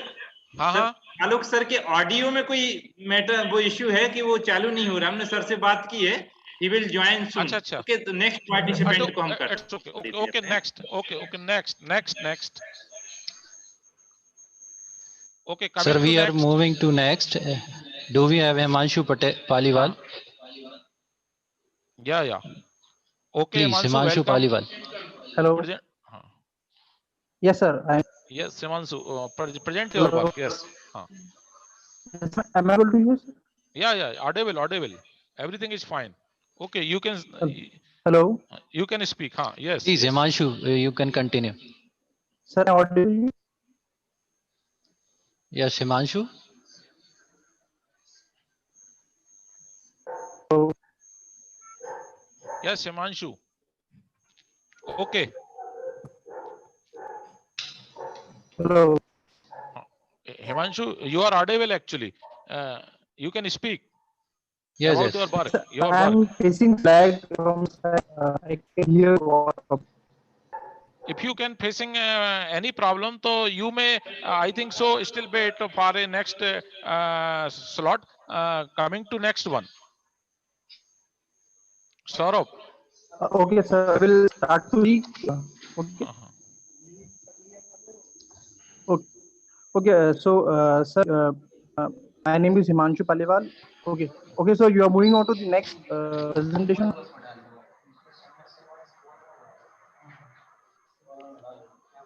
So Himanshu, if you are comfortable to please defend. Otherwise going to next one. Yes, sir. I will speak now. I will speak हाँ now. बोलिए. Okay. Okay. So my name is Himanshu Paliwal, and I'll be speaking the topic of drug delivery strategies of self-assembled DNA nanostructures. And sir, DNA nanostructures, due to their distinctive properties, like they have nano size ranges, and they have other properties like large loading capacity, biocompatibility. So because of that, they have shown a lot of interest as a drug delivery system. And previously there have been a lot of nano carriers that were developed, but there were a lot of issues regarding poor aqueous solubility and undesirable side effects or toxicity or enzymatic degradation. So all these things have to be resorted, and there's not some kind of a reliable drug delivery system for the same. And if you talk about the drug delivery strategies, there are two important drug delivery strategies that are passive delivery and self delivery.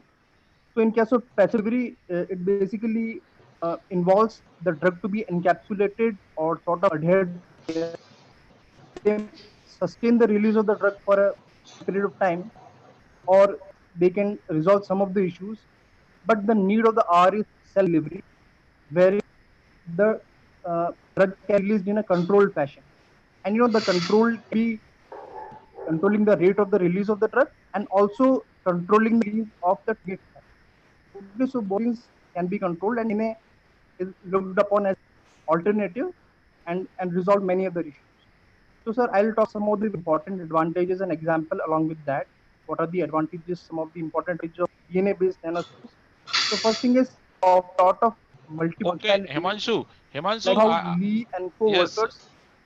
Himanshu, this is your actually review work. This is your review work on a presenting a self-assembled DNA nanostructure. One simple question kept in my mind. Okay, this is your good review work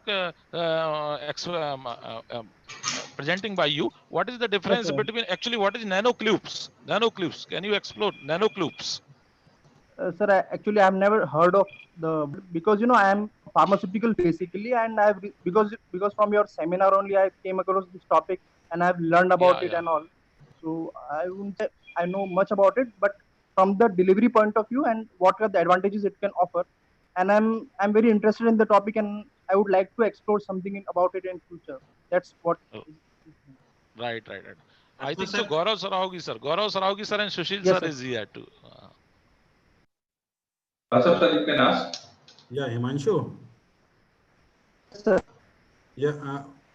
What do you understand by DNA nanostructures? Means DNA is involved or RNA is involved? What are the DNA can be manipulated in they can act as a vector sort, and that vector can be used for delivery as well as subdelivery.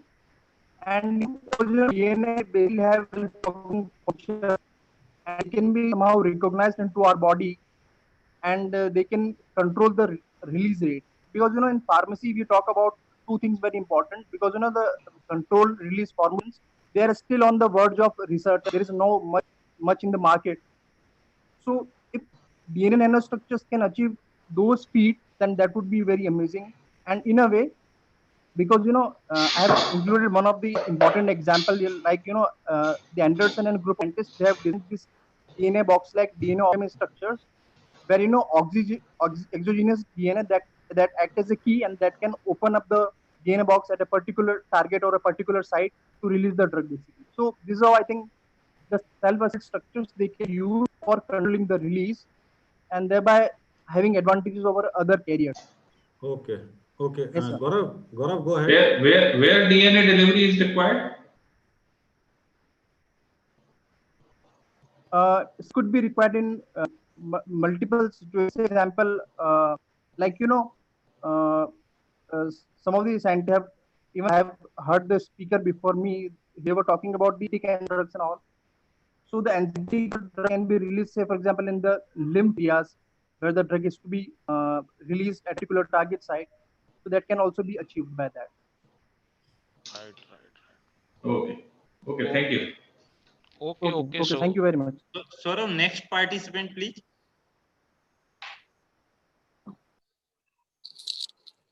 Hello. Yes, audible. Good afternoon to all.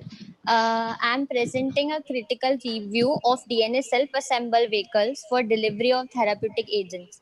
As it is highly important to develop active and targeted system for delivery of small molecules and biomolecular drug, delivery system should have properties like smart delivery system, like targeted and controlled drug release, change of undesirable properties like water solubility and toxicities.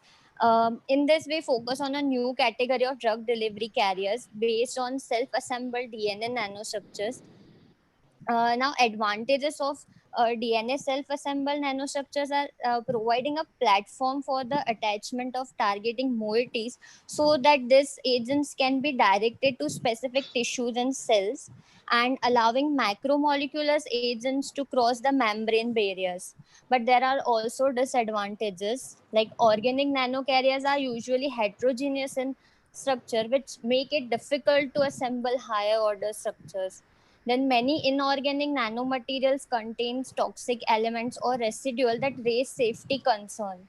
Plus, long-term accumulation of this organic nanomaterials in certain tissues also causes side effects. Now, smart nanocarriers for drug delivery system, like for targeted drug delivery system, doxorubicin is a DNA origami nanostructure based delivery drug delivery, which is used for human breast adenocarcinoma cancer cells. Other than there are Doxil, Onivade, Rapamune are the drugs which are also used in targeted drug delivery. Then for controlled drug release, mesoporous silica nanoparticles have numbers of features that can also be used for controlled drug release. Then ferritin nanoparticles used in to regulate pancreatic cancer progressions. Applications of DNA self-assembled nanostructures are in nanomedicine for cancer, for targeting tuber angiogenesis vessels. Right. Okay, I think so. Gaurav sir asked question. How DNA self-assembly is able to target a particular organ? Sorry, sir, what? How DNA nanoassembly is having targetability to a particular disease or organ?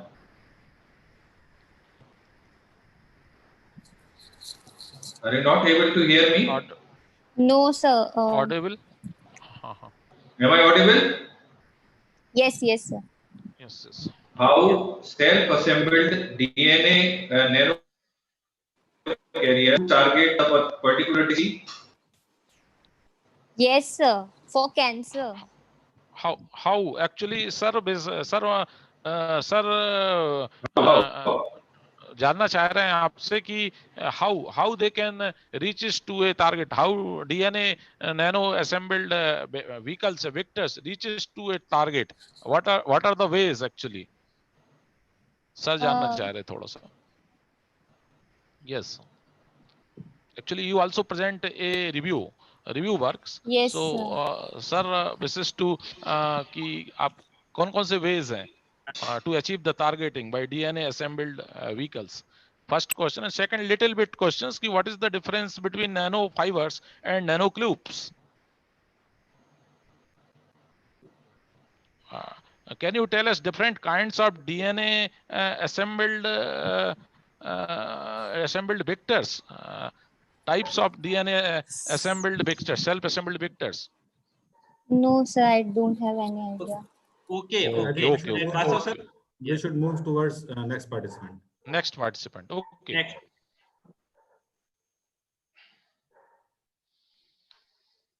Saurav, yes. Next. Yes. Go to the next.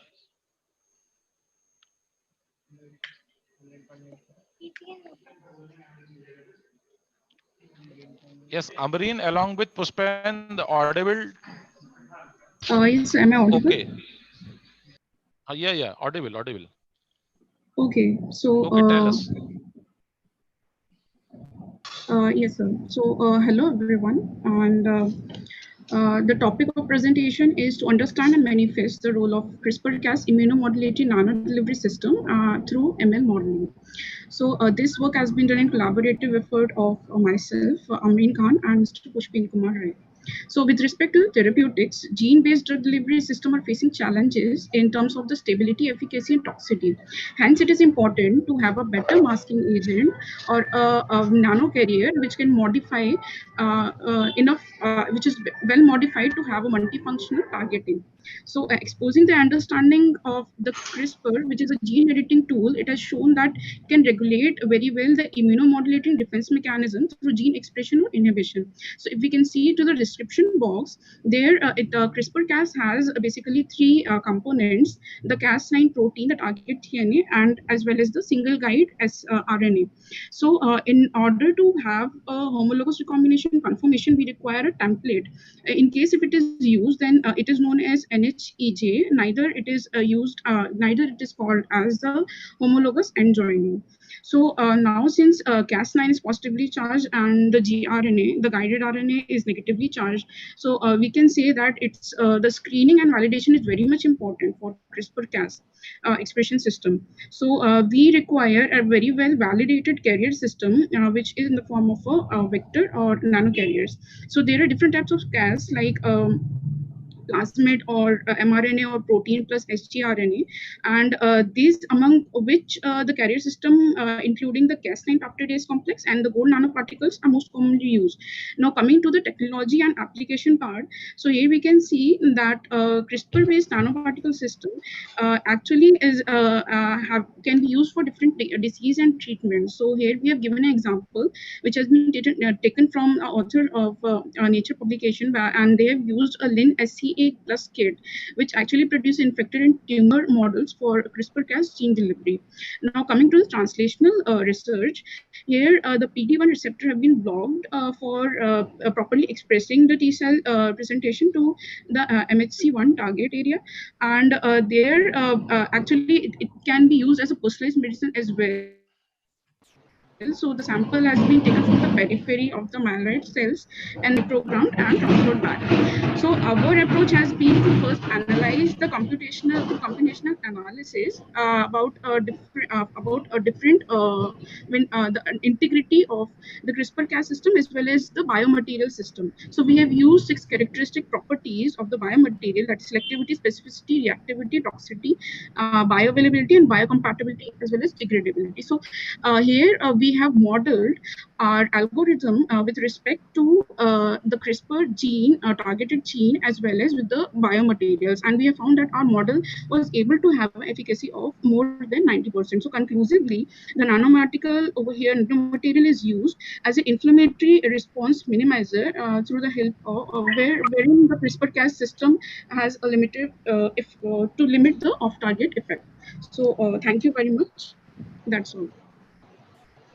Over to Kasav, sir. What is the meaning of CRISPR? Sorry, sir? What is the Yes, meaning of CRISPR? So CRISPR is actually a cluster regulatory interspaced short palindromic repeat associated protein 9. So there are different proteins which are actually expressed in case of CRISPR, but Cas9 is a particular protein which actually helps in gene editing. So that is why we are more focused on Cas9 protein. So gene editing can be used to influence the immunity. So influence the ability in the sense, if suppose we have to knock down or knock out any gene which is responsible for a particular disease, then we can easily target it through going through a primer design as well as through assisting through sgRNA or targeted set. So that is the main fundamental. So how machine learning will be helpful for this? Okay, so sir, in case of machine learning, what we have seen is that since we are not known that, okay, this particular gene which will be having different chemical modifications, whether this gene can be compatible with the biomaterial. So in case if suppose I am taking any gene sequence, I want to check whether the compatibility is there with the particular biomaterial, and we have actually specified, okay, these are the parameters. So then we can easily correlate that according to efficiency, if it is good for targeting or as a delivery carrier or not. So that way. Hello, Amreen. Yes, sir. Okay, have you used any software in machine learning tool, or how you have performed it? No, sir. Sir, we directly modeled it with the help of algorithm. So here we use binary classification algorithm. Okay. This work you have done in Naiper, I think. So it's not in Naiper, so it's like apart from that. It's a collaborative work, because anyways it's software based, so we do it of research. Okay. Because you have labeled Naiper now, so I thought you are still there working in PhD. No, sir, passed out, sir. I'm in Biocon right now.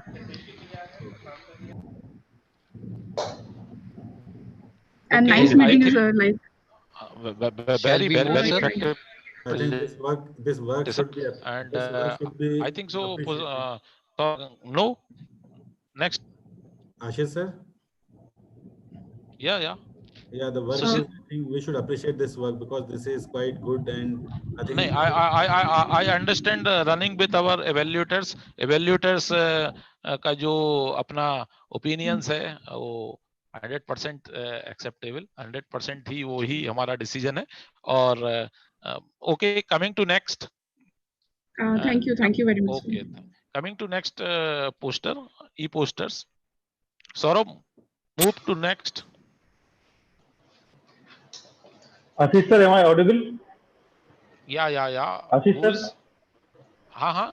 Audible. Alok Paljan. Oh, it is very. Thank you, sir. Alok sir, welcome. We are missing to you. आपकी dice आप. Thank you, sir. Yes. अब आप अपनी dice को पकड़ें sir. Sir, thank you so much. Okay. Sir, Okay, thank next. You so much. Start with next presentation. Yes, Sibal. Sir, next audible? we have Mr. Saibal Chandra. Okay, Saibal. Yes, sir. I'm audible. Yeah. Please audible. Unmute yourself. Good afternoon to all my respected teachers. First of all, in my presentation, the gene delivery system is currently employed to treatment the different diseases like cancer, fibrosis, autoimmune, etc. Immunotherapy has received increasing attention due to its low potential side effect and high specificity. As we all know, CpG, that is deoxycytotoxin deoxyguanosine, is well known and commonly used immunotherapeutic and vaccine adjuvant, but it has the disadvantage of being unstable and low efficacy and needs to an effective nanocarriers. So DNA nanostructure are one of the most promising carrier to deliver immunocomponent to realize immunotherapy. In this presentation, we provide the latest progress of biostable high payload DNA nanostructure like cage-like DNA nanostructure and DNA polypores DNA hydrogel. For DNA cage-like structure, drug molecules firmly inside the structure and leave a large space with the cavity. So let's see how DNA nanostructure helps in immunotherapy for treating different diseases. As we all know, CpG is capable of reacting with different TLR, that is troll-like receptor, to produce strong immunity, and they can also be used as vaccine components for immunotherapy. Oligodeoxynucleotides or ODN containing an unmethylated CpG that is help to achieve therapeutic effect because it can stimulate troll-like receptor 9. The stimulation of troll-like receptor 9 also stimulate immunorelevant cells, that is dendritic cells, and also macrophages and B cells. They are also produce pro-inflammatory cytokines like TNM, that is tumor necrosis factor alpha, interleukin 6, interleukin 12. The DNA nanostructure commonly used as a delivery platform for CpG. Then troll-like receptor 9 and pro-inflammatory cytokines secreted to achieve immunotherapeutic effect of various diseases. These are the variety of immunotherapeutic strategies for different diseases such as vaccine-based therapeutics and CpG-based therapies. Although clinical results are encouraging, Sagar, yes sir. just conclude. Although clinical results are encouraging, therapy effective only for the small portion of the disease. This is partly due to the higher requirements of immunotherapy drug carriers such as precise targeting and biocompatibility of control release. In the recent year, the researchers have put the lot of effort to develop nanotechnology based methods to improve immunotherapy for various diseases. For example, hepatitis B, tuberculosis, Alzheimer, etc. Thank you, sir. Okay, can we use this in COVID-19 disease, or can it be manipulated to develop something? Yes, sir. Because the DNA nanostructure also can used. Yeah, go ahead. Because COVID-19 was a RNA, mainly RNA virus.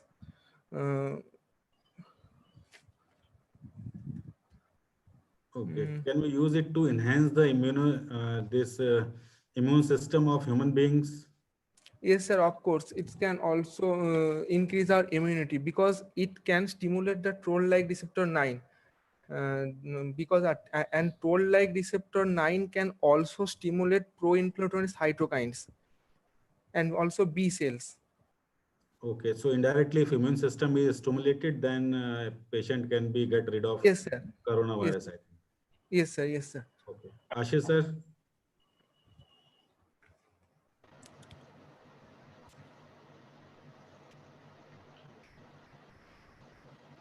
Ashish sir, unmute yourself.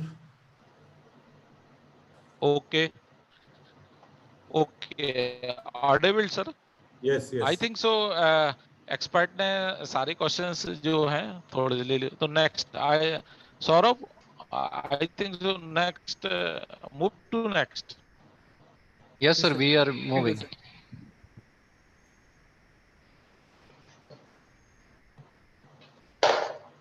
Our next participant is Prashant sir, Prashant by Mali.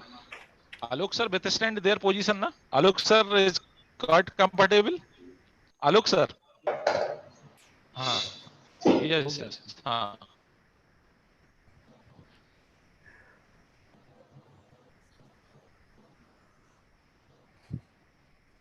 Yes, Saurabh.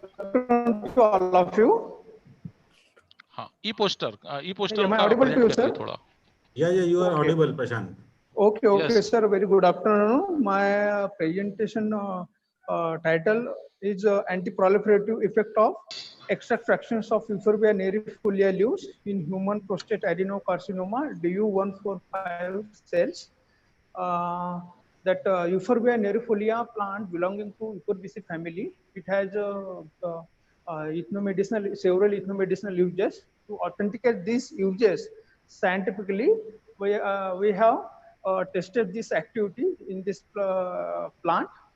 Here, this plant where we have collected from the local region of Bhopal and authenticated from the taxonomist. Later on, the herbarium specimen were deposited in that department. The extract fractions we have did through percolation extraction method. Here we have made 3 non-polar solvents. We have made extraction through 3 non-polar solvents designated as the EN1 petroleum ether extract fraction, EN2 toluene extract fraction, EN3 chloroform extract fraction, EN4 ethyl acetate, EN5 N-butanol, and EN6 aqueous extract fractions. 3 were the non-polar and 3 was the polar solvents. Out of this, later on, we tested these extract fractions for their anti-proliferative activity using DU145 cells as well as the normal varocell lines, and standard doxorubicin also we use to authenticate the our effects with that of standard for comparison. Later on, through MTTD assay, we have tested these extract fractions, and we got that on next page.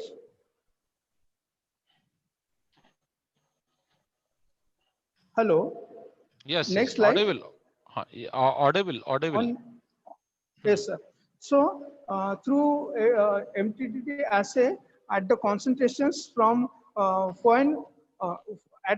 concentration 4.12 microgram per ml to 1000 microgram per ml. These concentrations we have used for testing, and here after the testing, all the concentrations where we have elucidated as per the Prayog et al. The categorization for fixation or the elucidation of anti-proliferative activity. Here there were there were 5 categories. In first category, the IC50 value is coming less than 100 microgram per ml and selectivity index more than 3.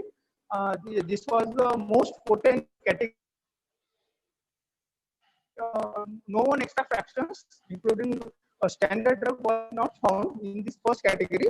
In second category, the IC50 value in between 100 to 1000 microgram per ml and selectivity index more than 3. Here, the only standard doxorubicin test sample was found in the second category, and third category was the IC50 value in between 100 to 1000 microgram per ml and selectivity index less than 3. Here, there were no extract samples of our plant not found, and fourth category, that is toxic to varocell line. Here, 2 samples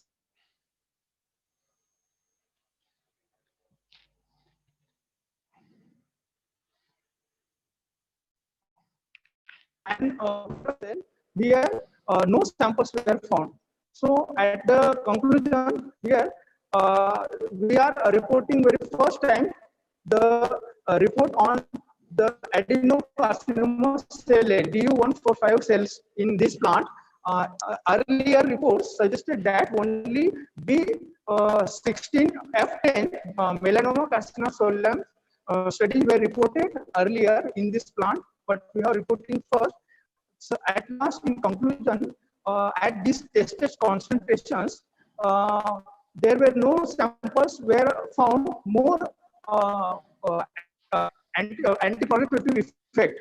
So my suggestion or conclusion is to study these extract samples in higher concentrations regimen so that it may get to better anti-proliferative activity in these samples.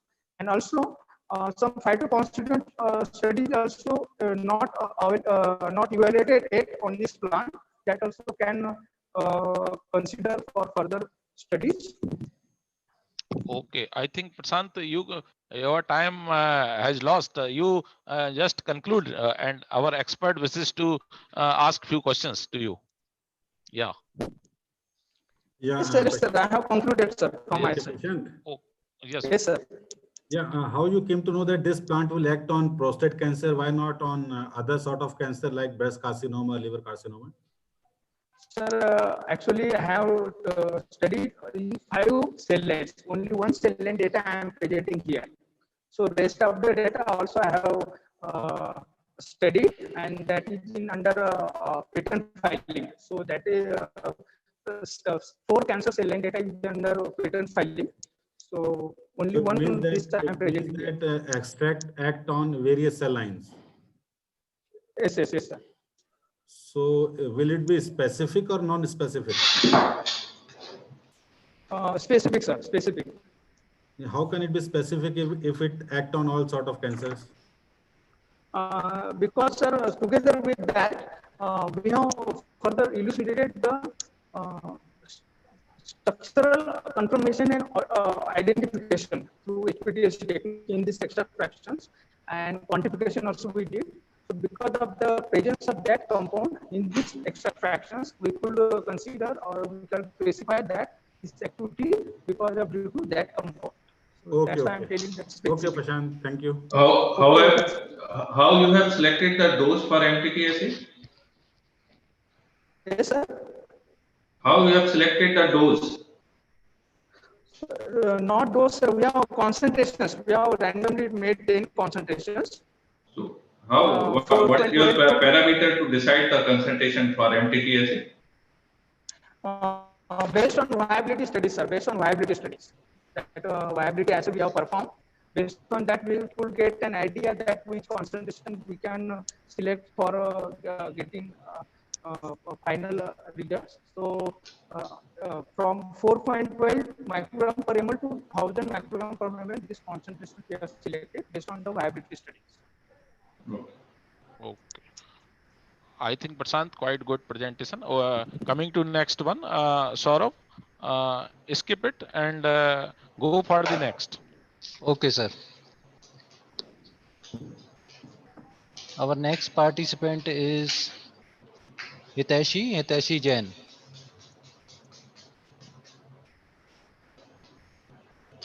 Doctor साहब आलोक साहब कहाँ चले गए? वो actually वही मुझे लग रहा है आलोक सर की आलोक सर कहाँ है भाई? आलोक सर मुझे इसमें अभी शायद हो सकता है कि कुछ आउटसाइड है. आपने चाय वाय पिलाई नहीं, वर्चुअली तो चाय पीने गए लग रहा है वो. नहीं मैंने फुल्ली ऑफर्ड है सर चाय. मैंने कहा कि आप you can assume virtually taking tea also. Yes, assume, yeah. Assume. Sir coffee P रहे हैं. अच्छा. Our Gaurav sir is here, sir. Most energetic Gaurav sir along with us. Okay, so next, please, Hiteshi, आप बताइए. Yes, sir. Good afternoon. Hello, everyone. I am Hiteshi Jain. Today's I am presenting nanotechnology and its importance. Nanotechnology is a relatively new branch, as we know that, and it is from range of energy production to industrial process to biomedical applications. Nanomaterials can be engineered to possess unique composition and functionalities, which provide novel tools which we required and best technologies. We aim to discuss the key of many concepts from nanoscales.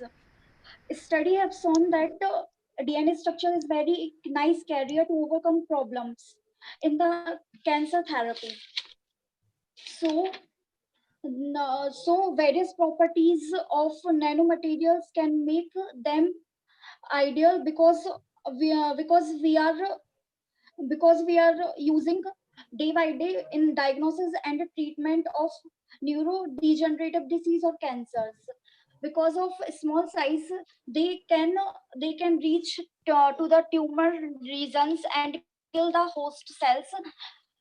And in case of drug target delivery, When we use nanoparticles, it can specifically go to the cancer cells only, and they kill cancer cells without harming the healthy cells. So nanomaterials nanomaterials are using day by day, and it is also used in cosmetic, molecular imagining and many more. First application is used to monitor and diagnosing various diseases. We can make some fluorescence of nanoparticles, which can reach to the tumor location and easily monitored. In case of gold cells, as a bioimaging application, which have less than 100 picometer in size, useful for control release of drug delivery. I Another think example Hitachi, is, yes, sir. I think Hitachi, you are also presenting your review. My simple question or our expert के questions also coming to you कि how DNA nano structure vector is more preferable compared to other vectors, because this is a your presentation of DNA nano structured vectors. Sir, for example, plasmid as vector. I want to tell the meaning of vector. When we recall the mosquito is also a vector because it is such an insect which transmit pathogen from a diseased person to the healthy person. As same as plasmid. Plasmid is an DNA of organism of to other organisms. As plasmid, we use other organisms such as retrovirus, etc. And because plasmid could have small ringlets of DNA, and along with bacteria DNA called plasmids. So if we are going to discuss upstream process of plasmid, DNA isolated from cell by using enzymes, and the gene separated. Okay, Tessie, okay. My question is simply not very elaboratively कि why it is more preferable vectors for delivery or for targeting, because they also surviving some demerits also कि less mechanical strength, processing is some very complicated. I think so. Over to Sushil sir. Sushil sir. Yeah, I think she has given wonderful presentation, so I think we should move ahead. Okay, next. Thank you, sir.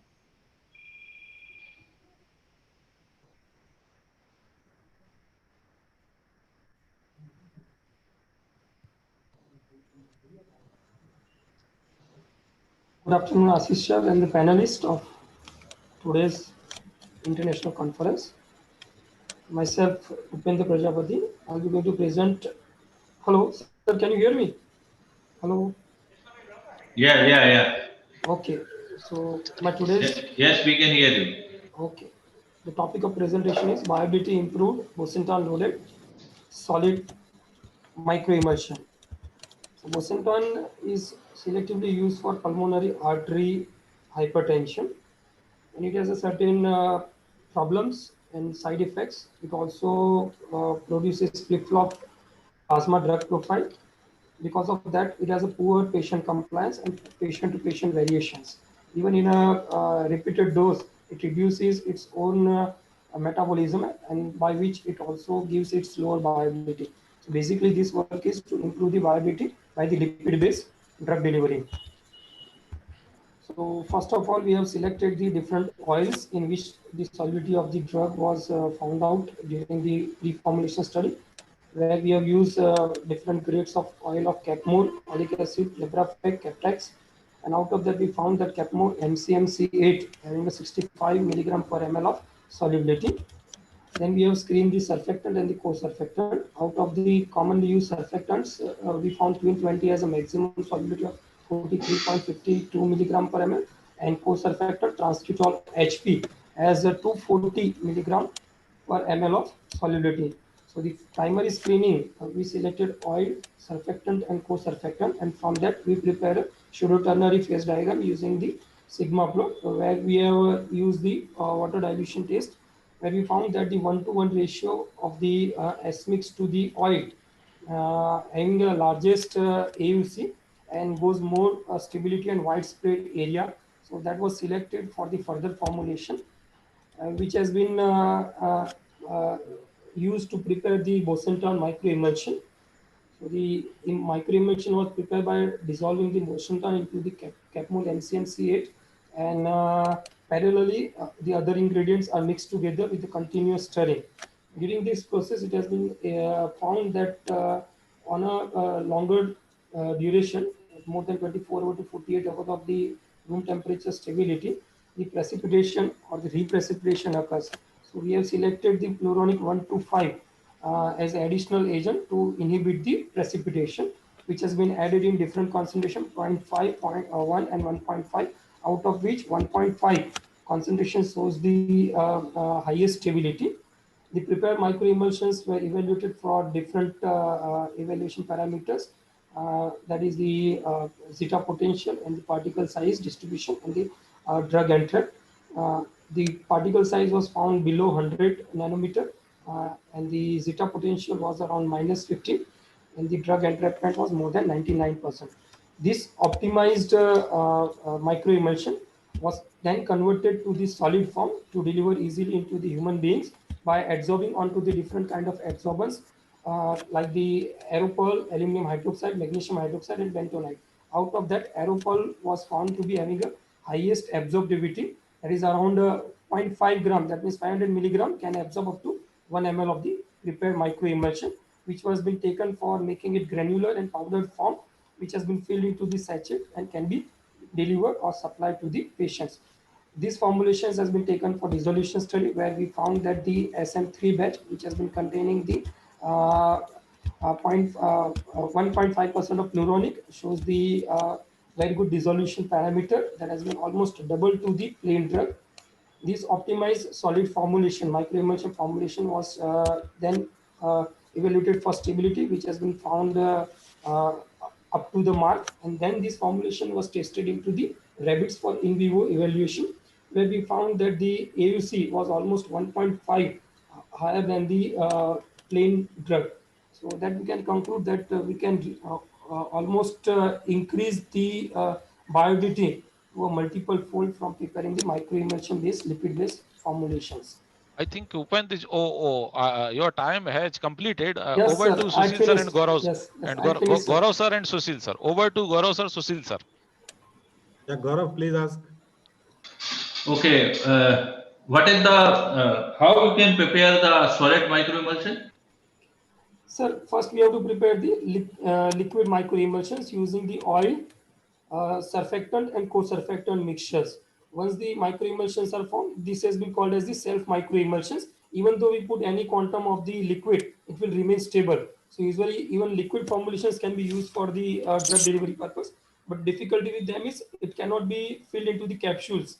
Only we have to deliver it by oral route in a liquid form. So to improve its digestibility, we convert it to the solid form by absorbing onto the certain kind of specific adsorbents like aluminum hydroxide and derivatives of them, where we have used the aerosol over here. There has been the micronized form of the aluminum silicon dioxide is available. Sorry, aerosol 300. So, by which mechanism the bioavailability has been increased? Yes, it's a very old phenomena also. As per the even we take many of the herbal formulations with the ghee or the oils. So based on that concepts, many of the formulations in recent decades, last 2 decades, has formed from the lipids. So we use lipids as a carrier to improve the viability, especially for oral route, where there is a drug have a low viability, where we can improve the viability by using this kind of the formulations, where the dose reductions can be easily achieved. Okay. What is the T half of your compound Bosentan? A T half which has been given over here, that has been regarding the prospects of your pure drug compared to the my formulations. So that has been the conventional formulations, which has been 1.5, and my microemulsion. Sorry, it's sorry, sir. You are asking about the drug T half, T half. plasma half life. Okay, sir. T half of your Bosentan, actually this compound. Just a minute, sir. Half life is around 5 hours, 4.5 to 5 hours. Okay. So by bioavailability कितनी है? So viability is around 50 to 60%. ये original है कि आपने बढ़ा के 50 to 60% की? नहीं सर, ये ओरिजिनल 50 to 60% है. अगर viability बढ़ाएंगे तो then it can reach to 75 to 80%. So dose reductions can be achieved from 62.5 to 40 milligram. तो इसका क्लास कौन सी है? कौन से क्लास की ड्रग है? BCS class 2 drug. Log 5 is 3.7 sir. Log P is 3.7. Class 2 drug is there. BCS class 2 drug. Class 2 तो मतलब इसमें सॉल्युबिलिटी की प्रॉब्लम है ना? यस सर, सॉल्युबिलिटी की प्रॉब्लम है, उसी वजह से वायबिलिटी कम आती है. तो आप लिपिड्स एक बार बोल रहे हो लिपिड सॉल्युबिलिटी, लिपिड से इसकी वायबिलिटी बढ़ गई तो लिपिड पे तो और सॉल्युबिलिटी कम हो जाएगी. नहीं सर, सॉल्युबिलिटी का इश्यू नहीं, इसका परमिएबिलिटी भी. इसमें क्या है कि सर सॉल्युबिलिटी इंप्रूव इसीलिए होती है but because it has been in the nano formulation. So once it has been given by solid route, it immediately gets resolved. Solubility is not the problem. Problem is associated with the permeability. No sir, solubility. That's why the viability is less. Solubility is also improved because of presence of surfactants, sir. Larger percent. Yes. Okay, next. Okay. Next. Okay, next. Little bit interrupted to here. Only 2 minutes for presentation, 2 to 3 minutes, and 2 to 3 minutes for our expert talk also, expert evaluation also, because we are also having next we very effective talk, very effective present deliberation by giving by Pasupati sir from USA. So we will also wait for that talk. So yes, next one please.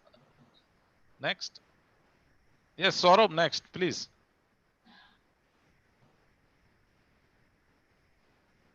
Saurabh, over to Saurabh. Yes. Over to Saurabh. Supriya yes, sir. is Supriya. Here. Audible, Supriya, audible.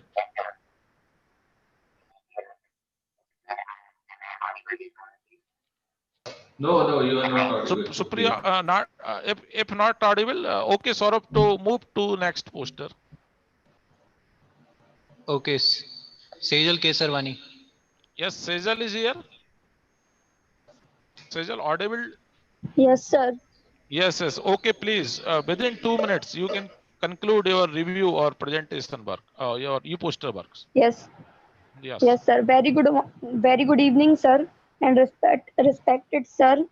Joining an international conference. During my talk the evening, I will provide you with some background on DNA nanostructure based vector for drug delivery opportunity and challenges in cancer treatment. I will present my finding, but before that, I want to discuss shortly over DNA. DNA is also the fundamental unit which contains unique information by living individual, and earlier so many participant has DNA is a double standard helix shaped structure contain with phosphate group, sugar, nucleic acid and base pair which finally compose to a fundamental DNA. So you want to give the presentation on DNA or? Now I want to talk with DNA. Yes. Yes, Sejal, answer the expert question. Yes, sir. Whether you want to present on DNA or DNA vectors? DNA or? Yes, so. Okay, go ahead. Go ahead. Chaliye. I think so. Sushil sir having questions? Yeah, I have one question, simple question. Next. Yes. Yes, am I audible, sir? Am I audible? Next is Sankadeep. Am I audible? It's okay. Or yes. Still wait for a Saurabh. Still wait for a expert question also, है ना? ठीक है. Okay. हाँ. Sir, am I audible? Hello. Yes. Okay. Myself Shankhardeep Londi. Hello. हाँ, yes. बोलिए संकल्प आप अपना प्रेजेंटेशन शुरू करिए बेटा, करिए. हाँ. Myself, Shankhadeep Nandi, would like to present the e-poster on the topic advancement in the application of tetrahedral DNA nanostructure, opportunities and challenges. Tetrahedral DNA nanostructures are stable and easily synthesized carrier used for anti-aging therapy, targeting daily vesicle.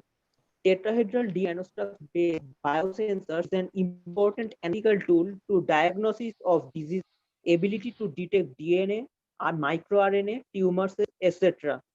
Mirrored tetrahedral nanostructure of natural DNA has remarkable stability, and it is evidenced by they can destroy the tumor cells also. But as a novel drug delivery system, TDN faces, that is tetrahedral DNA nanostructure faces lot of challenges like enzymatic degradation, protein absorption, and adverse effects of chemical modification. And also high cost of tetrahedral DNA nanostructure synthesis make a bad to its wide application for exhibiting many exciting applications in the field of stem cells, biosensors, and anti-tumor therapeutics. Tetrahedral DNA nanostructures are expected to become a key nanomaterial in the recent future. Thank you. Okay, Sushil sir, I think so. Over to Sushil sir. Yeah, yeah. What is really this tetrahedral DNA? How it is differ from normal DNA? Actually, tetrahedral DNA nanostructures is different from its shape. Actually, it is four dimensional shapes and four vertex corners. Tetrahedral DNA nanostructures. It is different from the shape from natural DNA or normal DNA. Okay, okay. Shape wise, it has some difference. Yes. Okay, okay. Over to Gaurav sir. Gaurav sir. So, what would be the significant? What would be the difference significant of tetrahedral DNA? Hello. Yes, yes. What is the significant? What is the significance of tetrahedral DNA over normal DNA? Tetrahedral DNA nanostructures are easily synthesized and they are very much stable from the normal DNA, and they also the so much facilities like non-anti-aging therapy, targeting delivery vehicles, etc. And they are also applied in the Okay, biosensors, okay, which are ability to detect DNA, normal DNA, and okay, okay. microRNA, tumor Thank you. cells, and Okay, Thank you. they Thank also you. can be applied in Okay, the treatment Sankaldeep, of nice presentation. Okay, okay, Nice okay. e-poster presentation. Thank you, sir. Coming to next candidate. Coming to next poster. Yes, over to Saurabh. Saurabh, move on. Yes, sir. Yes. Shirish. Shirish, audible here? Yes, sir. Yes, okay. You have only 3 to 4 minutes. Only 3 minutes. Yes, sir. Okay. Good evening, gentlemen. Myself, Shirish Kumar Chakravarti of Adina Institute of Pharmaceutical Science, got an auspicious opportunity to present my poster on the behalf of the topic DNA structure, based vectors for the drug delivery, opportunity and challenges. DNA vectors are basically drug delivery carriers employed to solve solubility, stability, and effect of chemical and biomolecular drugs for minimal of cytotoxicity and intelligence for the controlled release of drug. So now coming to the methodology, that is first is a calcium alliginated based DNA hydrogel. So it is backbone or cross linker which connects the main building block through physical entanglement or chemical reaction hybrid hydrogels. These property include biocompatibility, mass transport of ions, nutrient proteins, drugs, etc. This is smart polymers, a forward controlled disruption and deformation of the DNA network. Now coming to the second figure, that is of a DNA origami, and is a technique is used to make a tile from several single-stranded DNA with sticky ends, where cohesion between complementary strands from different tiles can lead to the assembly of larger structures such as 2D, well as a polyhedra. In time, DNA origami follow a top-down scaffold mediated approach in which long double-stranded DNA and its biocompatibility and biostability are checked.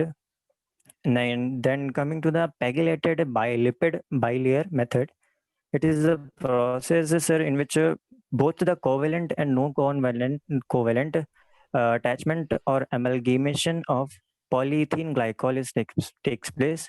Pegylated lipid bilayers are used to cap the MSN channel to prevent premature release of loaded drug, circumvent multi-drug resistance, prolong retention of hydrophilic drug cargo, and pegylated lipid bilayer supports mesoporous silica nanoparticles, that is MSN, composite for synergetic co-delivery of uh, cholesterol in targeting angiogenesis and mitochondrial based apoptosis. And the fourth is the DNA polyhedra, in which a very classic way of drug delivery is used for the biomedical application. The advantage of this polyhedra compared over the structure such as DNA origami is small size and cost efficiency. So there are components of the DNA vectors. The first is a structure based. Ultimately, we use micro needles arrays through skin painlessly and microneedle patch for the vaccine delivery. Second is the electrically based, in which graphene oxide is deposited electrically inside conductor polymer. And next, third is vehicle based, in which nanospores are used as vehicle in cancer treatment and releasing medications at the active site control rate. And the fourth is the targeting strategies, in which plant virus nanoparticles is used in cancer target cell destroyed. So I want to conclude. Your five. Huh? Yes. So I want to conclude that in my view of interest, in this era of cancer research, we provide an overview of the advances in DNA nanotechnology at the interface of DNA-based devices and their broad applications in the field of nanomedicine and especially in the cancer research and therapy. Thank you, sir. Okay. Over to Gaurav sir and Sushil sir. Okay, Suresh. Yes, sir. Can you tell us one challenge in this DNA nanostructure drug delivery? One important challenge. So important challenge is that it is a DNA is a very micro particle, micro. Sir, during the drug delivery, it is maintained that we perform the delivery systems very carefully so that no types of mistakes held, and we don't get the adverse effect even after instead of getting the positive effects of that drugs we are using for the treatment in cancer especially. Okay. Okay. Okay. Thank you, sir. Next. Okay. Okay, sir. Next. With the permission of our expert, go to the next. Miss Priya. Yes, Miss Priya, audible? Good evening, sir. Yeah. Am I audible? Yeah. Comfortable. Good evening, all present here. I am Priya from IMT College of Pharmacy, Greater Noida. Sir, I'm working on a project on development and in vitro evaluation of kappa carrageenan bait for sustained delivery of repaglutide. As we all are well aware about the novel drug delivery system, means the objective of drug delivery system is to provide a therapeutic amount of drug at appropriate location in the body in order to achieve the desired concentration of drug at the desired site in a specific time. So the drug delivery system should deliver the drug at rate controlled by the body for a specified duration of treatment. So in this, I am prepare a micro bead which is made up of kappa carrageenan to for delivery of repaglinide. Repaglinide is a good choice for diabetic patient. Means patient has taken this drug before just before the meal. So when we taken a repaglinide, we are having a compromised liver function. Means somewhat some at level we have a damaged kidney function by taking a repaglinide. So to overcome this and to control the release of drug, to sustain release of drug, and to improve the entrapment of drug, we are preparing a kappa carrageenan beads for sustained delivery of repaglinide. So repaglinide is a low dose drug taken just before meal to minimize the amount of postprandial blood glucose by reducing blood glucose by stimulating the release of insulin from pancreas working on beta cell. Repaglinide is a safe alternative for diabetic patients with compromised kidney function and excreted almost entirely through the bile. To preserve therapeutic plasma concentration of repaglinide and remove its adverse effects, especially hypoglycemia, carrageenan bead is used to develop, control, and sustain delivery of drugs. So, carrageenan is used as a trapping medium for drugs and enzymes. Formulation of microbead is done by the inotropic gelation method. In my working, I have used the repaglinide, carrageenan, SCL, and anoclan, and all the others materials. So basically, by inotropic gelation method, we are preparing a microbead, by which microbead works as the entrapment of drugs. At last, I'm concluding that by the Korsmeyer-Pipas model, which describes that repaglinide follows a control mechanism for the release of microbead. There are many different tests which is performed like SAM, percentage yield, particle size analysis, and before this is all about my project also. Yeah, Priya, how you evaluated its anti-diabetic activity? Hello, Sir, Priya. sir, by the study through the Korsmeyer-Pipas model, sir, we shows that repaglinide follows a control mechanism for the release of microbead. Because, sir, microbead is just a monolithic sphere which is distributed the entire matrix as a molecular dispersion of particles. Okay. Yes, sir. So in this, just sir, we are using a microbead which deliver the by which the means repaglinide is used as a entrap is a trapping medium for drugs and enzymes. So microbead traps the repaglinide, and by which we can give this drug to the body for the sustained delivery. Okay.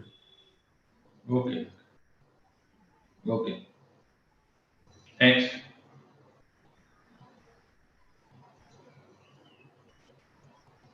Thank you so much, sir. Okay, I think so. Moving to Harshita madam, before going to next presentation, what she said. She said. Yes, sir. Yeah. I actually wanted to welcome Pashupati, sir, Yeah, as he is with us from a very long time, yeah. and we are unable to welcome sir. So I like to welcome Dr. Pashupati, sir. He has joined us right from USA, and I welcome to you, sir. Am I audible to Pashupati, sir? Yeah, I'm hearing you. So welcome to you, sir. Sir, I think Thank you. hardly 2 or 3 posters are left. Can we at least continue with the poster presentation, sir? We wanted to seek your permission. Yeah, no problem. Carry on. I have time, no problem. It's early morning, so it's okay. Okay, Please, okay. please, because they might have prepared long time to present Yes, here, so everyone is don't connected to us right from make the them. morning 10. Yeah, it's okay, no Okay, problem. with the permission of our respected sir, we can continue. We can No, continue with the I'm permission not of. sir as well, so it's Okay, okay. sir. Please carry on, because the student might have spent a lot of time to prepare the presentation. Don't disappoint them, Right so now. please. Right. Okay, Thank you, sir. Saurav. So continue along with our eminent expert Gaurav Sarawgi sir and Okay, and sir. our Sushil Kaso sir. Mr. Bipin. Bipin Chandra. Mr. Bipin Chand. Yes, sir. Please unmute your mic. Yes, sir. Good evening, one and all. My present study explores the significance of use of streptozotocin for the induction of the diabetes mellitus.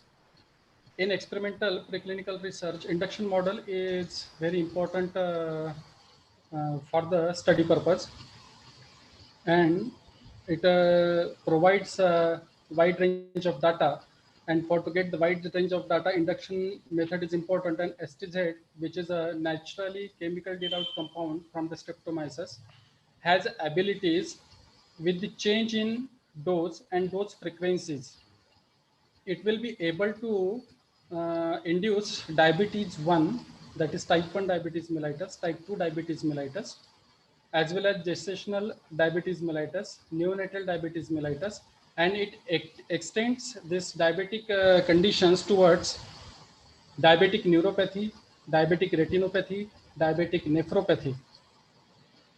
Streptozotocin also suitable with wide range of animal primates which are used in research labs. There is just one exception with the pigs, where this models doesn't suit due to the regaining of the GLUT2 mechanism and restore at normal level within a few days. And streptozotocin, that is STZ, found to induce diabetic retinopathy in the zebrafish model, which is a new era, recent era, that STZ is suitable with the zebrafish to induce the diabetic and diabetes and diabetic retinopathy, as well as it provides a wide range of anti-diabetic drug research, such as the biochemical parameters like radical scavenging, JSS, lipid profile, etc., along with the immunity responses, along with the histopathological examination and all. So I conclude with this, that streptozotocin is an good induction model for the diabetes mellitus, which explores itself and going to be used significantly globally.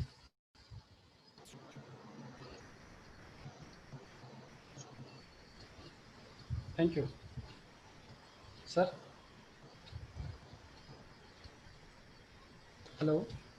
Hello, can you hear us? Yes, sir. Yes, streptozotocin is known to increase glucose level, I think. Yeah. What is the mechanism, how it performs this? Sir, it depends on the mechanism. For example, if we are using the higher dose, so it will destruct the beta cells directly. So we can go towards the type 1 diabetes condition.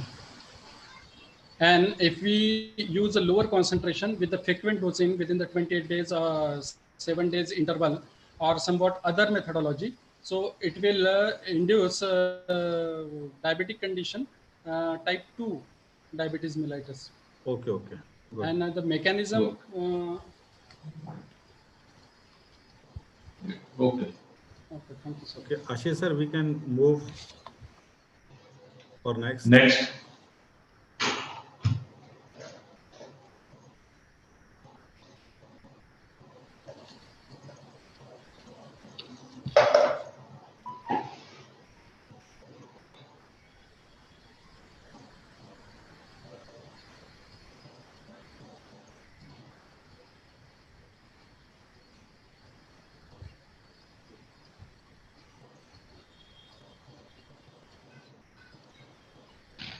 Mr. Ashwar is there?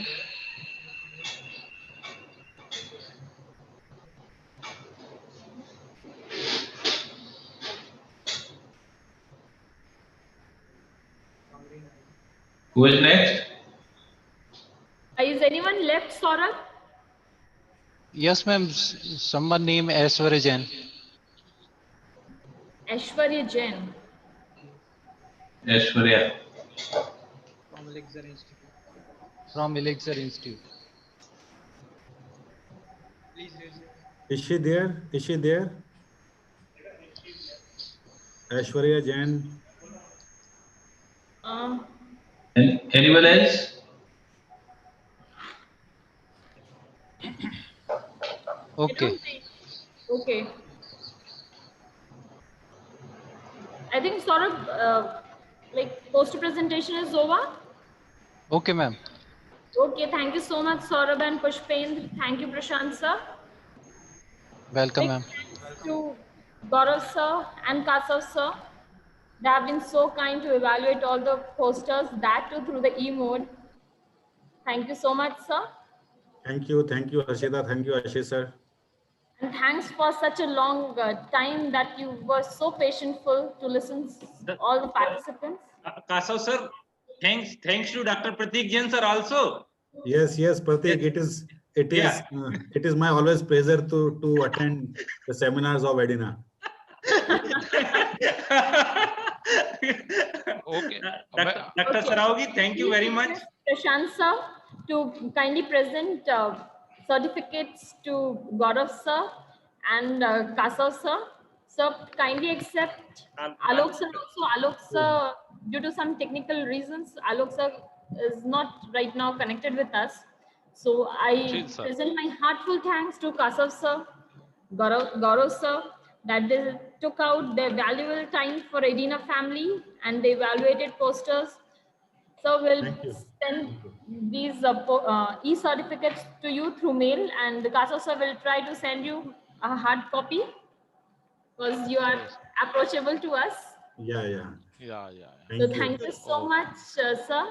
Hello? Would you like to say something after this evaluation? That how was it? How did you feel after evaluating this e-poster presentation?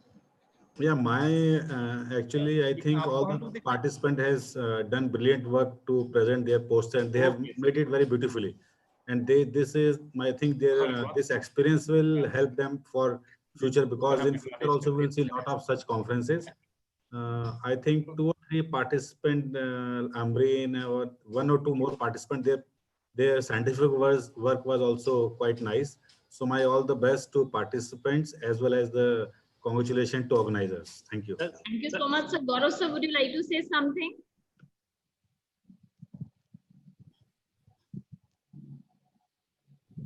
Madam, hello, Harshita madam.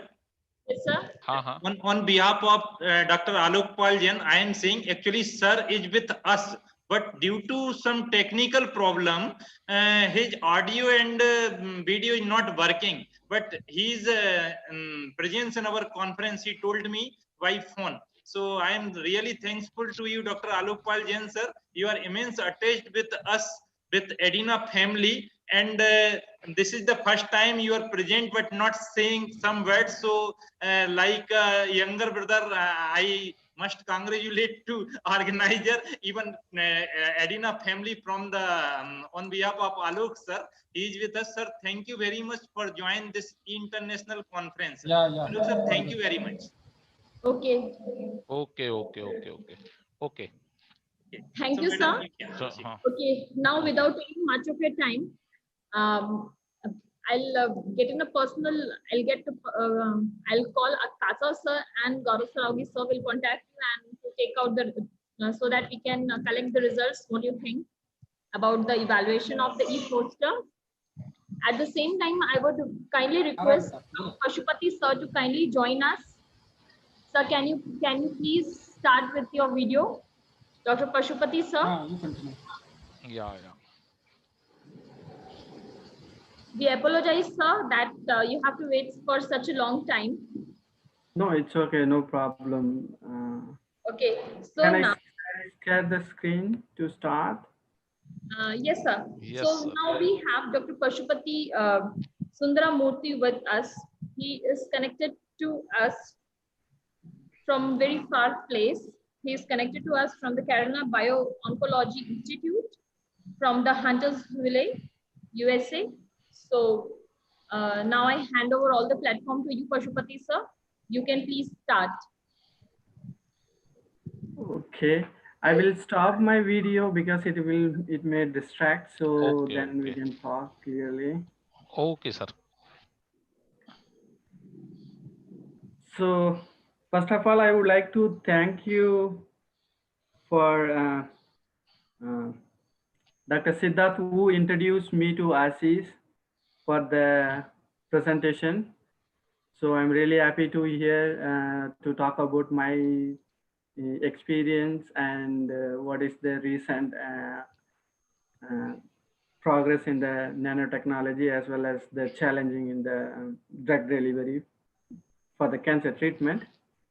So I would like to give brief introduction about me, and then I will talk about all the data and the basic research, what I have done and what's going on currently. So basically, I have done my master VAT Vellore, and then I went PhD to South Korea, where I met Dr. Siddharth Mishra. He is one of my mentor. And then I moved to Duke University for the postdoctoral associate, and currently working in Carolina Bioncology Institute as a research scientist.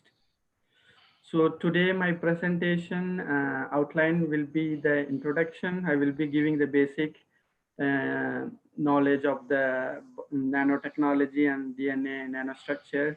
So based on the audience, I prepared this presentation not for the mentor or researcher who already having the experience on this.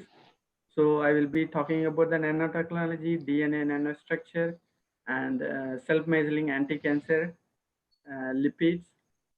Also talking about the oxaliplatin delivery for the colon cancer, and then conclusion. So before going to details, so I would like to briefly give the introduction. What is the current therapeutic modality for the cancer treatment? One is the prevention, and then yearly diagnosis, surgery, radiation, and bone marrow transplantation. These are the very well-known treatment for the cancer treatment. However, it has many disadvantages, and it has the remission progression for the cancer after the treatment. So currently we have important therapeutic options. One is chemotherapy and with targeted therapy. The chemotherapy also giving many side effects. So if you target, and you can reduce the side effects for the cancer treatment. And recently all over the world, the immunotherapy is very big boom of the cancer treatment, and many people are trying to develop various CAR T or T cell therapy, B cell or NK cell therapy, gamma delta immunotherapy, but still it's also required need to deliver specific place, specific tumor site, which can improve the cancer treatment. So in recent years, there are several new drugs is funded by various researchers, but it's not sufficient to ensure the progress in chemotherapy because it has several side effects.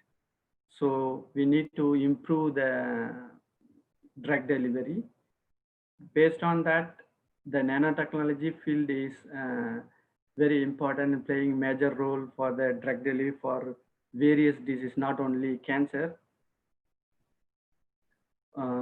So what is biotechnology? Biotechnology is manipulating of living organism to develop or make commercial product. So it's applicable for all the field, like including food industry, agriculture industry, healthcare industry. So what is the nanotechnology? Nanotechnology is dealing with smaller than the normal size of like more than 1,000 or 10,000 or 100,000 size of smaller compound, which is about 1 to 100 nanometers. Is not only science field, all industry. So these two field lies on nanobiotechnology, which combine physical, chemical, including biological principle on the nanoscale to produce technical and functional nanosystem. So at the end, you need to give the smaller size nanoparticle which have the functional property which can carry the drug to produce effective chemotherapy efficacy. Why nanotechnology used in the drug delivery? Because there are so many other way like oral injection or IV injection, but still you need to have nanotechnology because to increase the efficacy of drug and delivery poorly soluble or relative unstable drug. There are some drug, if it goes to the body, it will lose their activity. So if you put in the nanoparticle drug, which can stably carry to the tumor site, and it release to the tumor cell, and it can kill the cancer cells, and also reduce the drug side effect, and also you can target the tumor site. And nanoparticle is very small, and it's uptaken by endocytosis, and also it can circulate all over the body and penetrate to various tissues, including cancer, and also to maximize the patient comfort, because you cannot give orally a lot of the drug and it have many uncomfort for the patient. So nanotechnology can overcome these kind of limitations to improve the cancer patient survival. So the evaluation of nanotechnology, before that I would like to give what are the nano carriers currently available. Like one is polymeric nanocarriers, lipid nanocarriers, and metal and inorganic nanocarriers. These are the various nanoparticle nanocarriers currently being used for many researchers to deliver commercially available cancer drugs. So here you can see the evaluation of nanomedicine. It started from 1970, and it has the various different types of liposome. So liposome alone can carry the drug. This liposome conjugate with the protein and conjugate with the antibody and target the hello. Can you hear, guys?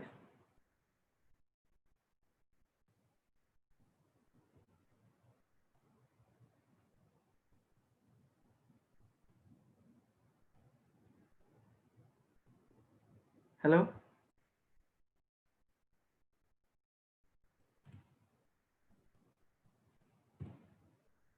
Hello. Hello, can you hear me? Yes, sir. Pasupata, you are hearing you. Okay. Just carrying again.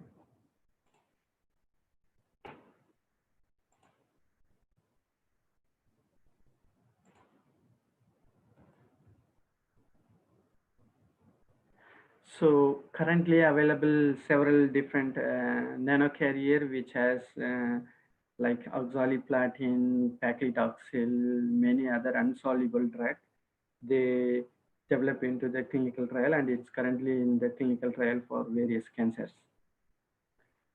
So coming to the DNA nanostructure, DNA is a carrier of genetic information which can also self-assemble with programmable shape and size. It can also design and manufacture artificially, which is the very good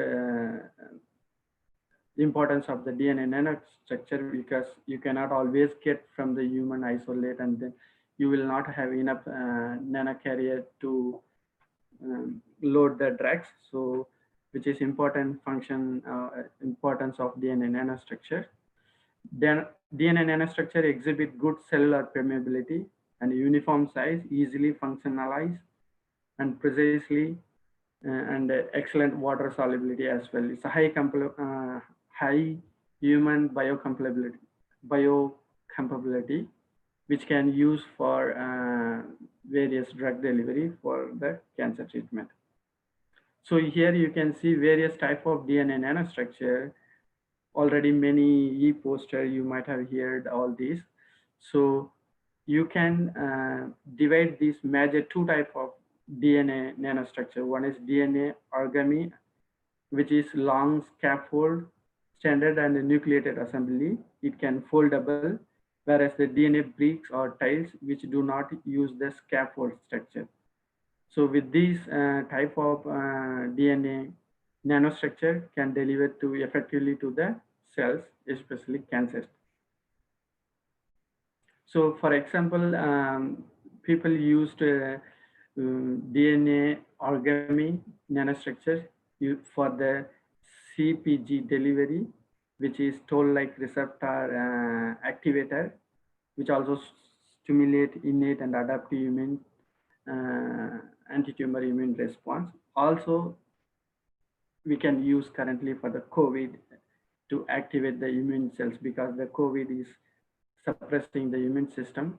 So this CGP delivery using nanostructure will be great to improve the immune system to overcome the COVID disease. So I would like to give you brief knowledge about how the FDA submission for the nano drug carrier for the variety of disease from 1970 to 2019. You can see it's every year it's increasing, and FDA getting more than averagely 50 different nano carrier as different drugs for the drug delivery. So we have huge potential or growth in the drug delivery. So people need to think about how we can take the effective way of carrying the research for the drug delivery.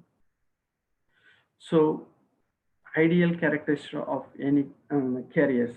If you choose any nanomaterial, you need to have some unique properties which should be comfortable for drug delivery. So one is nature of material, method of preparation, in vitro, in vivo fit. Based on this, it should be non-toxic and biocomfortable, biodegradable, and physicochemical stable. And it should be sustained release of drug.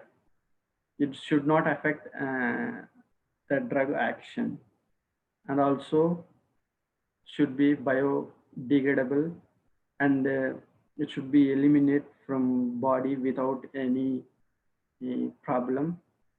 So these are the important characteristics when you choose the any nanocarrier, including liposome or DNA nanostructures. So here I would like to talk about two different projects which I done during my PhD. So one is novel self-missing anti-cancer lipid nanoparticle induced cell death in colon cancer. And we further modified the same self-missing anti-cancer lipid and loaded oxaliplatin to enhance the efficacy of oxaliplatin in colon cancer. So the first project here, you can see the schematic illustration. So we had three different self-missing anti-cancer lipid. It's not an anti-cancer lipid.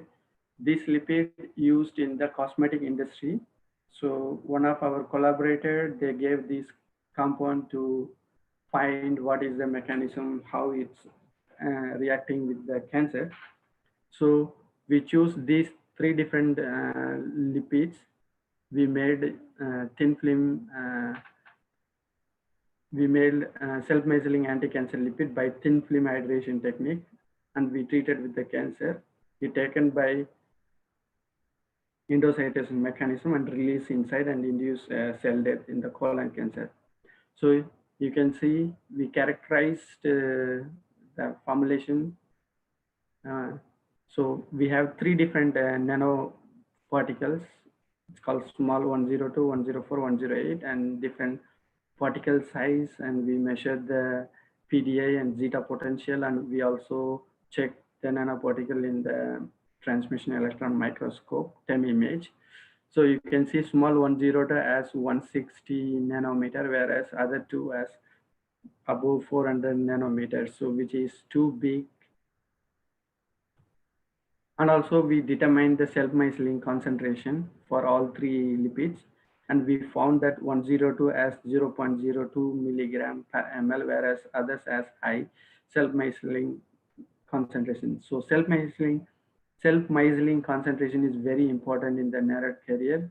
The low CMC is more stable nanocarrier, whereas the high CMC will be the bigger and it will easily lose their structure and it will stuck in the blood.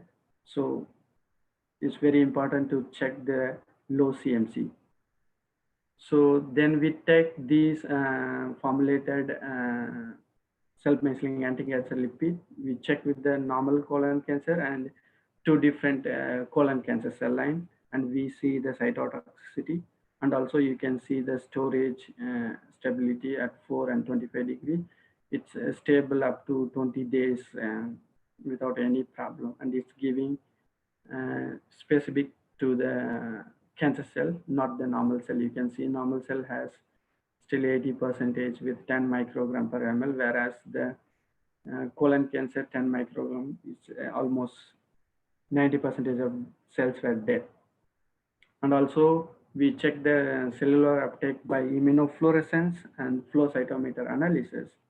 So you can see here the normal cell line take very low nanoparticle, whereas the colon cancer showed high cellular uptake. Here is the flow cytometer data with the dose dependent. And then we also check the cell death pathway using flow cytometer and the Western blot. Flow cytometer, we use annexin V staining, and Western blot, we check the PARP, caspase 3, and autophagy related protein. At the end, we were able to conclude that the novel self-measuring anti-cancer induced cell death in colon cancer, not in the normal cell line, and also induced apoptosis and autophagy. These small 102 can be used for the drug delivery. So at the end, we published this paper in the Colloid and Surface journal. So the next, the same lipids we took and modified using the phospholipid. We add the phospholipid to reduce the size, and we also include the oxaliplatin inside the cell because it's a hydrophobic drug which can go into the cell. And then we use the same method, thin film hydration, and we deliver to the cells, and it's specific to the Cavalier expression. Through Cavalier, it's endocytosis, and it went to the cell and then released the drug, and has two different effects. You can see the blue color, dark blue color, inhibit the cells through AKT-mTOR signaling pathway, whereas the oxaliplatin is known to DNA damaging reagent, which induce the DNA damage, activate P53, and induce apoptosis. So these carrier has two different like dual function. So it can deliver the drug as well as it has its own anti-cancer activity, which is the unique properties of this self-measuring anti-cancer lipid. So further, we characterized the nanoparticle particle size, PDI, and zeta potential. You can see here without PL, with PL, phospholipids we use. With phospholipids, you see you can drastically reduce the size of nanoparticle, and also you can see this nanoparticle did not induce any cell death in the normal cell, whereas the cancer cell line, you can see without PL, you can see the cell death. So this is unique properties. Further, we loaded the oxaliplatin into this nanocarrier. You can see here just nanoparticle and nanoparticle plus PL, and then oxaliplatin loaded nanoparticle. You can see it's 95. So it's very good. And PDI is within the limitation, and zeta potential is -18, is very good. And you can see the encapsulation efficiency and loading efficiency.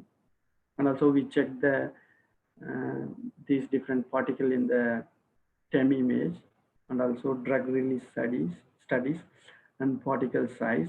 The PBS and serum is both are stable. So overall, this carrier can encapsulate the oxaliplatin with very good shape and very good percentage of release and stable storage in the PBS and serum up to 60 days. Then we check why these particle size different and what is the difference in the cellular uptake. Based on that, we did immunofluorescence and flow cytometer analysis. So you can see here, without PL, low cellular uptake, whereas with PL, it decrease the nanoparticle size and increase the cellular uptake.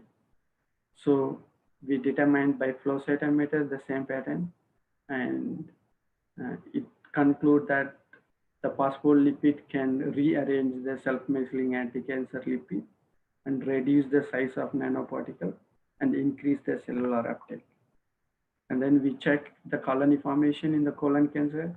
As you can see, free oxaliplatin is black, small without oxaliplatin is green, with small plus oxaliplatin is yellow color. You can see it's highly increasing the IC50 value for the oxaliplatin with nanocarrier in 2 different cancer cell lines. And then we want to see why this, which method, how this cellular uptake is happening when I use this self-mescaline anti-cancer lipid. So I used here the Cavalier-mediated cellular uptake mechanism I studied, and then we found that here 10 millimole methyl beta reagent and the sucrose is inhibited the cellular uptake, which is mediated by through Cavalier expression in the cancer cell. So we found that this nanoparticle taken through Cavalier mediated process. And then we want to check the cell cycles by flow cytometer, because the oxaliplatin is known to induce the DNA damage. So we want to see whether this loaded oxaliplatin have any role in the cell cycle progression. So we checked and we found that it's not majorly playing any role in the cell cycle, whereas it induced the apoptosis. You can see in 2 different cells, HCT116 and HT29 with, here free oxaliplatin induced G2M arrest, whereas small just nanoparticle induced just cell death. In the combination, you can see is more sub G1, which is apoptotic cells, whereas HT29, you can see almost 90 to 95% cells were dead. So we conclude that small with oxaliplatin inhibit the growth of colorectal cancer cell through cell cycle arrest and induce the cell apoptosis. And the next we check with the Western blot what is the mechanism about including the cell cycle related protein and DNA damage protein, which is the P53. Here you can see free oxaliplatin alone induce high activation of P53, whereas the small did not have any activation of P53, very small, and combination did not increase the activity on the cell cycle. This is HT29, which is a P53 mutated protein, mutated cell line. So there is no effect on the P53, and the same like P21 is activated by oxaliplatin, but in the combination did not. And all of cell cycle related proteins, cyclin A, B, E, phospho-CDC2, all of them reduced by the oxaliplatin, whereas the nanocarrier did not have any effect. So we wonder how this can induce the synergetic effect. So further we check by Western blot PAKT mTOR pathway. You can see here oxaliplatin do not have any effect on the PAKT mTOR signaling pathway, whereas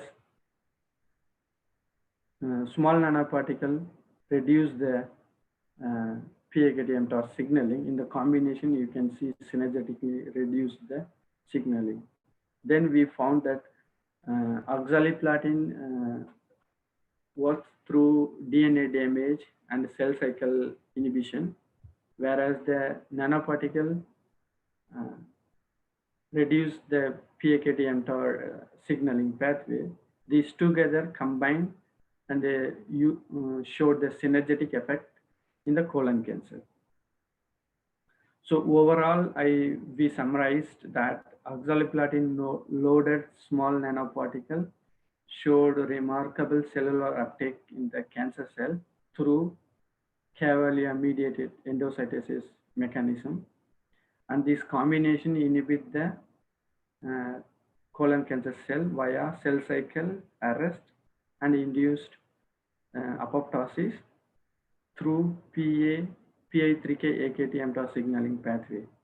And this novel self-myeling anti-cancer lipid-based nanoparticle can carry any other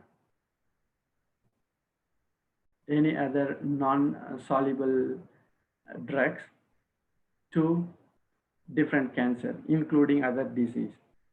At the end, these data were published in the Acta Biomaterial. So overall, we took one nanoparticle and first characterized without modification and then with modification plus drug, and we could able to publish in very good journals.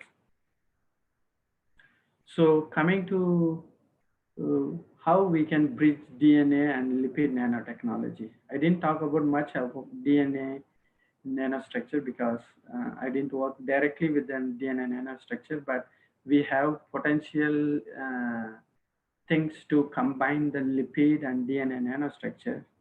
So you can see here, liposome have been used in many drugs, which can encapsulate various drugs, and it circulate in the blood and decrease the cytotoxicity, and it have high distribution to the target sites. Whereas the challenge in the DNA nanostructure, it's small and it needs to be stabilized to prevent the denaturation and degradation when it circulates in the human body, because human body has various enzymes so which can cleave this DNA binding, so which will lose their activity. So if you combine this DNA nanostructure with the liposome, which will increase the therapeutic efficacy without losing their activity. So as a researcher, we should focus combining these two new technology to improve the therapeutic efficacy of cancer, not only cancer, for all other disease. So right now I'm done my presentation, and I would like to thank you for Dr. Siddhartha and currently where I'm working, Carolina Bioncology Institute and Adina Group Institution, as well as Ashish, who were working with me to make a schedule for the presentation. For several times we talked in the email, and finally we came to some suitable time to present my presentations. So I thank you for the opportunity. And if you have any question, feel free to ask me.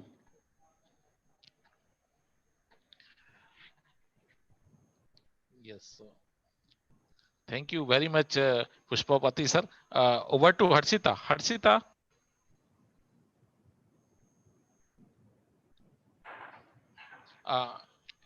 From audience, from the audience, any questions you may ask. You may ask. Our technical team आपको panelist में ले लेगा, and then you may ask. Any questions from audience? Rahul, look to see our question answer and chat box also.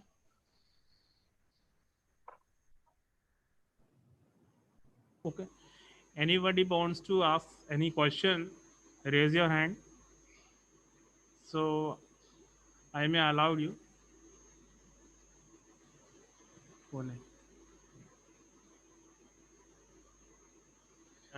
Any question from audience? Rahul? Yes, sir. Please check the chat box. If any question, then Anushri Jain wants to ask something. Huh? Yeah, okay, please. Okay, ask. Hello. Yes, Hello. please. I'm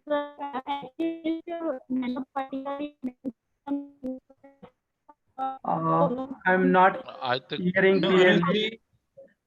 Your voice is not clear. Yes, your voice is not clear. You can. Okay. Hello. Yes. Sir,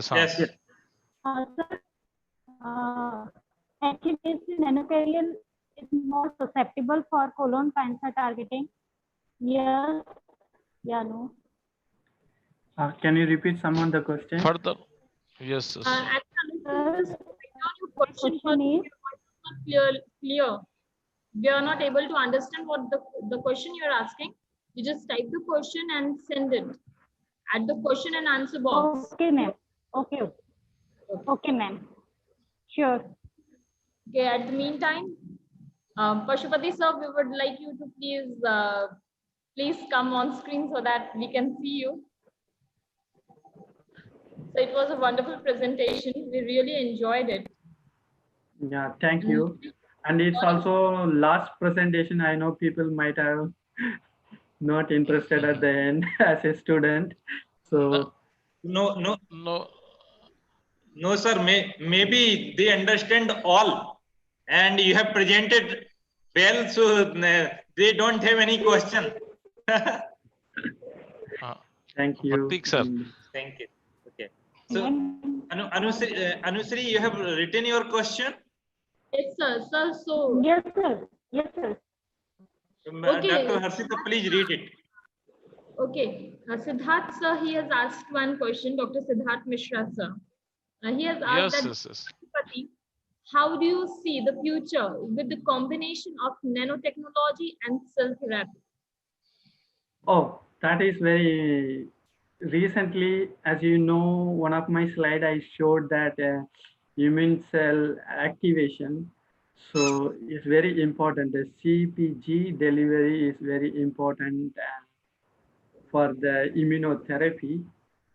So if we combine the CGP with PD1, PDL1, or CTLA4, those checkpoint inhibitors definitely will improve the cancer treatment, especially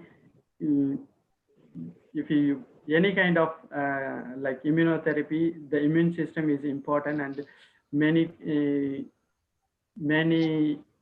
checkpoint inhibitors only targeting one activation part, whereas if you combine with common immune activation like CGP, which will definitely increase the immune response to the cancer.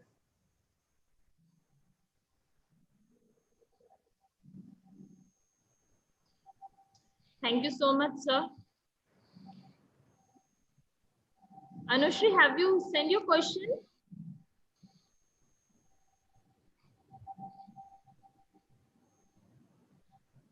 Okay, sir, Anushri has asked the question, sir. Her question is, that HA-based nanostructure is susceptible for colon cancer? Her question is HA-based nanostructure is susceptible for colon cancer? What is the first word? H? HA. H for horse and A for apple. HA-based. Oh, HA based. means I think hyaluronic acid. You say about carbohydrate. Hyaluronic acid. Yes, Siddharth sir is answering. Hyaluronic acid Yeah. based nanostructure susceptible to colon cancer. I don't have any idea about that. So Okay, sir, no problem. I think so. Siddhartha sir is speaking some. Can I answer? Yes, sir. Welcome, sir. Welcome. Siddharth sir. Prashant sir, is Siddharth sir our panelist? So please join him as a panelist member, sir. Prashant sir, Rahul sir. Yes, ma'am. Yes, sir. Siddharth sir को panel में ले लें अपन. जी. Yes, sir.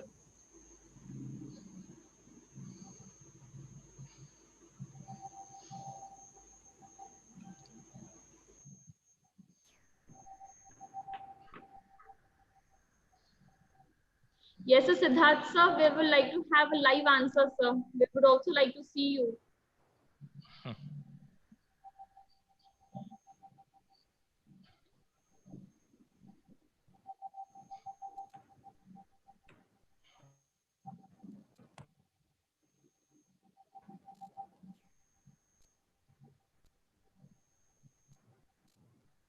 I think, am I audible now? Okay. Yeah, sir. Yeah. So firstly, it was very nice lecture, Dr. Pashupati, and yeah, and I know it's very early morning, maybe 5 or 6 a.m. At your, I think 7 a.m. at your time. Yeah. So firstly, you have done a very good job. And why I asked that question about combining the cell therapy with nanotech, because I know you are working particularly in cell therapy, and I'm very sure that you people will have some therapeutic regimen coming up. So that's what I also thought, that combining the drug regimen with a nanoparticle, and then a combination of these things with cell therapy, immune activation or immune suppression, that may be very fruitful. And recently I have seen some paper also in Cell. So they talk about in this domain, but that's like a very emerging area. The second question somebody has asked about the hyaluronic acid. That particular question is very interesting because hyaluronic acid receptors are overexpressed onto the cancer cell surface. Like Dr. Pashu, you will remember, we were working on lipid raft. Yeah. With Professor Kim. Yeah, I remember lipid now. raft. Yeah. So like lipid rafts are overexpressed when there is carcinogenesis, like in cancer cells, especially in breast cancer cells, triple negative breast cancer cells, they are very much expressed, literally overexpressed. So in the same cases there, the hyaluronic acid receptors, they are very much expressed in cancer cells. So if you make a nanocarrier with hyaluronic acid attachment onto its surface, it will more easily bind onto those hyaluronic acid receptors on cancer cells. And this type of data has already been reported with breast cancer, and in some of the cases with colon cancer. But there is a very big limitation with colon cancer because our digestive enzymes have ability to digest hyaluronic acid. Hyaluronic acid, okay. So the only option is intravenous dose. You cannot do it by oral dose. That is the only limitation. Rest, this is very interesting molecule and people are trying a lot. And one faculty from Sagar has already worked on the hyaluronic acid receptor, and they have a project on it. Yeah. So it was very nice talking to you and everybody. Yeah, thank you. Yeah, thank you. For that question, our nanoparticle is not hyaluronic targeting. Targeting the Cavalier receptor. Yeah. So yeah, in that case, yeah, because the cavalier receptors are very much different, and they have totally different signaling mechanisms. Firstly, they directly interact with the plasma membrane domains. And under the domain, all the receptor signals are in a cascade way, they are activated. Yeah, that's right. Yeah, of course, it's very interesting. Yeah. Thank you. Thank you. Thank you so much, sir. Sir, we have one more question, Pashupati, sir. Mr. Shrish Kumar Chakravarti, he is asking, how does the protein molecule and DNA interact with nanoparticles? So my our nanoparticle is not interacting, its lipid is interacting with the cell membrane, whereas the oxaliplatin interacting with the DNA. So there is not a specific answer for that. So it has the completely two different interaction with the two different places. So the oxaliplatin is delivered into the cell and interacting with the DNA, whereas our nanoparticle endocyte through the cell membrane, and it's reacting with a different signaling pathway.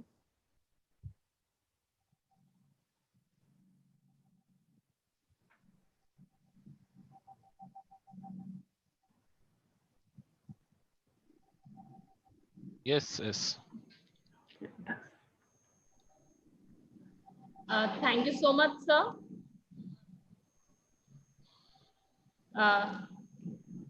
So as we have now, I'll request all the members who are the panelists member to kindly open up your camera so that everyone is visible. Mr. Arpit is also there with us, because now, sir, we are at the end of this particular e-conference, and I heartily thank everyone who has joined us right from the morning and is still there with us. And before that, I would request Prashant sir to kindly present certificate to Pashupati sir. So can you please share the certificate for Pashupati sir? So on behalf of Adina Group of Institutes, sir, we are presenting e-certificate to Pashupati sir. So kindly accept it from us, and we'll mail you very soon your certificate so that it is with you. Yeah, thank you so much for this opportunity Thank and you so for the recognition. That's so well. Thank you so much, sir. You enlightened us with the newer techniques, and the science is always, learning science is always fun and always interesting. Yeah. Thank you so much. Thank you, and especially I want to thank you, Dr. Siddharth and Dr. Ashish, for this invitation. Thanks, Thankful to Dr. Siddharth. thanks a lot, sir. Yeah, no problem. I think very glorious. Siddharth sir is immensely attached to our every scientific venture. Actually, Siddharth sir is our mentor. No. It's my I can say duty, and I feel pleasure joining such events. Right. Actually, I am little bit discussing here before. I think so 20 or 1 month prior, I said to Siddharth sir ki we wish to some foreign talk. So Siddharth sir said to me ki, okay, I will see, and then recommended the name of Pashupati sir. I am very surprised, thankful to our mentor Siddharth sir also. Yeah, to tell you all of you, Dr. Pashupati is a very shy person. He did not wanted to talk. Even when he joined PhD in our lab in Gachan University, Incheon, he was a very shy person. But he is a very smart worker. So I think you started working in 2012, right?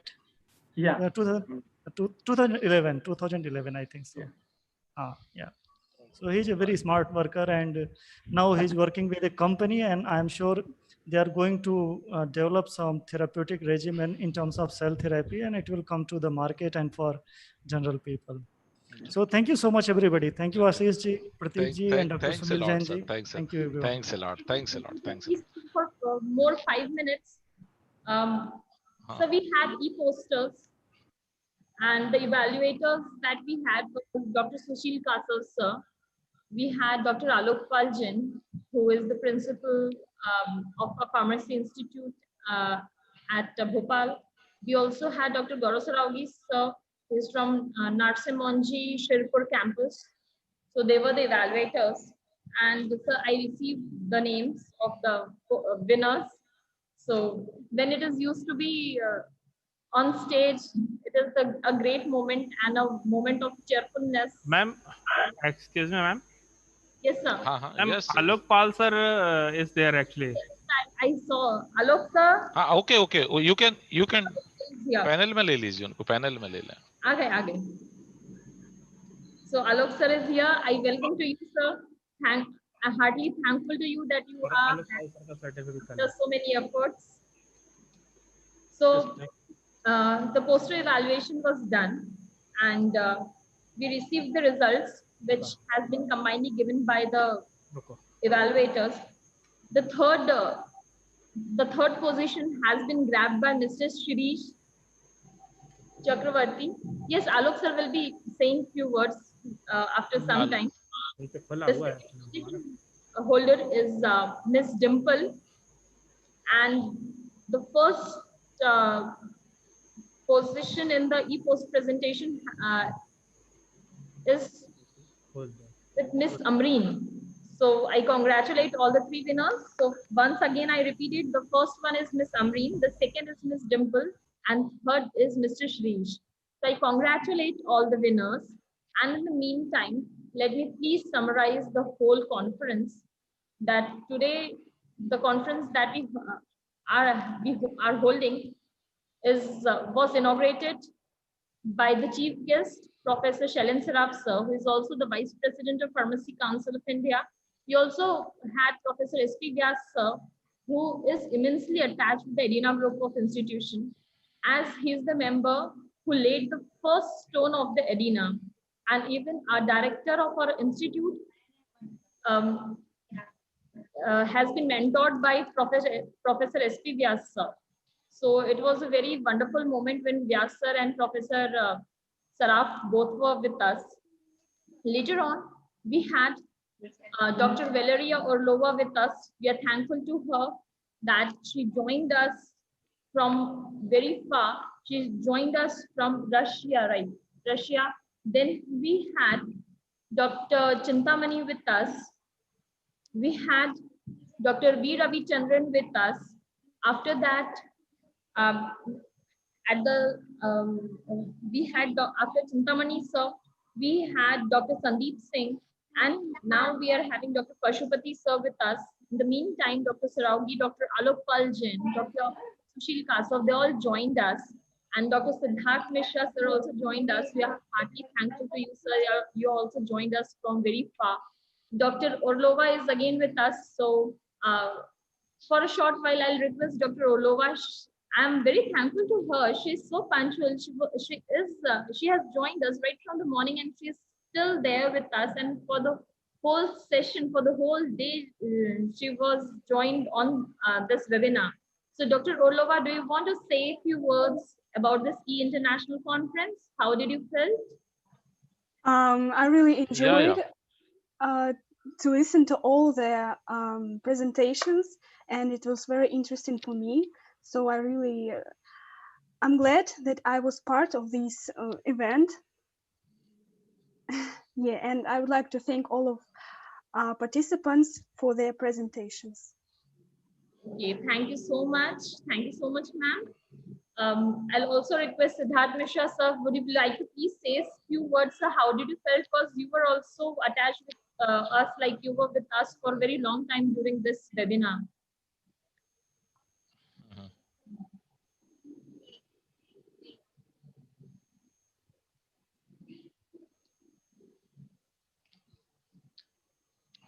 Yeah, Harshita. Yes, Siddharth sir, giving your concluding remark or feedback about conference.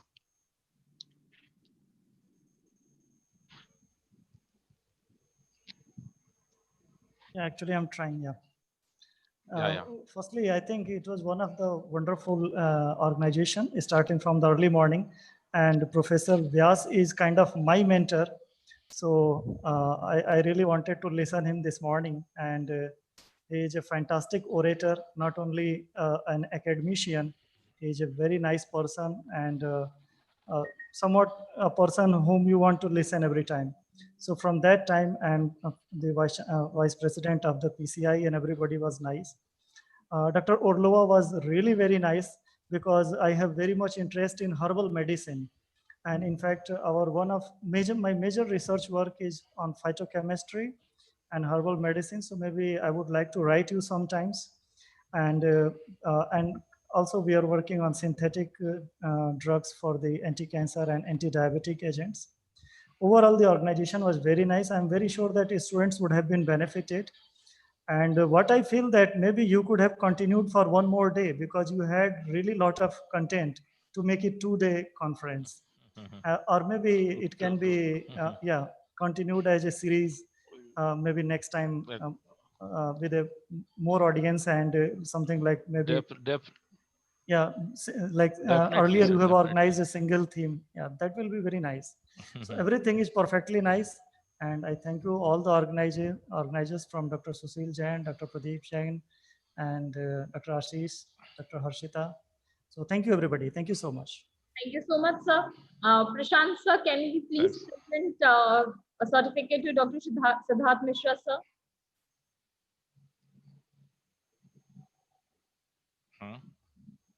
Sir, everything is virtually. The floral welcome is virtually. Even the certificates, they are virtually presented. So no, Dr. Siddharth. So thank you so much, Siddharth Mishra, sir, and please accept certificate. I think Siddharth sir को e certificate we will communicate to e certificate. मुझे लगता है शायद typing शायद ना हुआ हो. Don't bother, it's all right. I'm always connected. Just a minute, they are sharing. At the meantime, we also have Dr. Alok Pal sir with us. Alok sir, please say a few words. You are elder to us. We need to seek your blessings. Please, sir. Thank you, Harshita. Since morning, I am trying to say something, but due to technical fault, I am unable to say anything. Thanks for giving me opportunity to words. SP Vyas sir, really it was pleasure to hear him always. And I was associated with when Ravichandran sir was the speaker, Dr. Sandeep Singh, Dr. Last one was also, I was there. So whole conference I have attended, but due to some technical problem, I couldn't be there virtually. So I would like to thank Santosh Mishra sir also and Dr. Ashish sir, all the organizers. This is the virtual conference I think we are having first time. So it is a great experience to you, and I found it's a very grand success. So thanks, and see many more from your side. Thank you. Thank you so much for giving me the opportunity. Thank you. Thanks a lot, Alok sir. So Siddharth sir, please accept this certificate on behalf of Adina Group of Institutions, sir. We'll mail you very soon. Okay, thank you so much. Okay. Thank you. Thank you so much that you are so immensely attached with our group of institutions. Thank you so much, sir. Now, may I please request any of the participants, the attendees who are attending this particular conference, if they want to say something. Any participant, if they want to say something, please raise your hand. We'll give you the rights so that you can say. Okay, so Rahul sir, we have one hand raised, Mr. Shrish Kumar Chakravarti. He wants to say something, sir. Yes, yes. Please say about the conference. This is our feedback.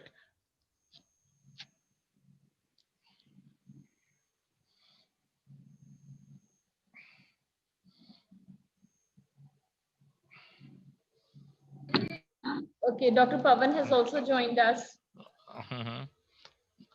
Collect the feedback from Dr. Pavan sir also.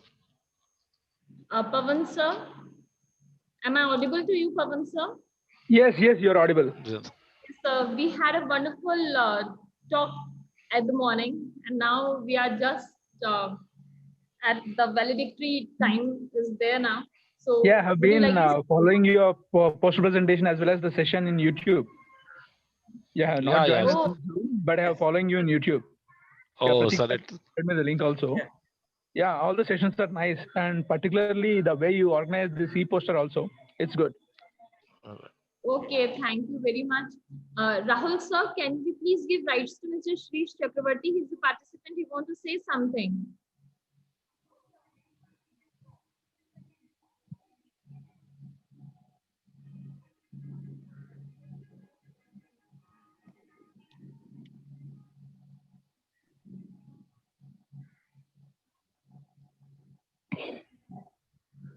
Ma'am, some participants asked to share actually winners of the poster event also, ma'am.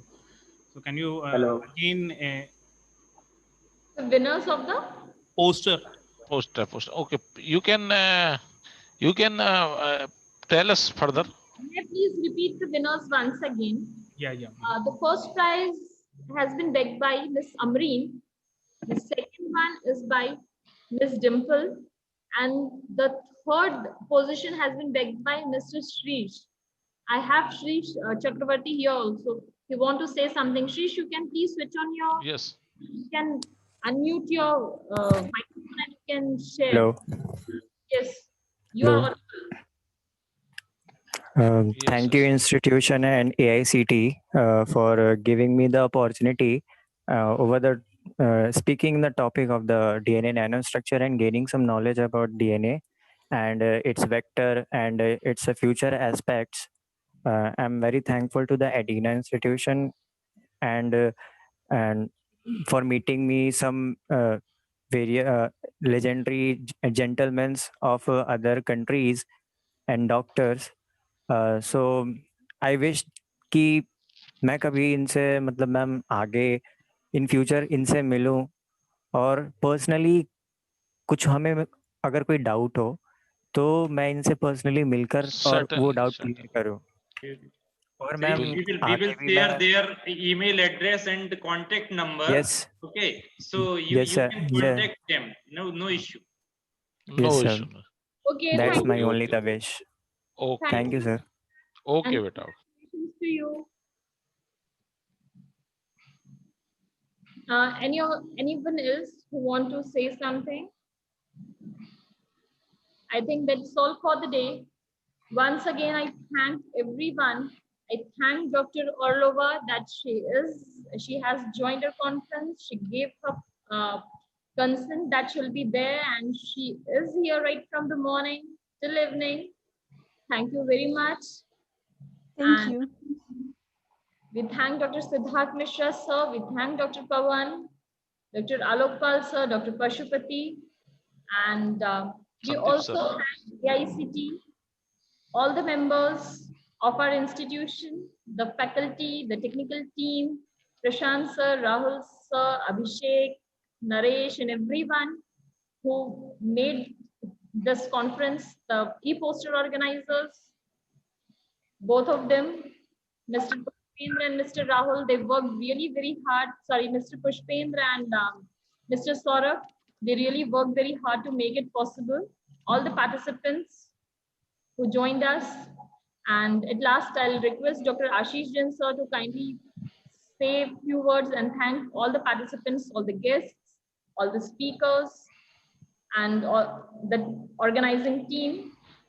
As the coordinator of the program is Dr. Ashish Jain sir, so it is his rights to kindly present his thanks to everyone. Please, sir. Thanks a lot, Harshita.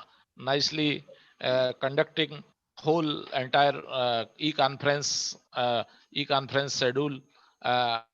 I would like to express my gratitude and thanks to our BCI PCI Vice President Sir Sarab sir to giving his precious time out of very busy schedule. I thanks to our Professor Vyas sir, which is our mentor, which is the mentor of our institute, which is mentor of all of us. So thanks a lot to Professor Vyas sir.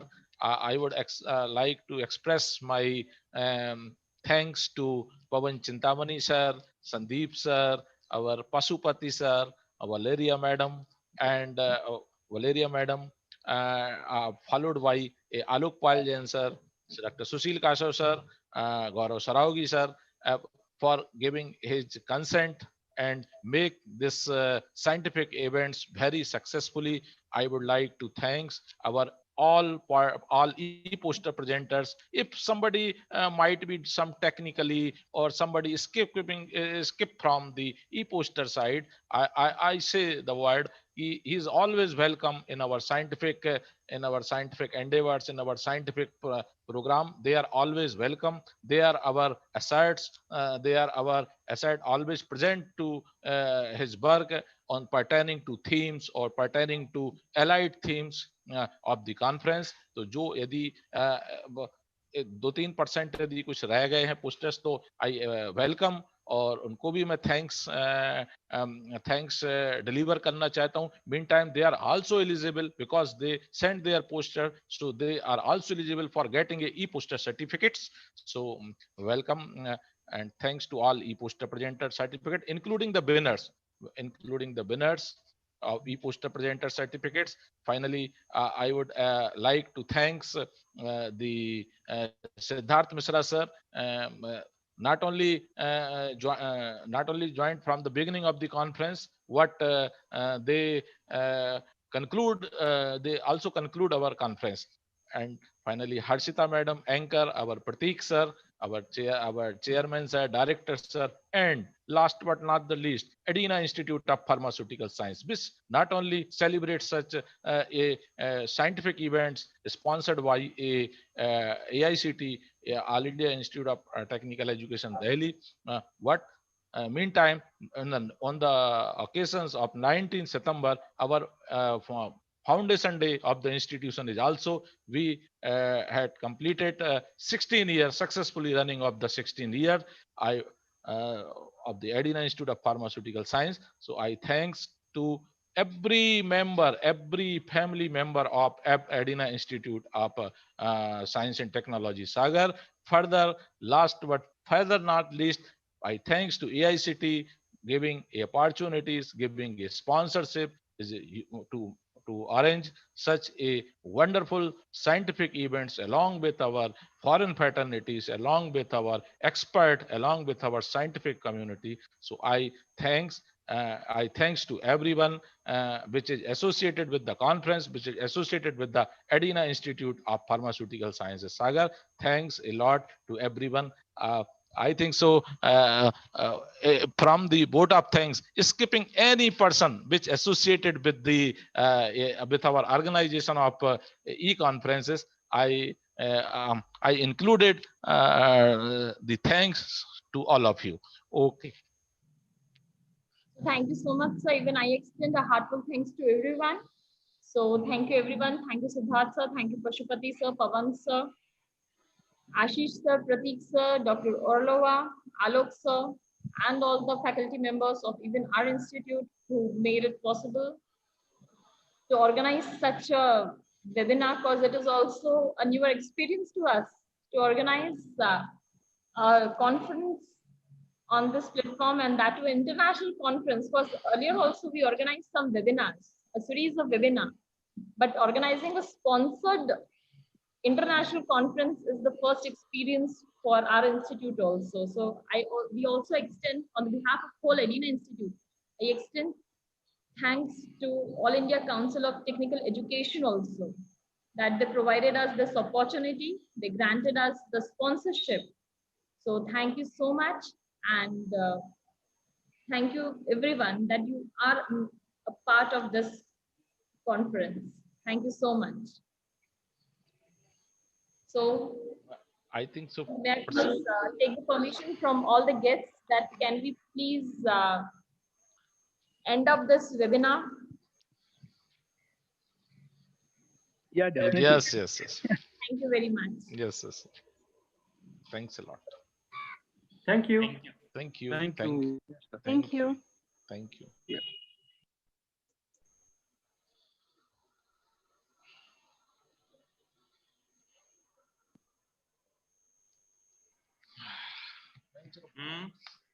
Leaf.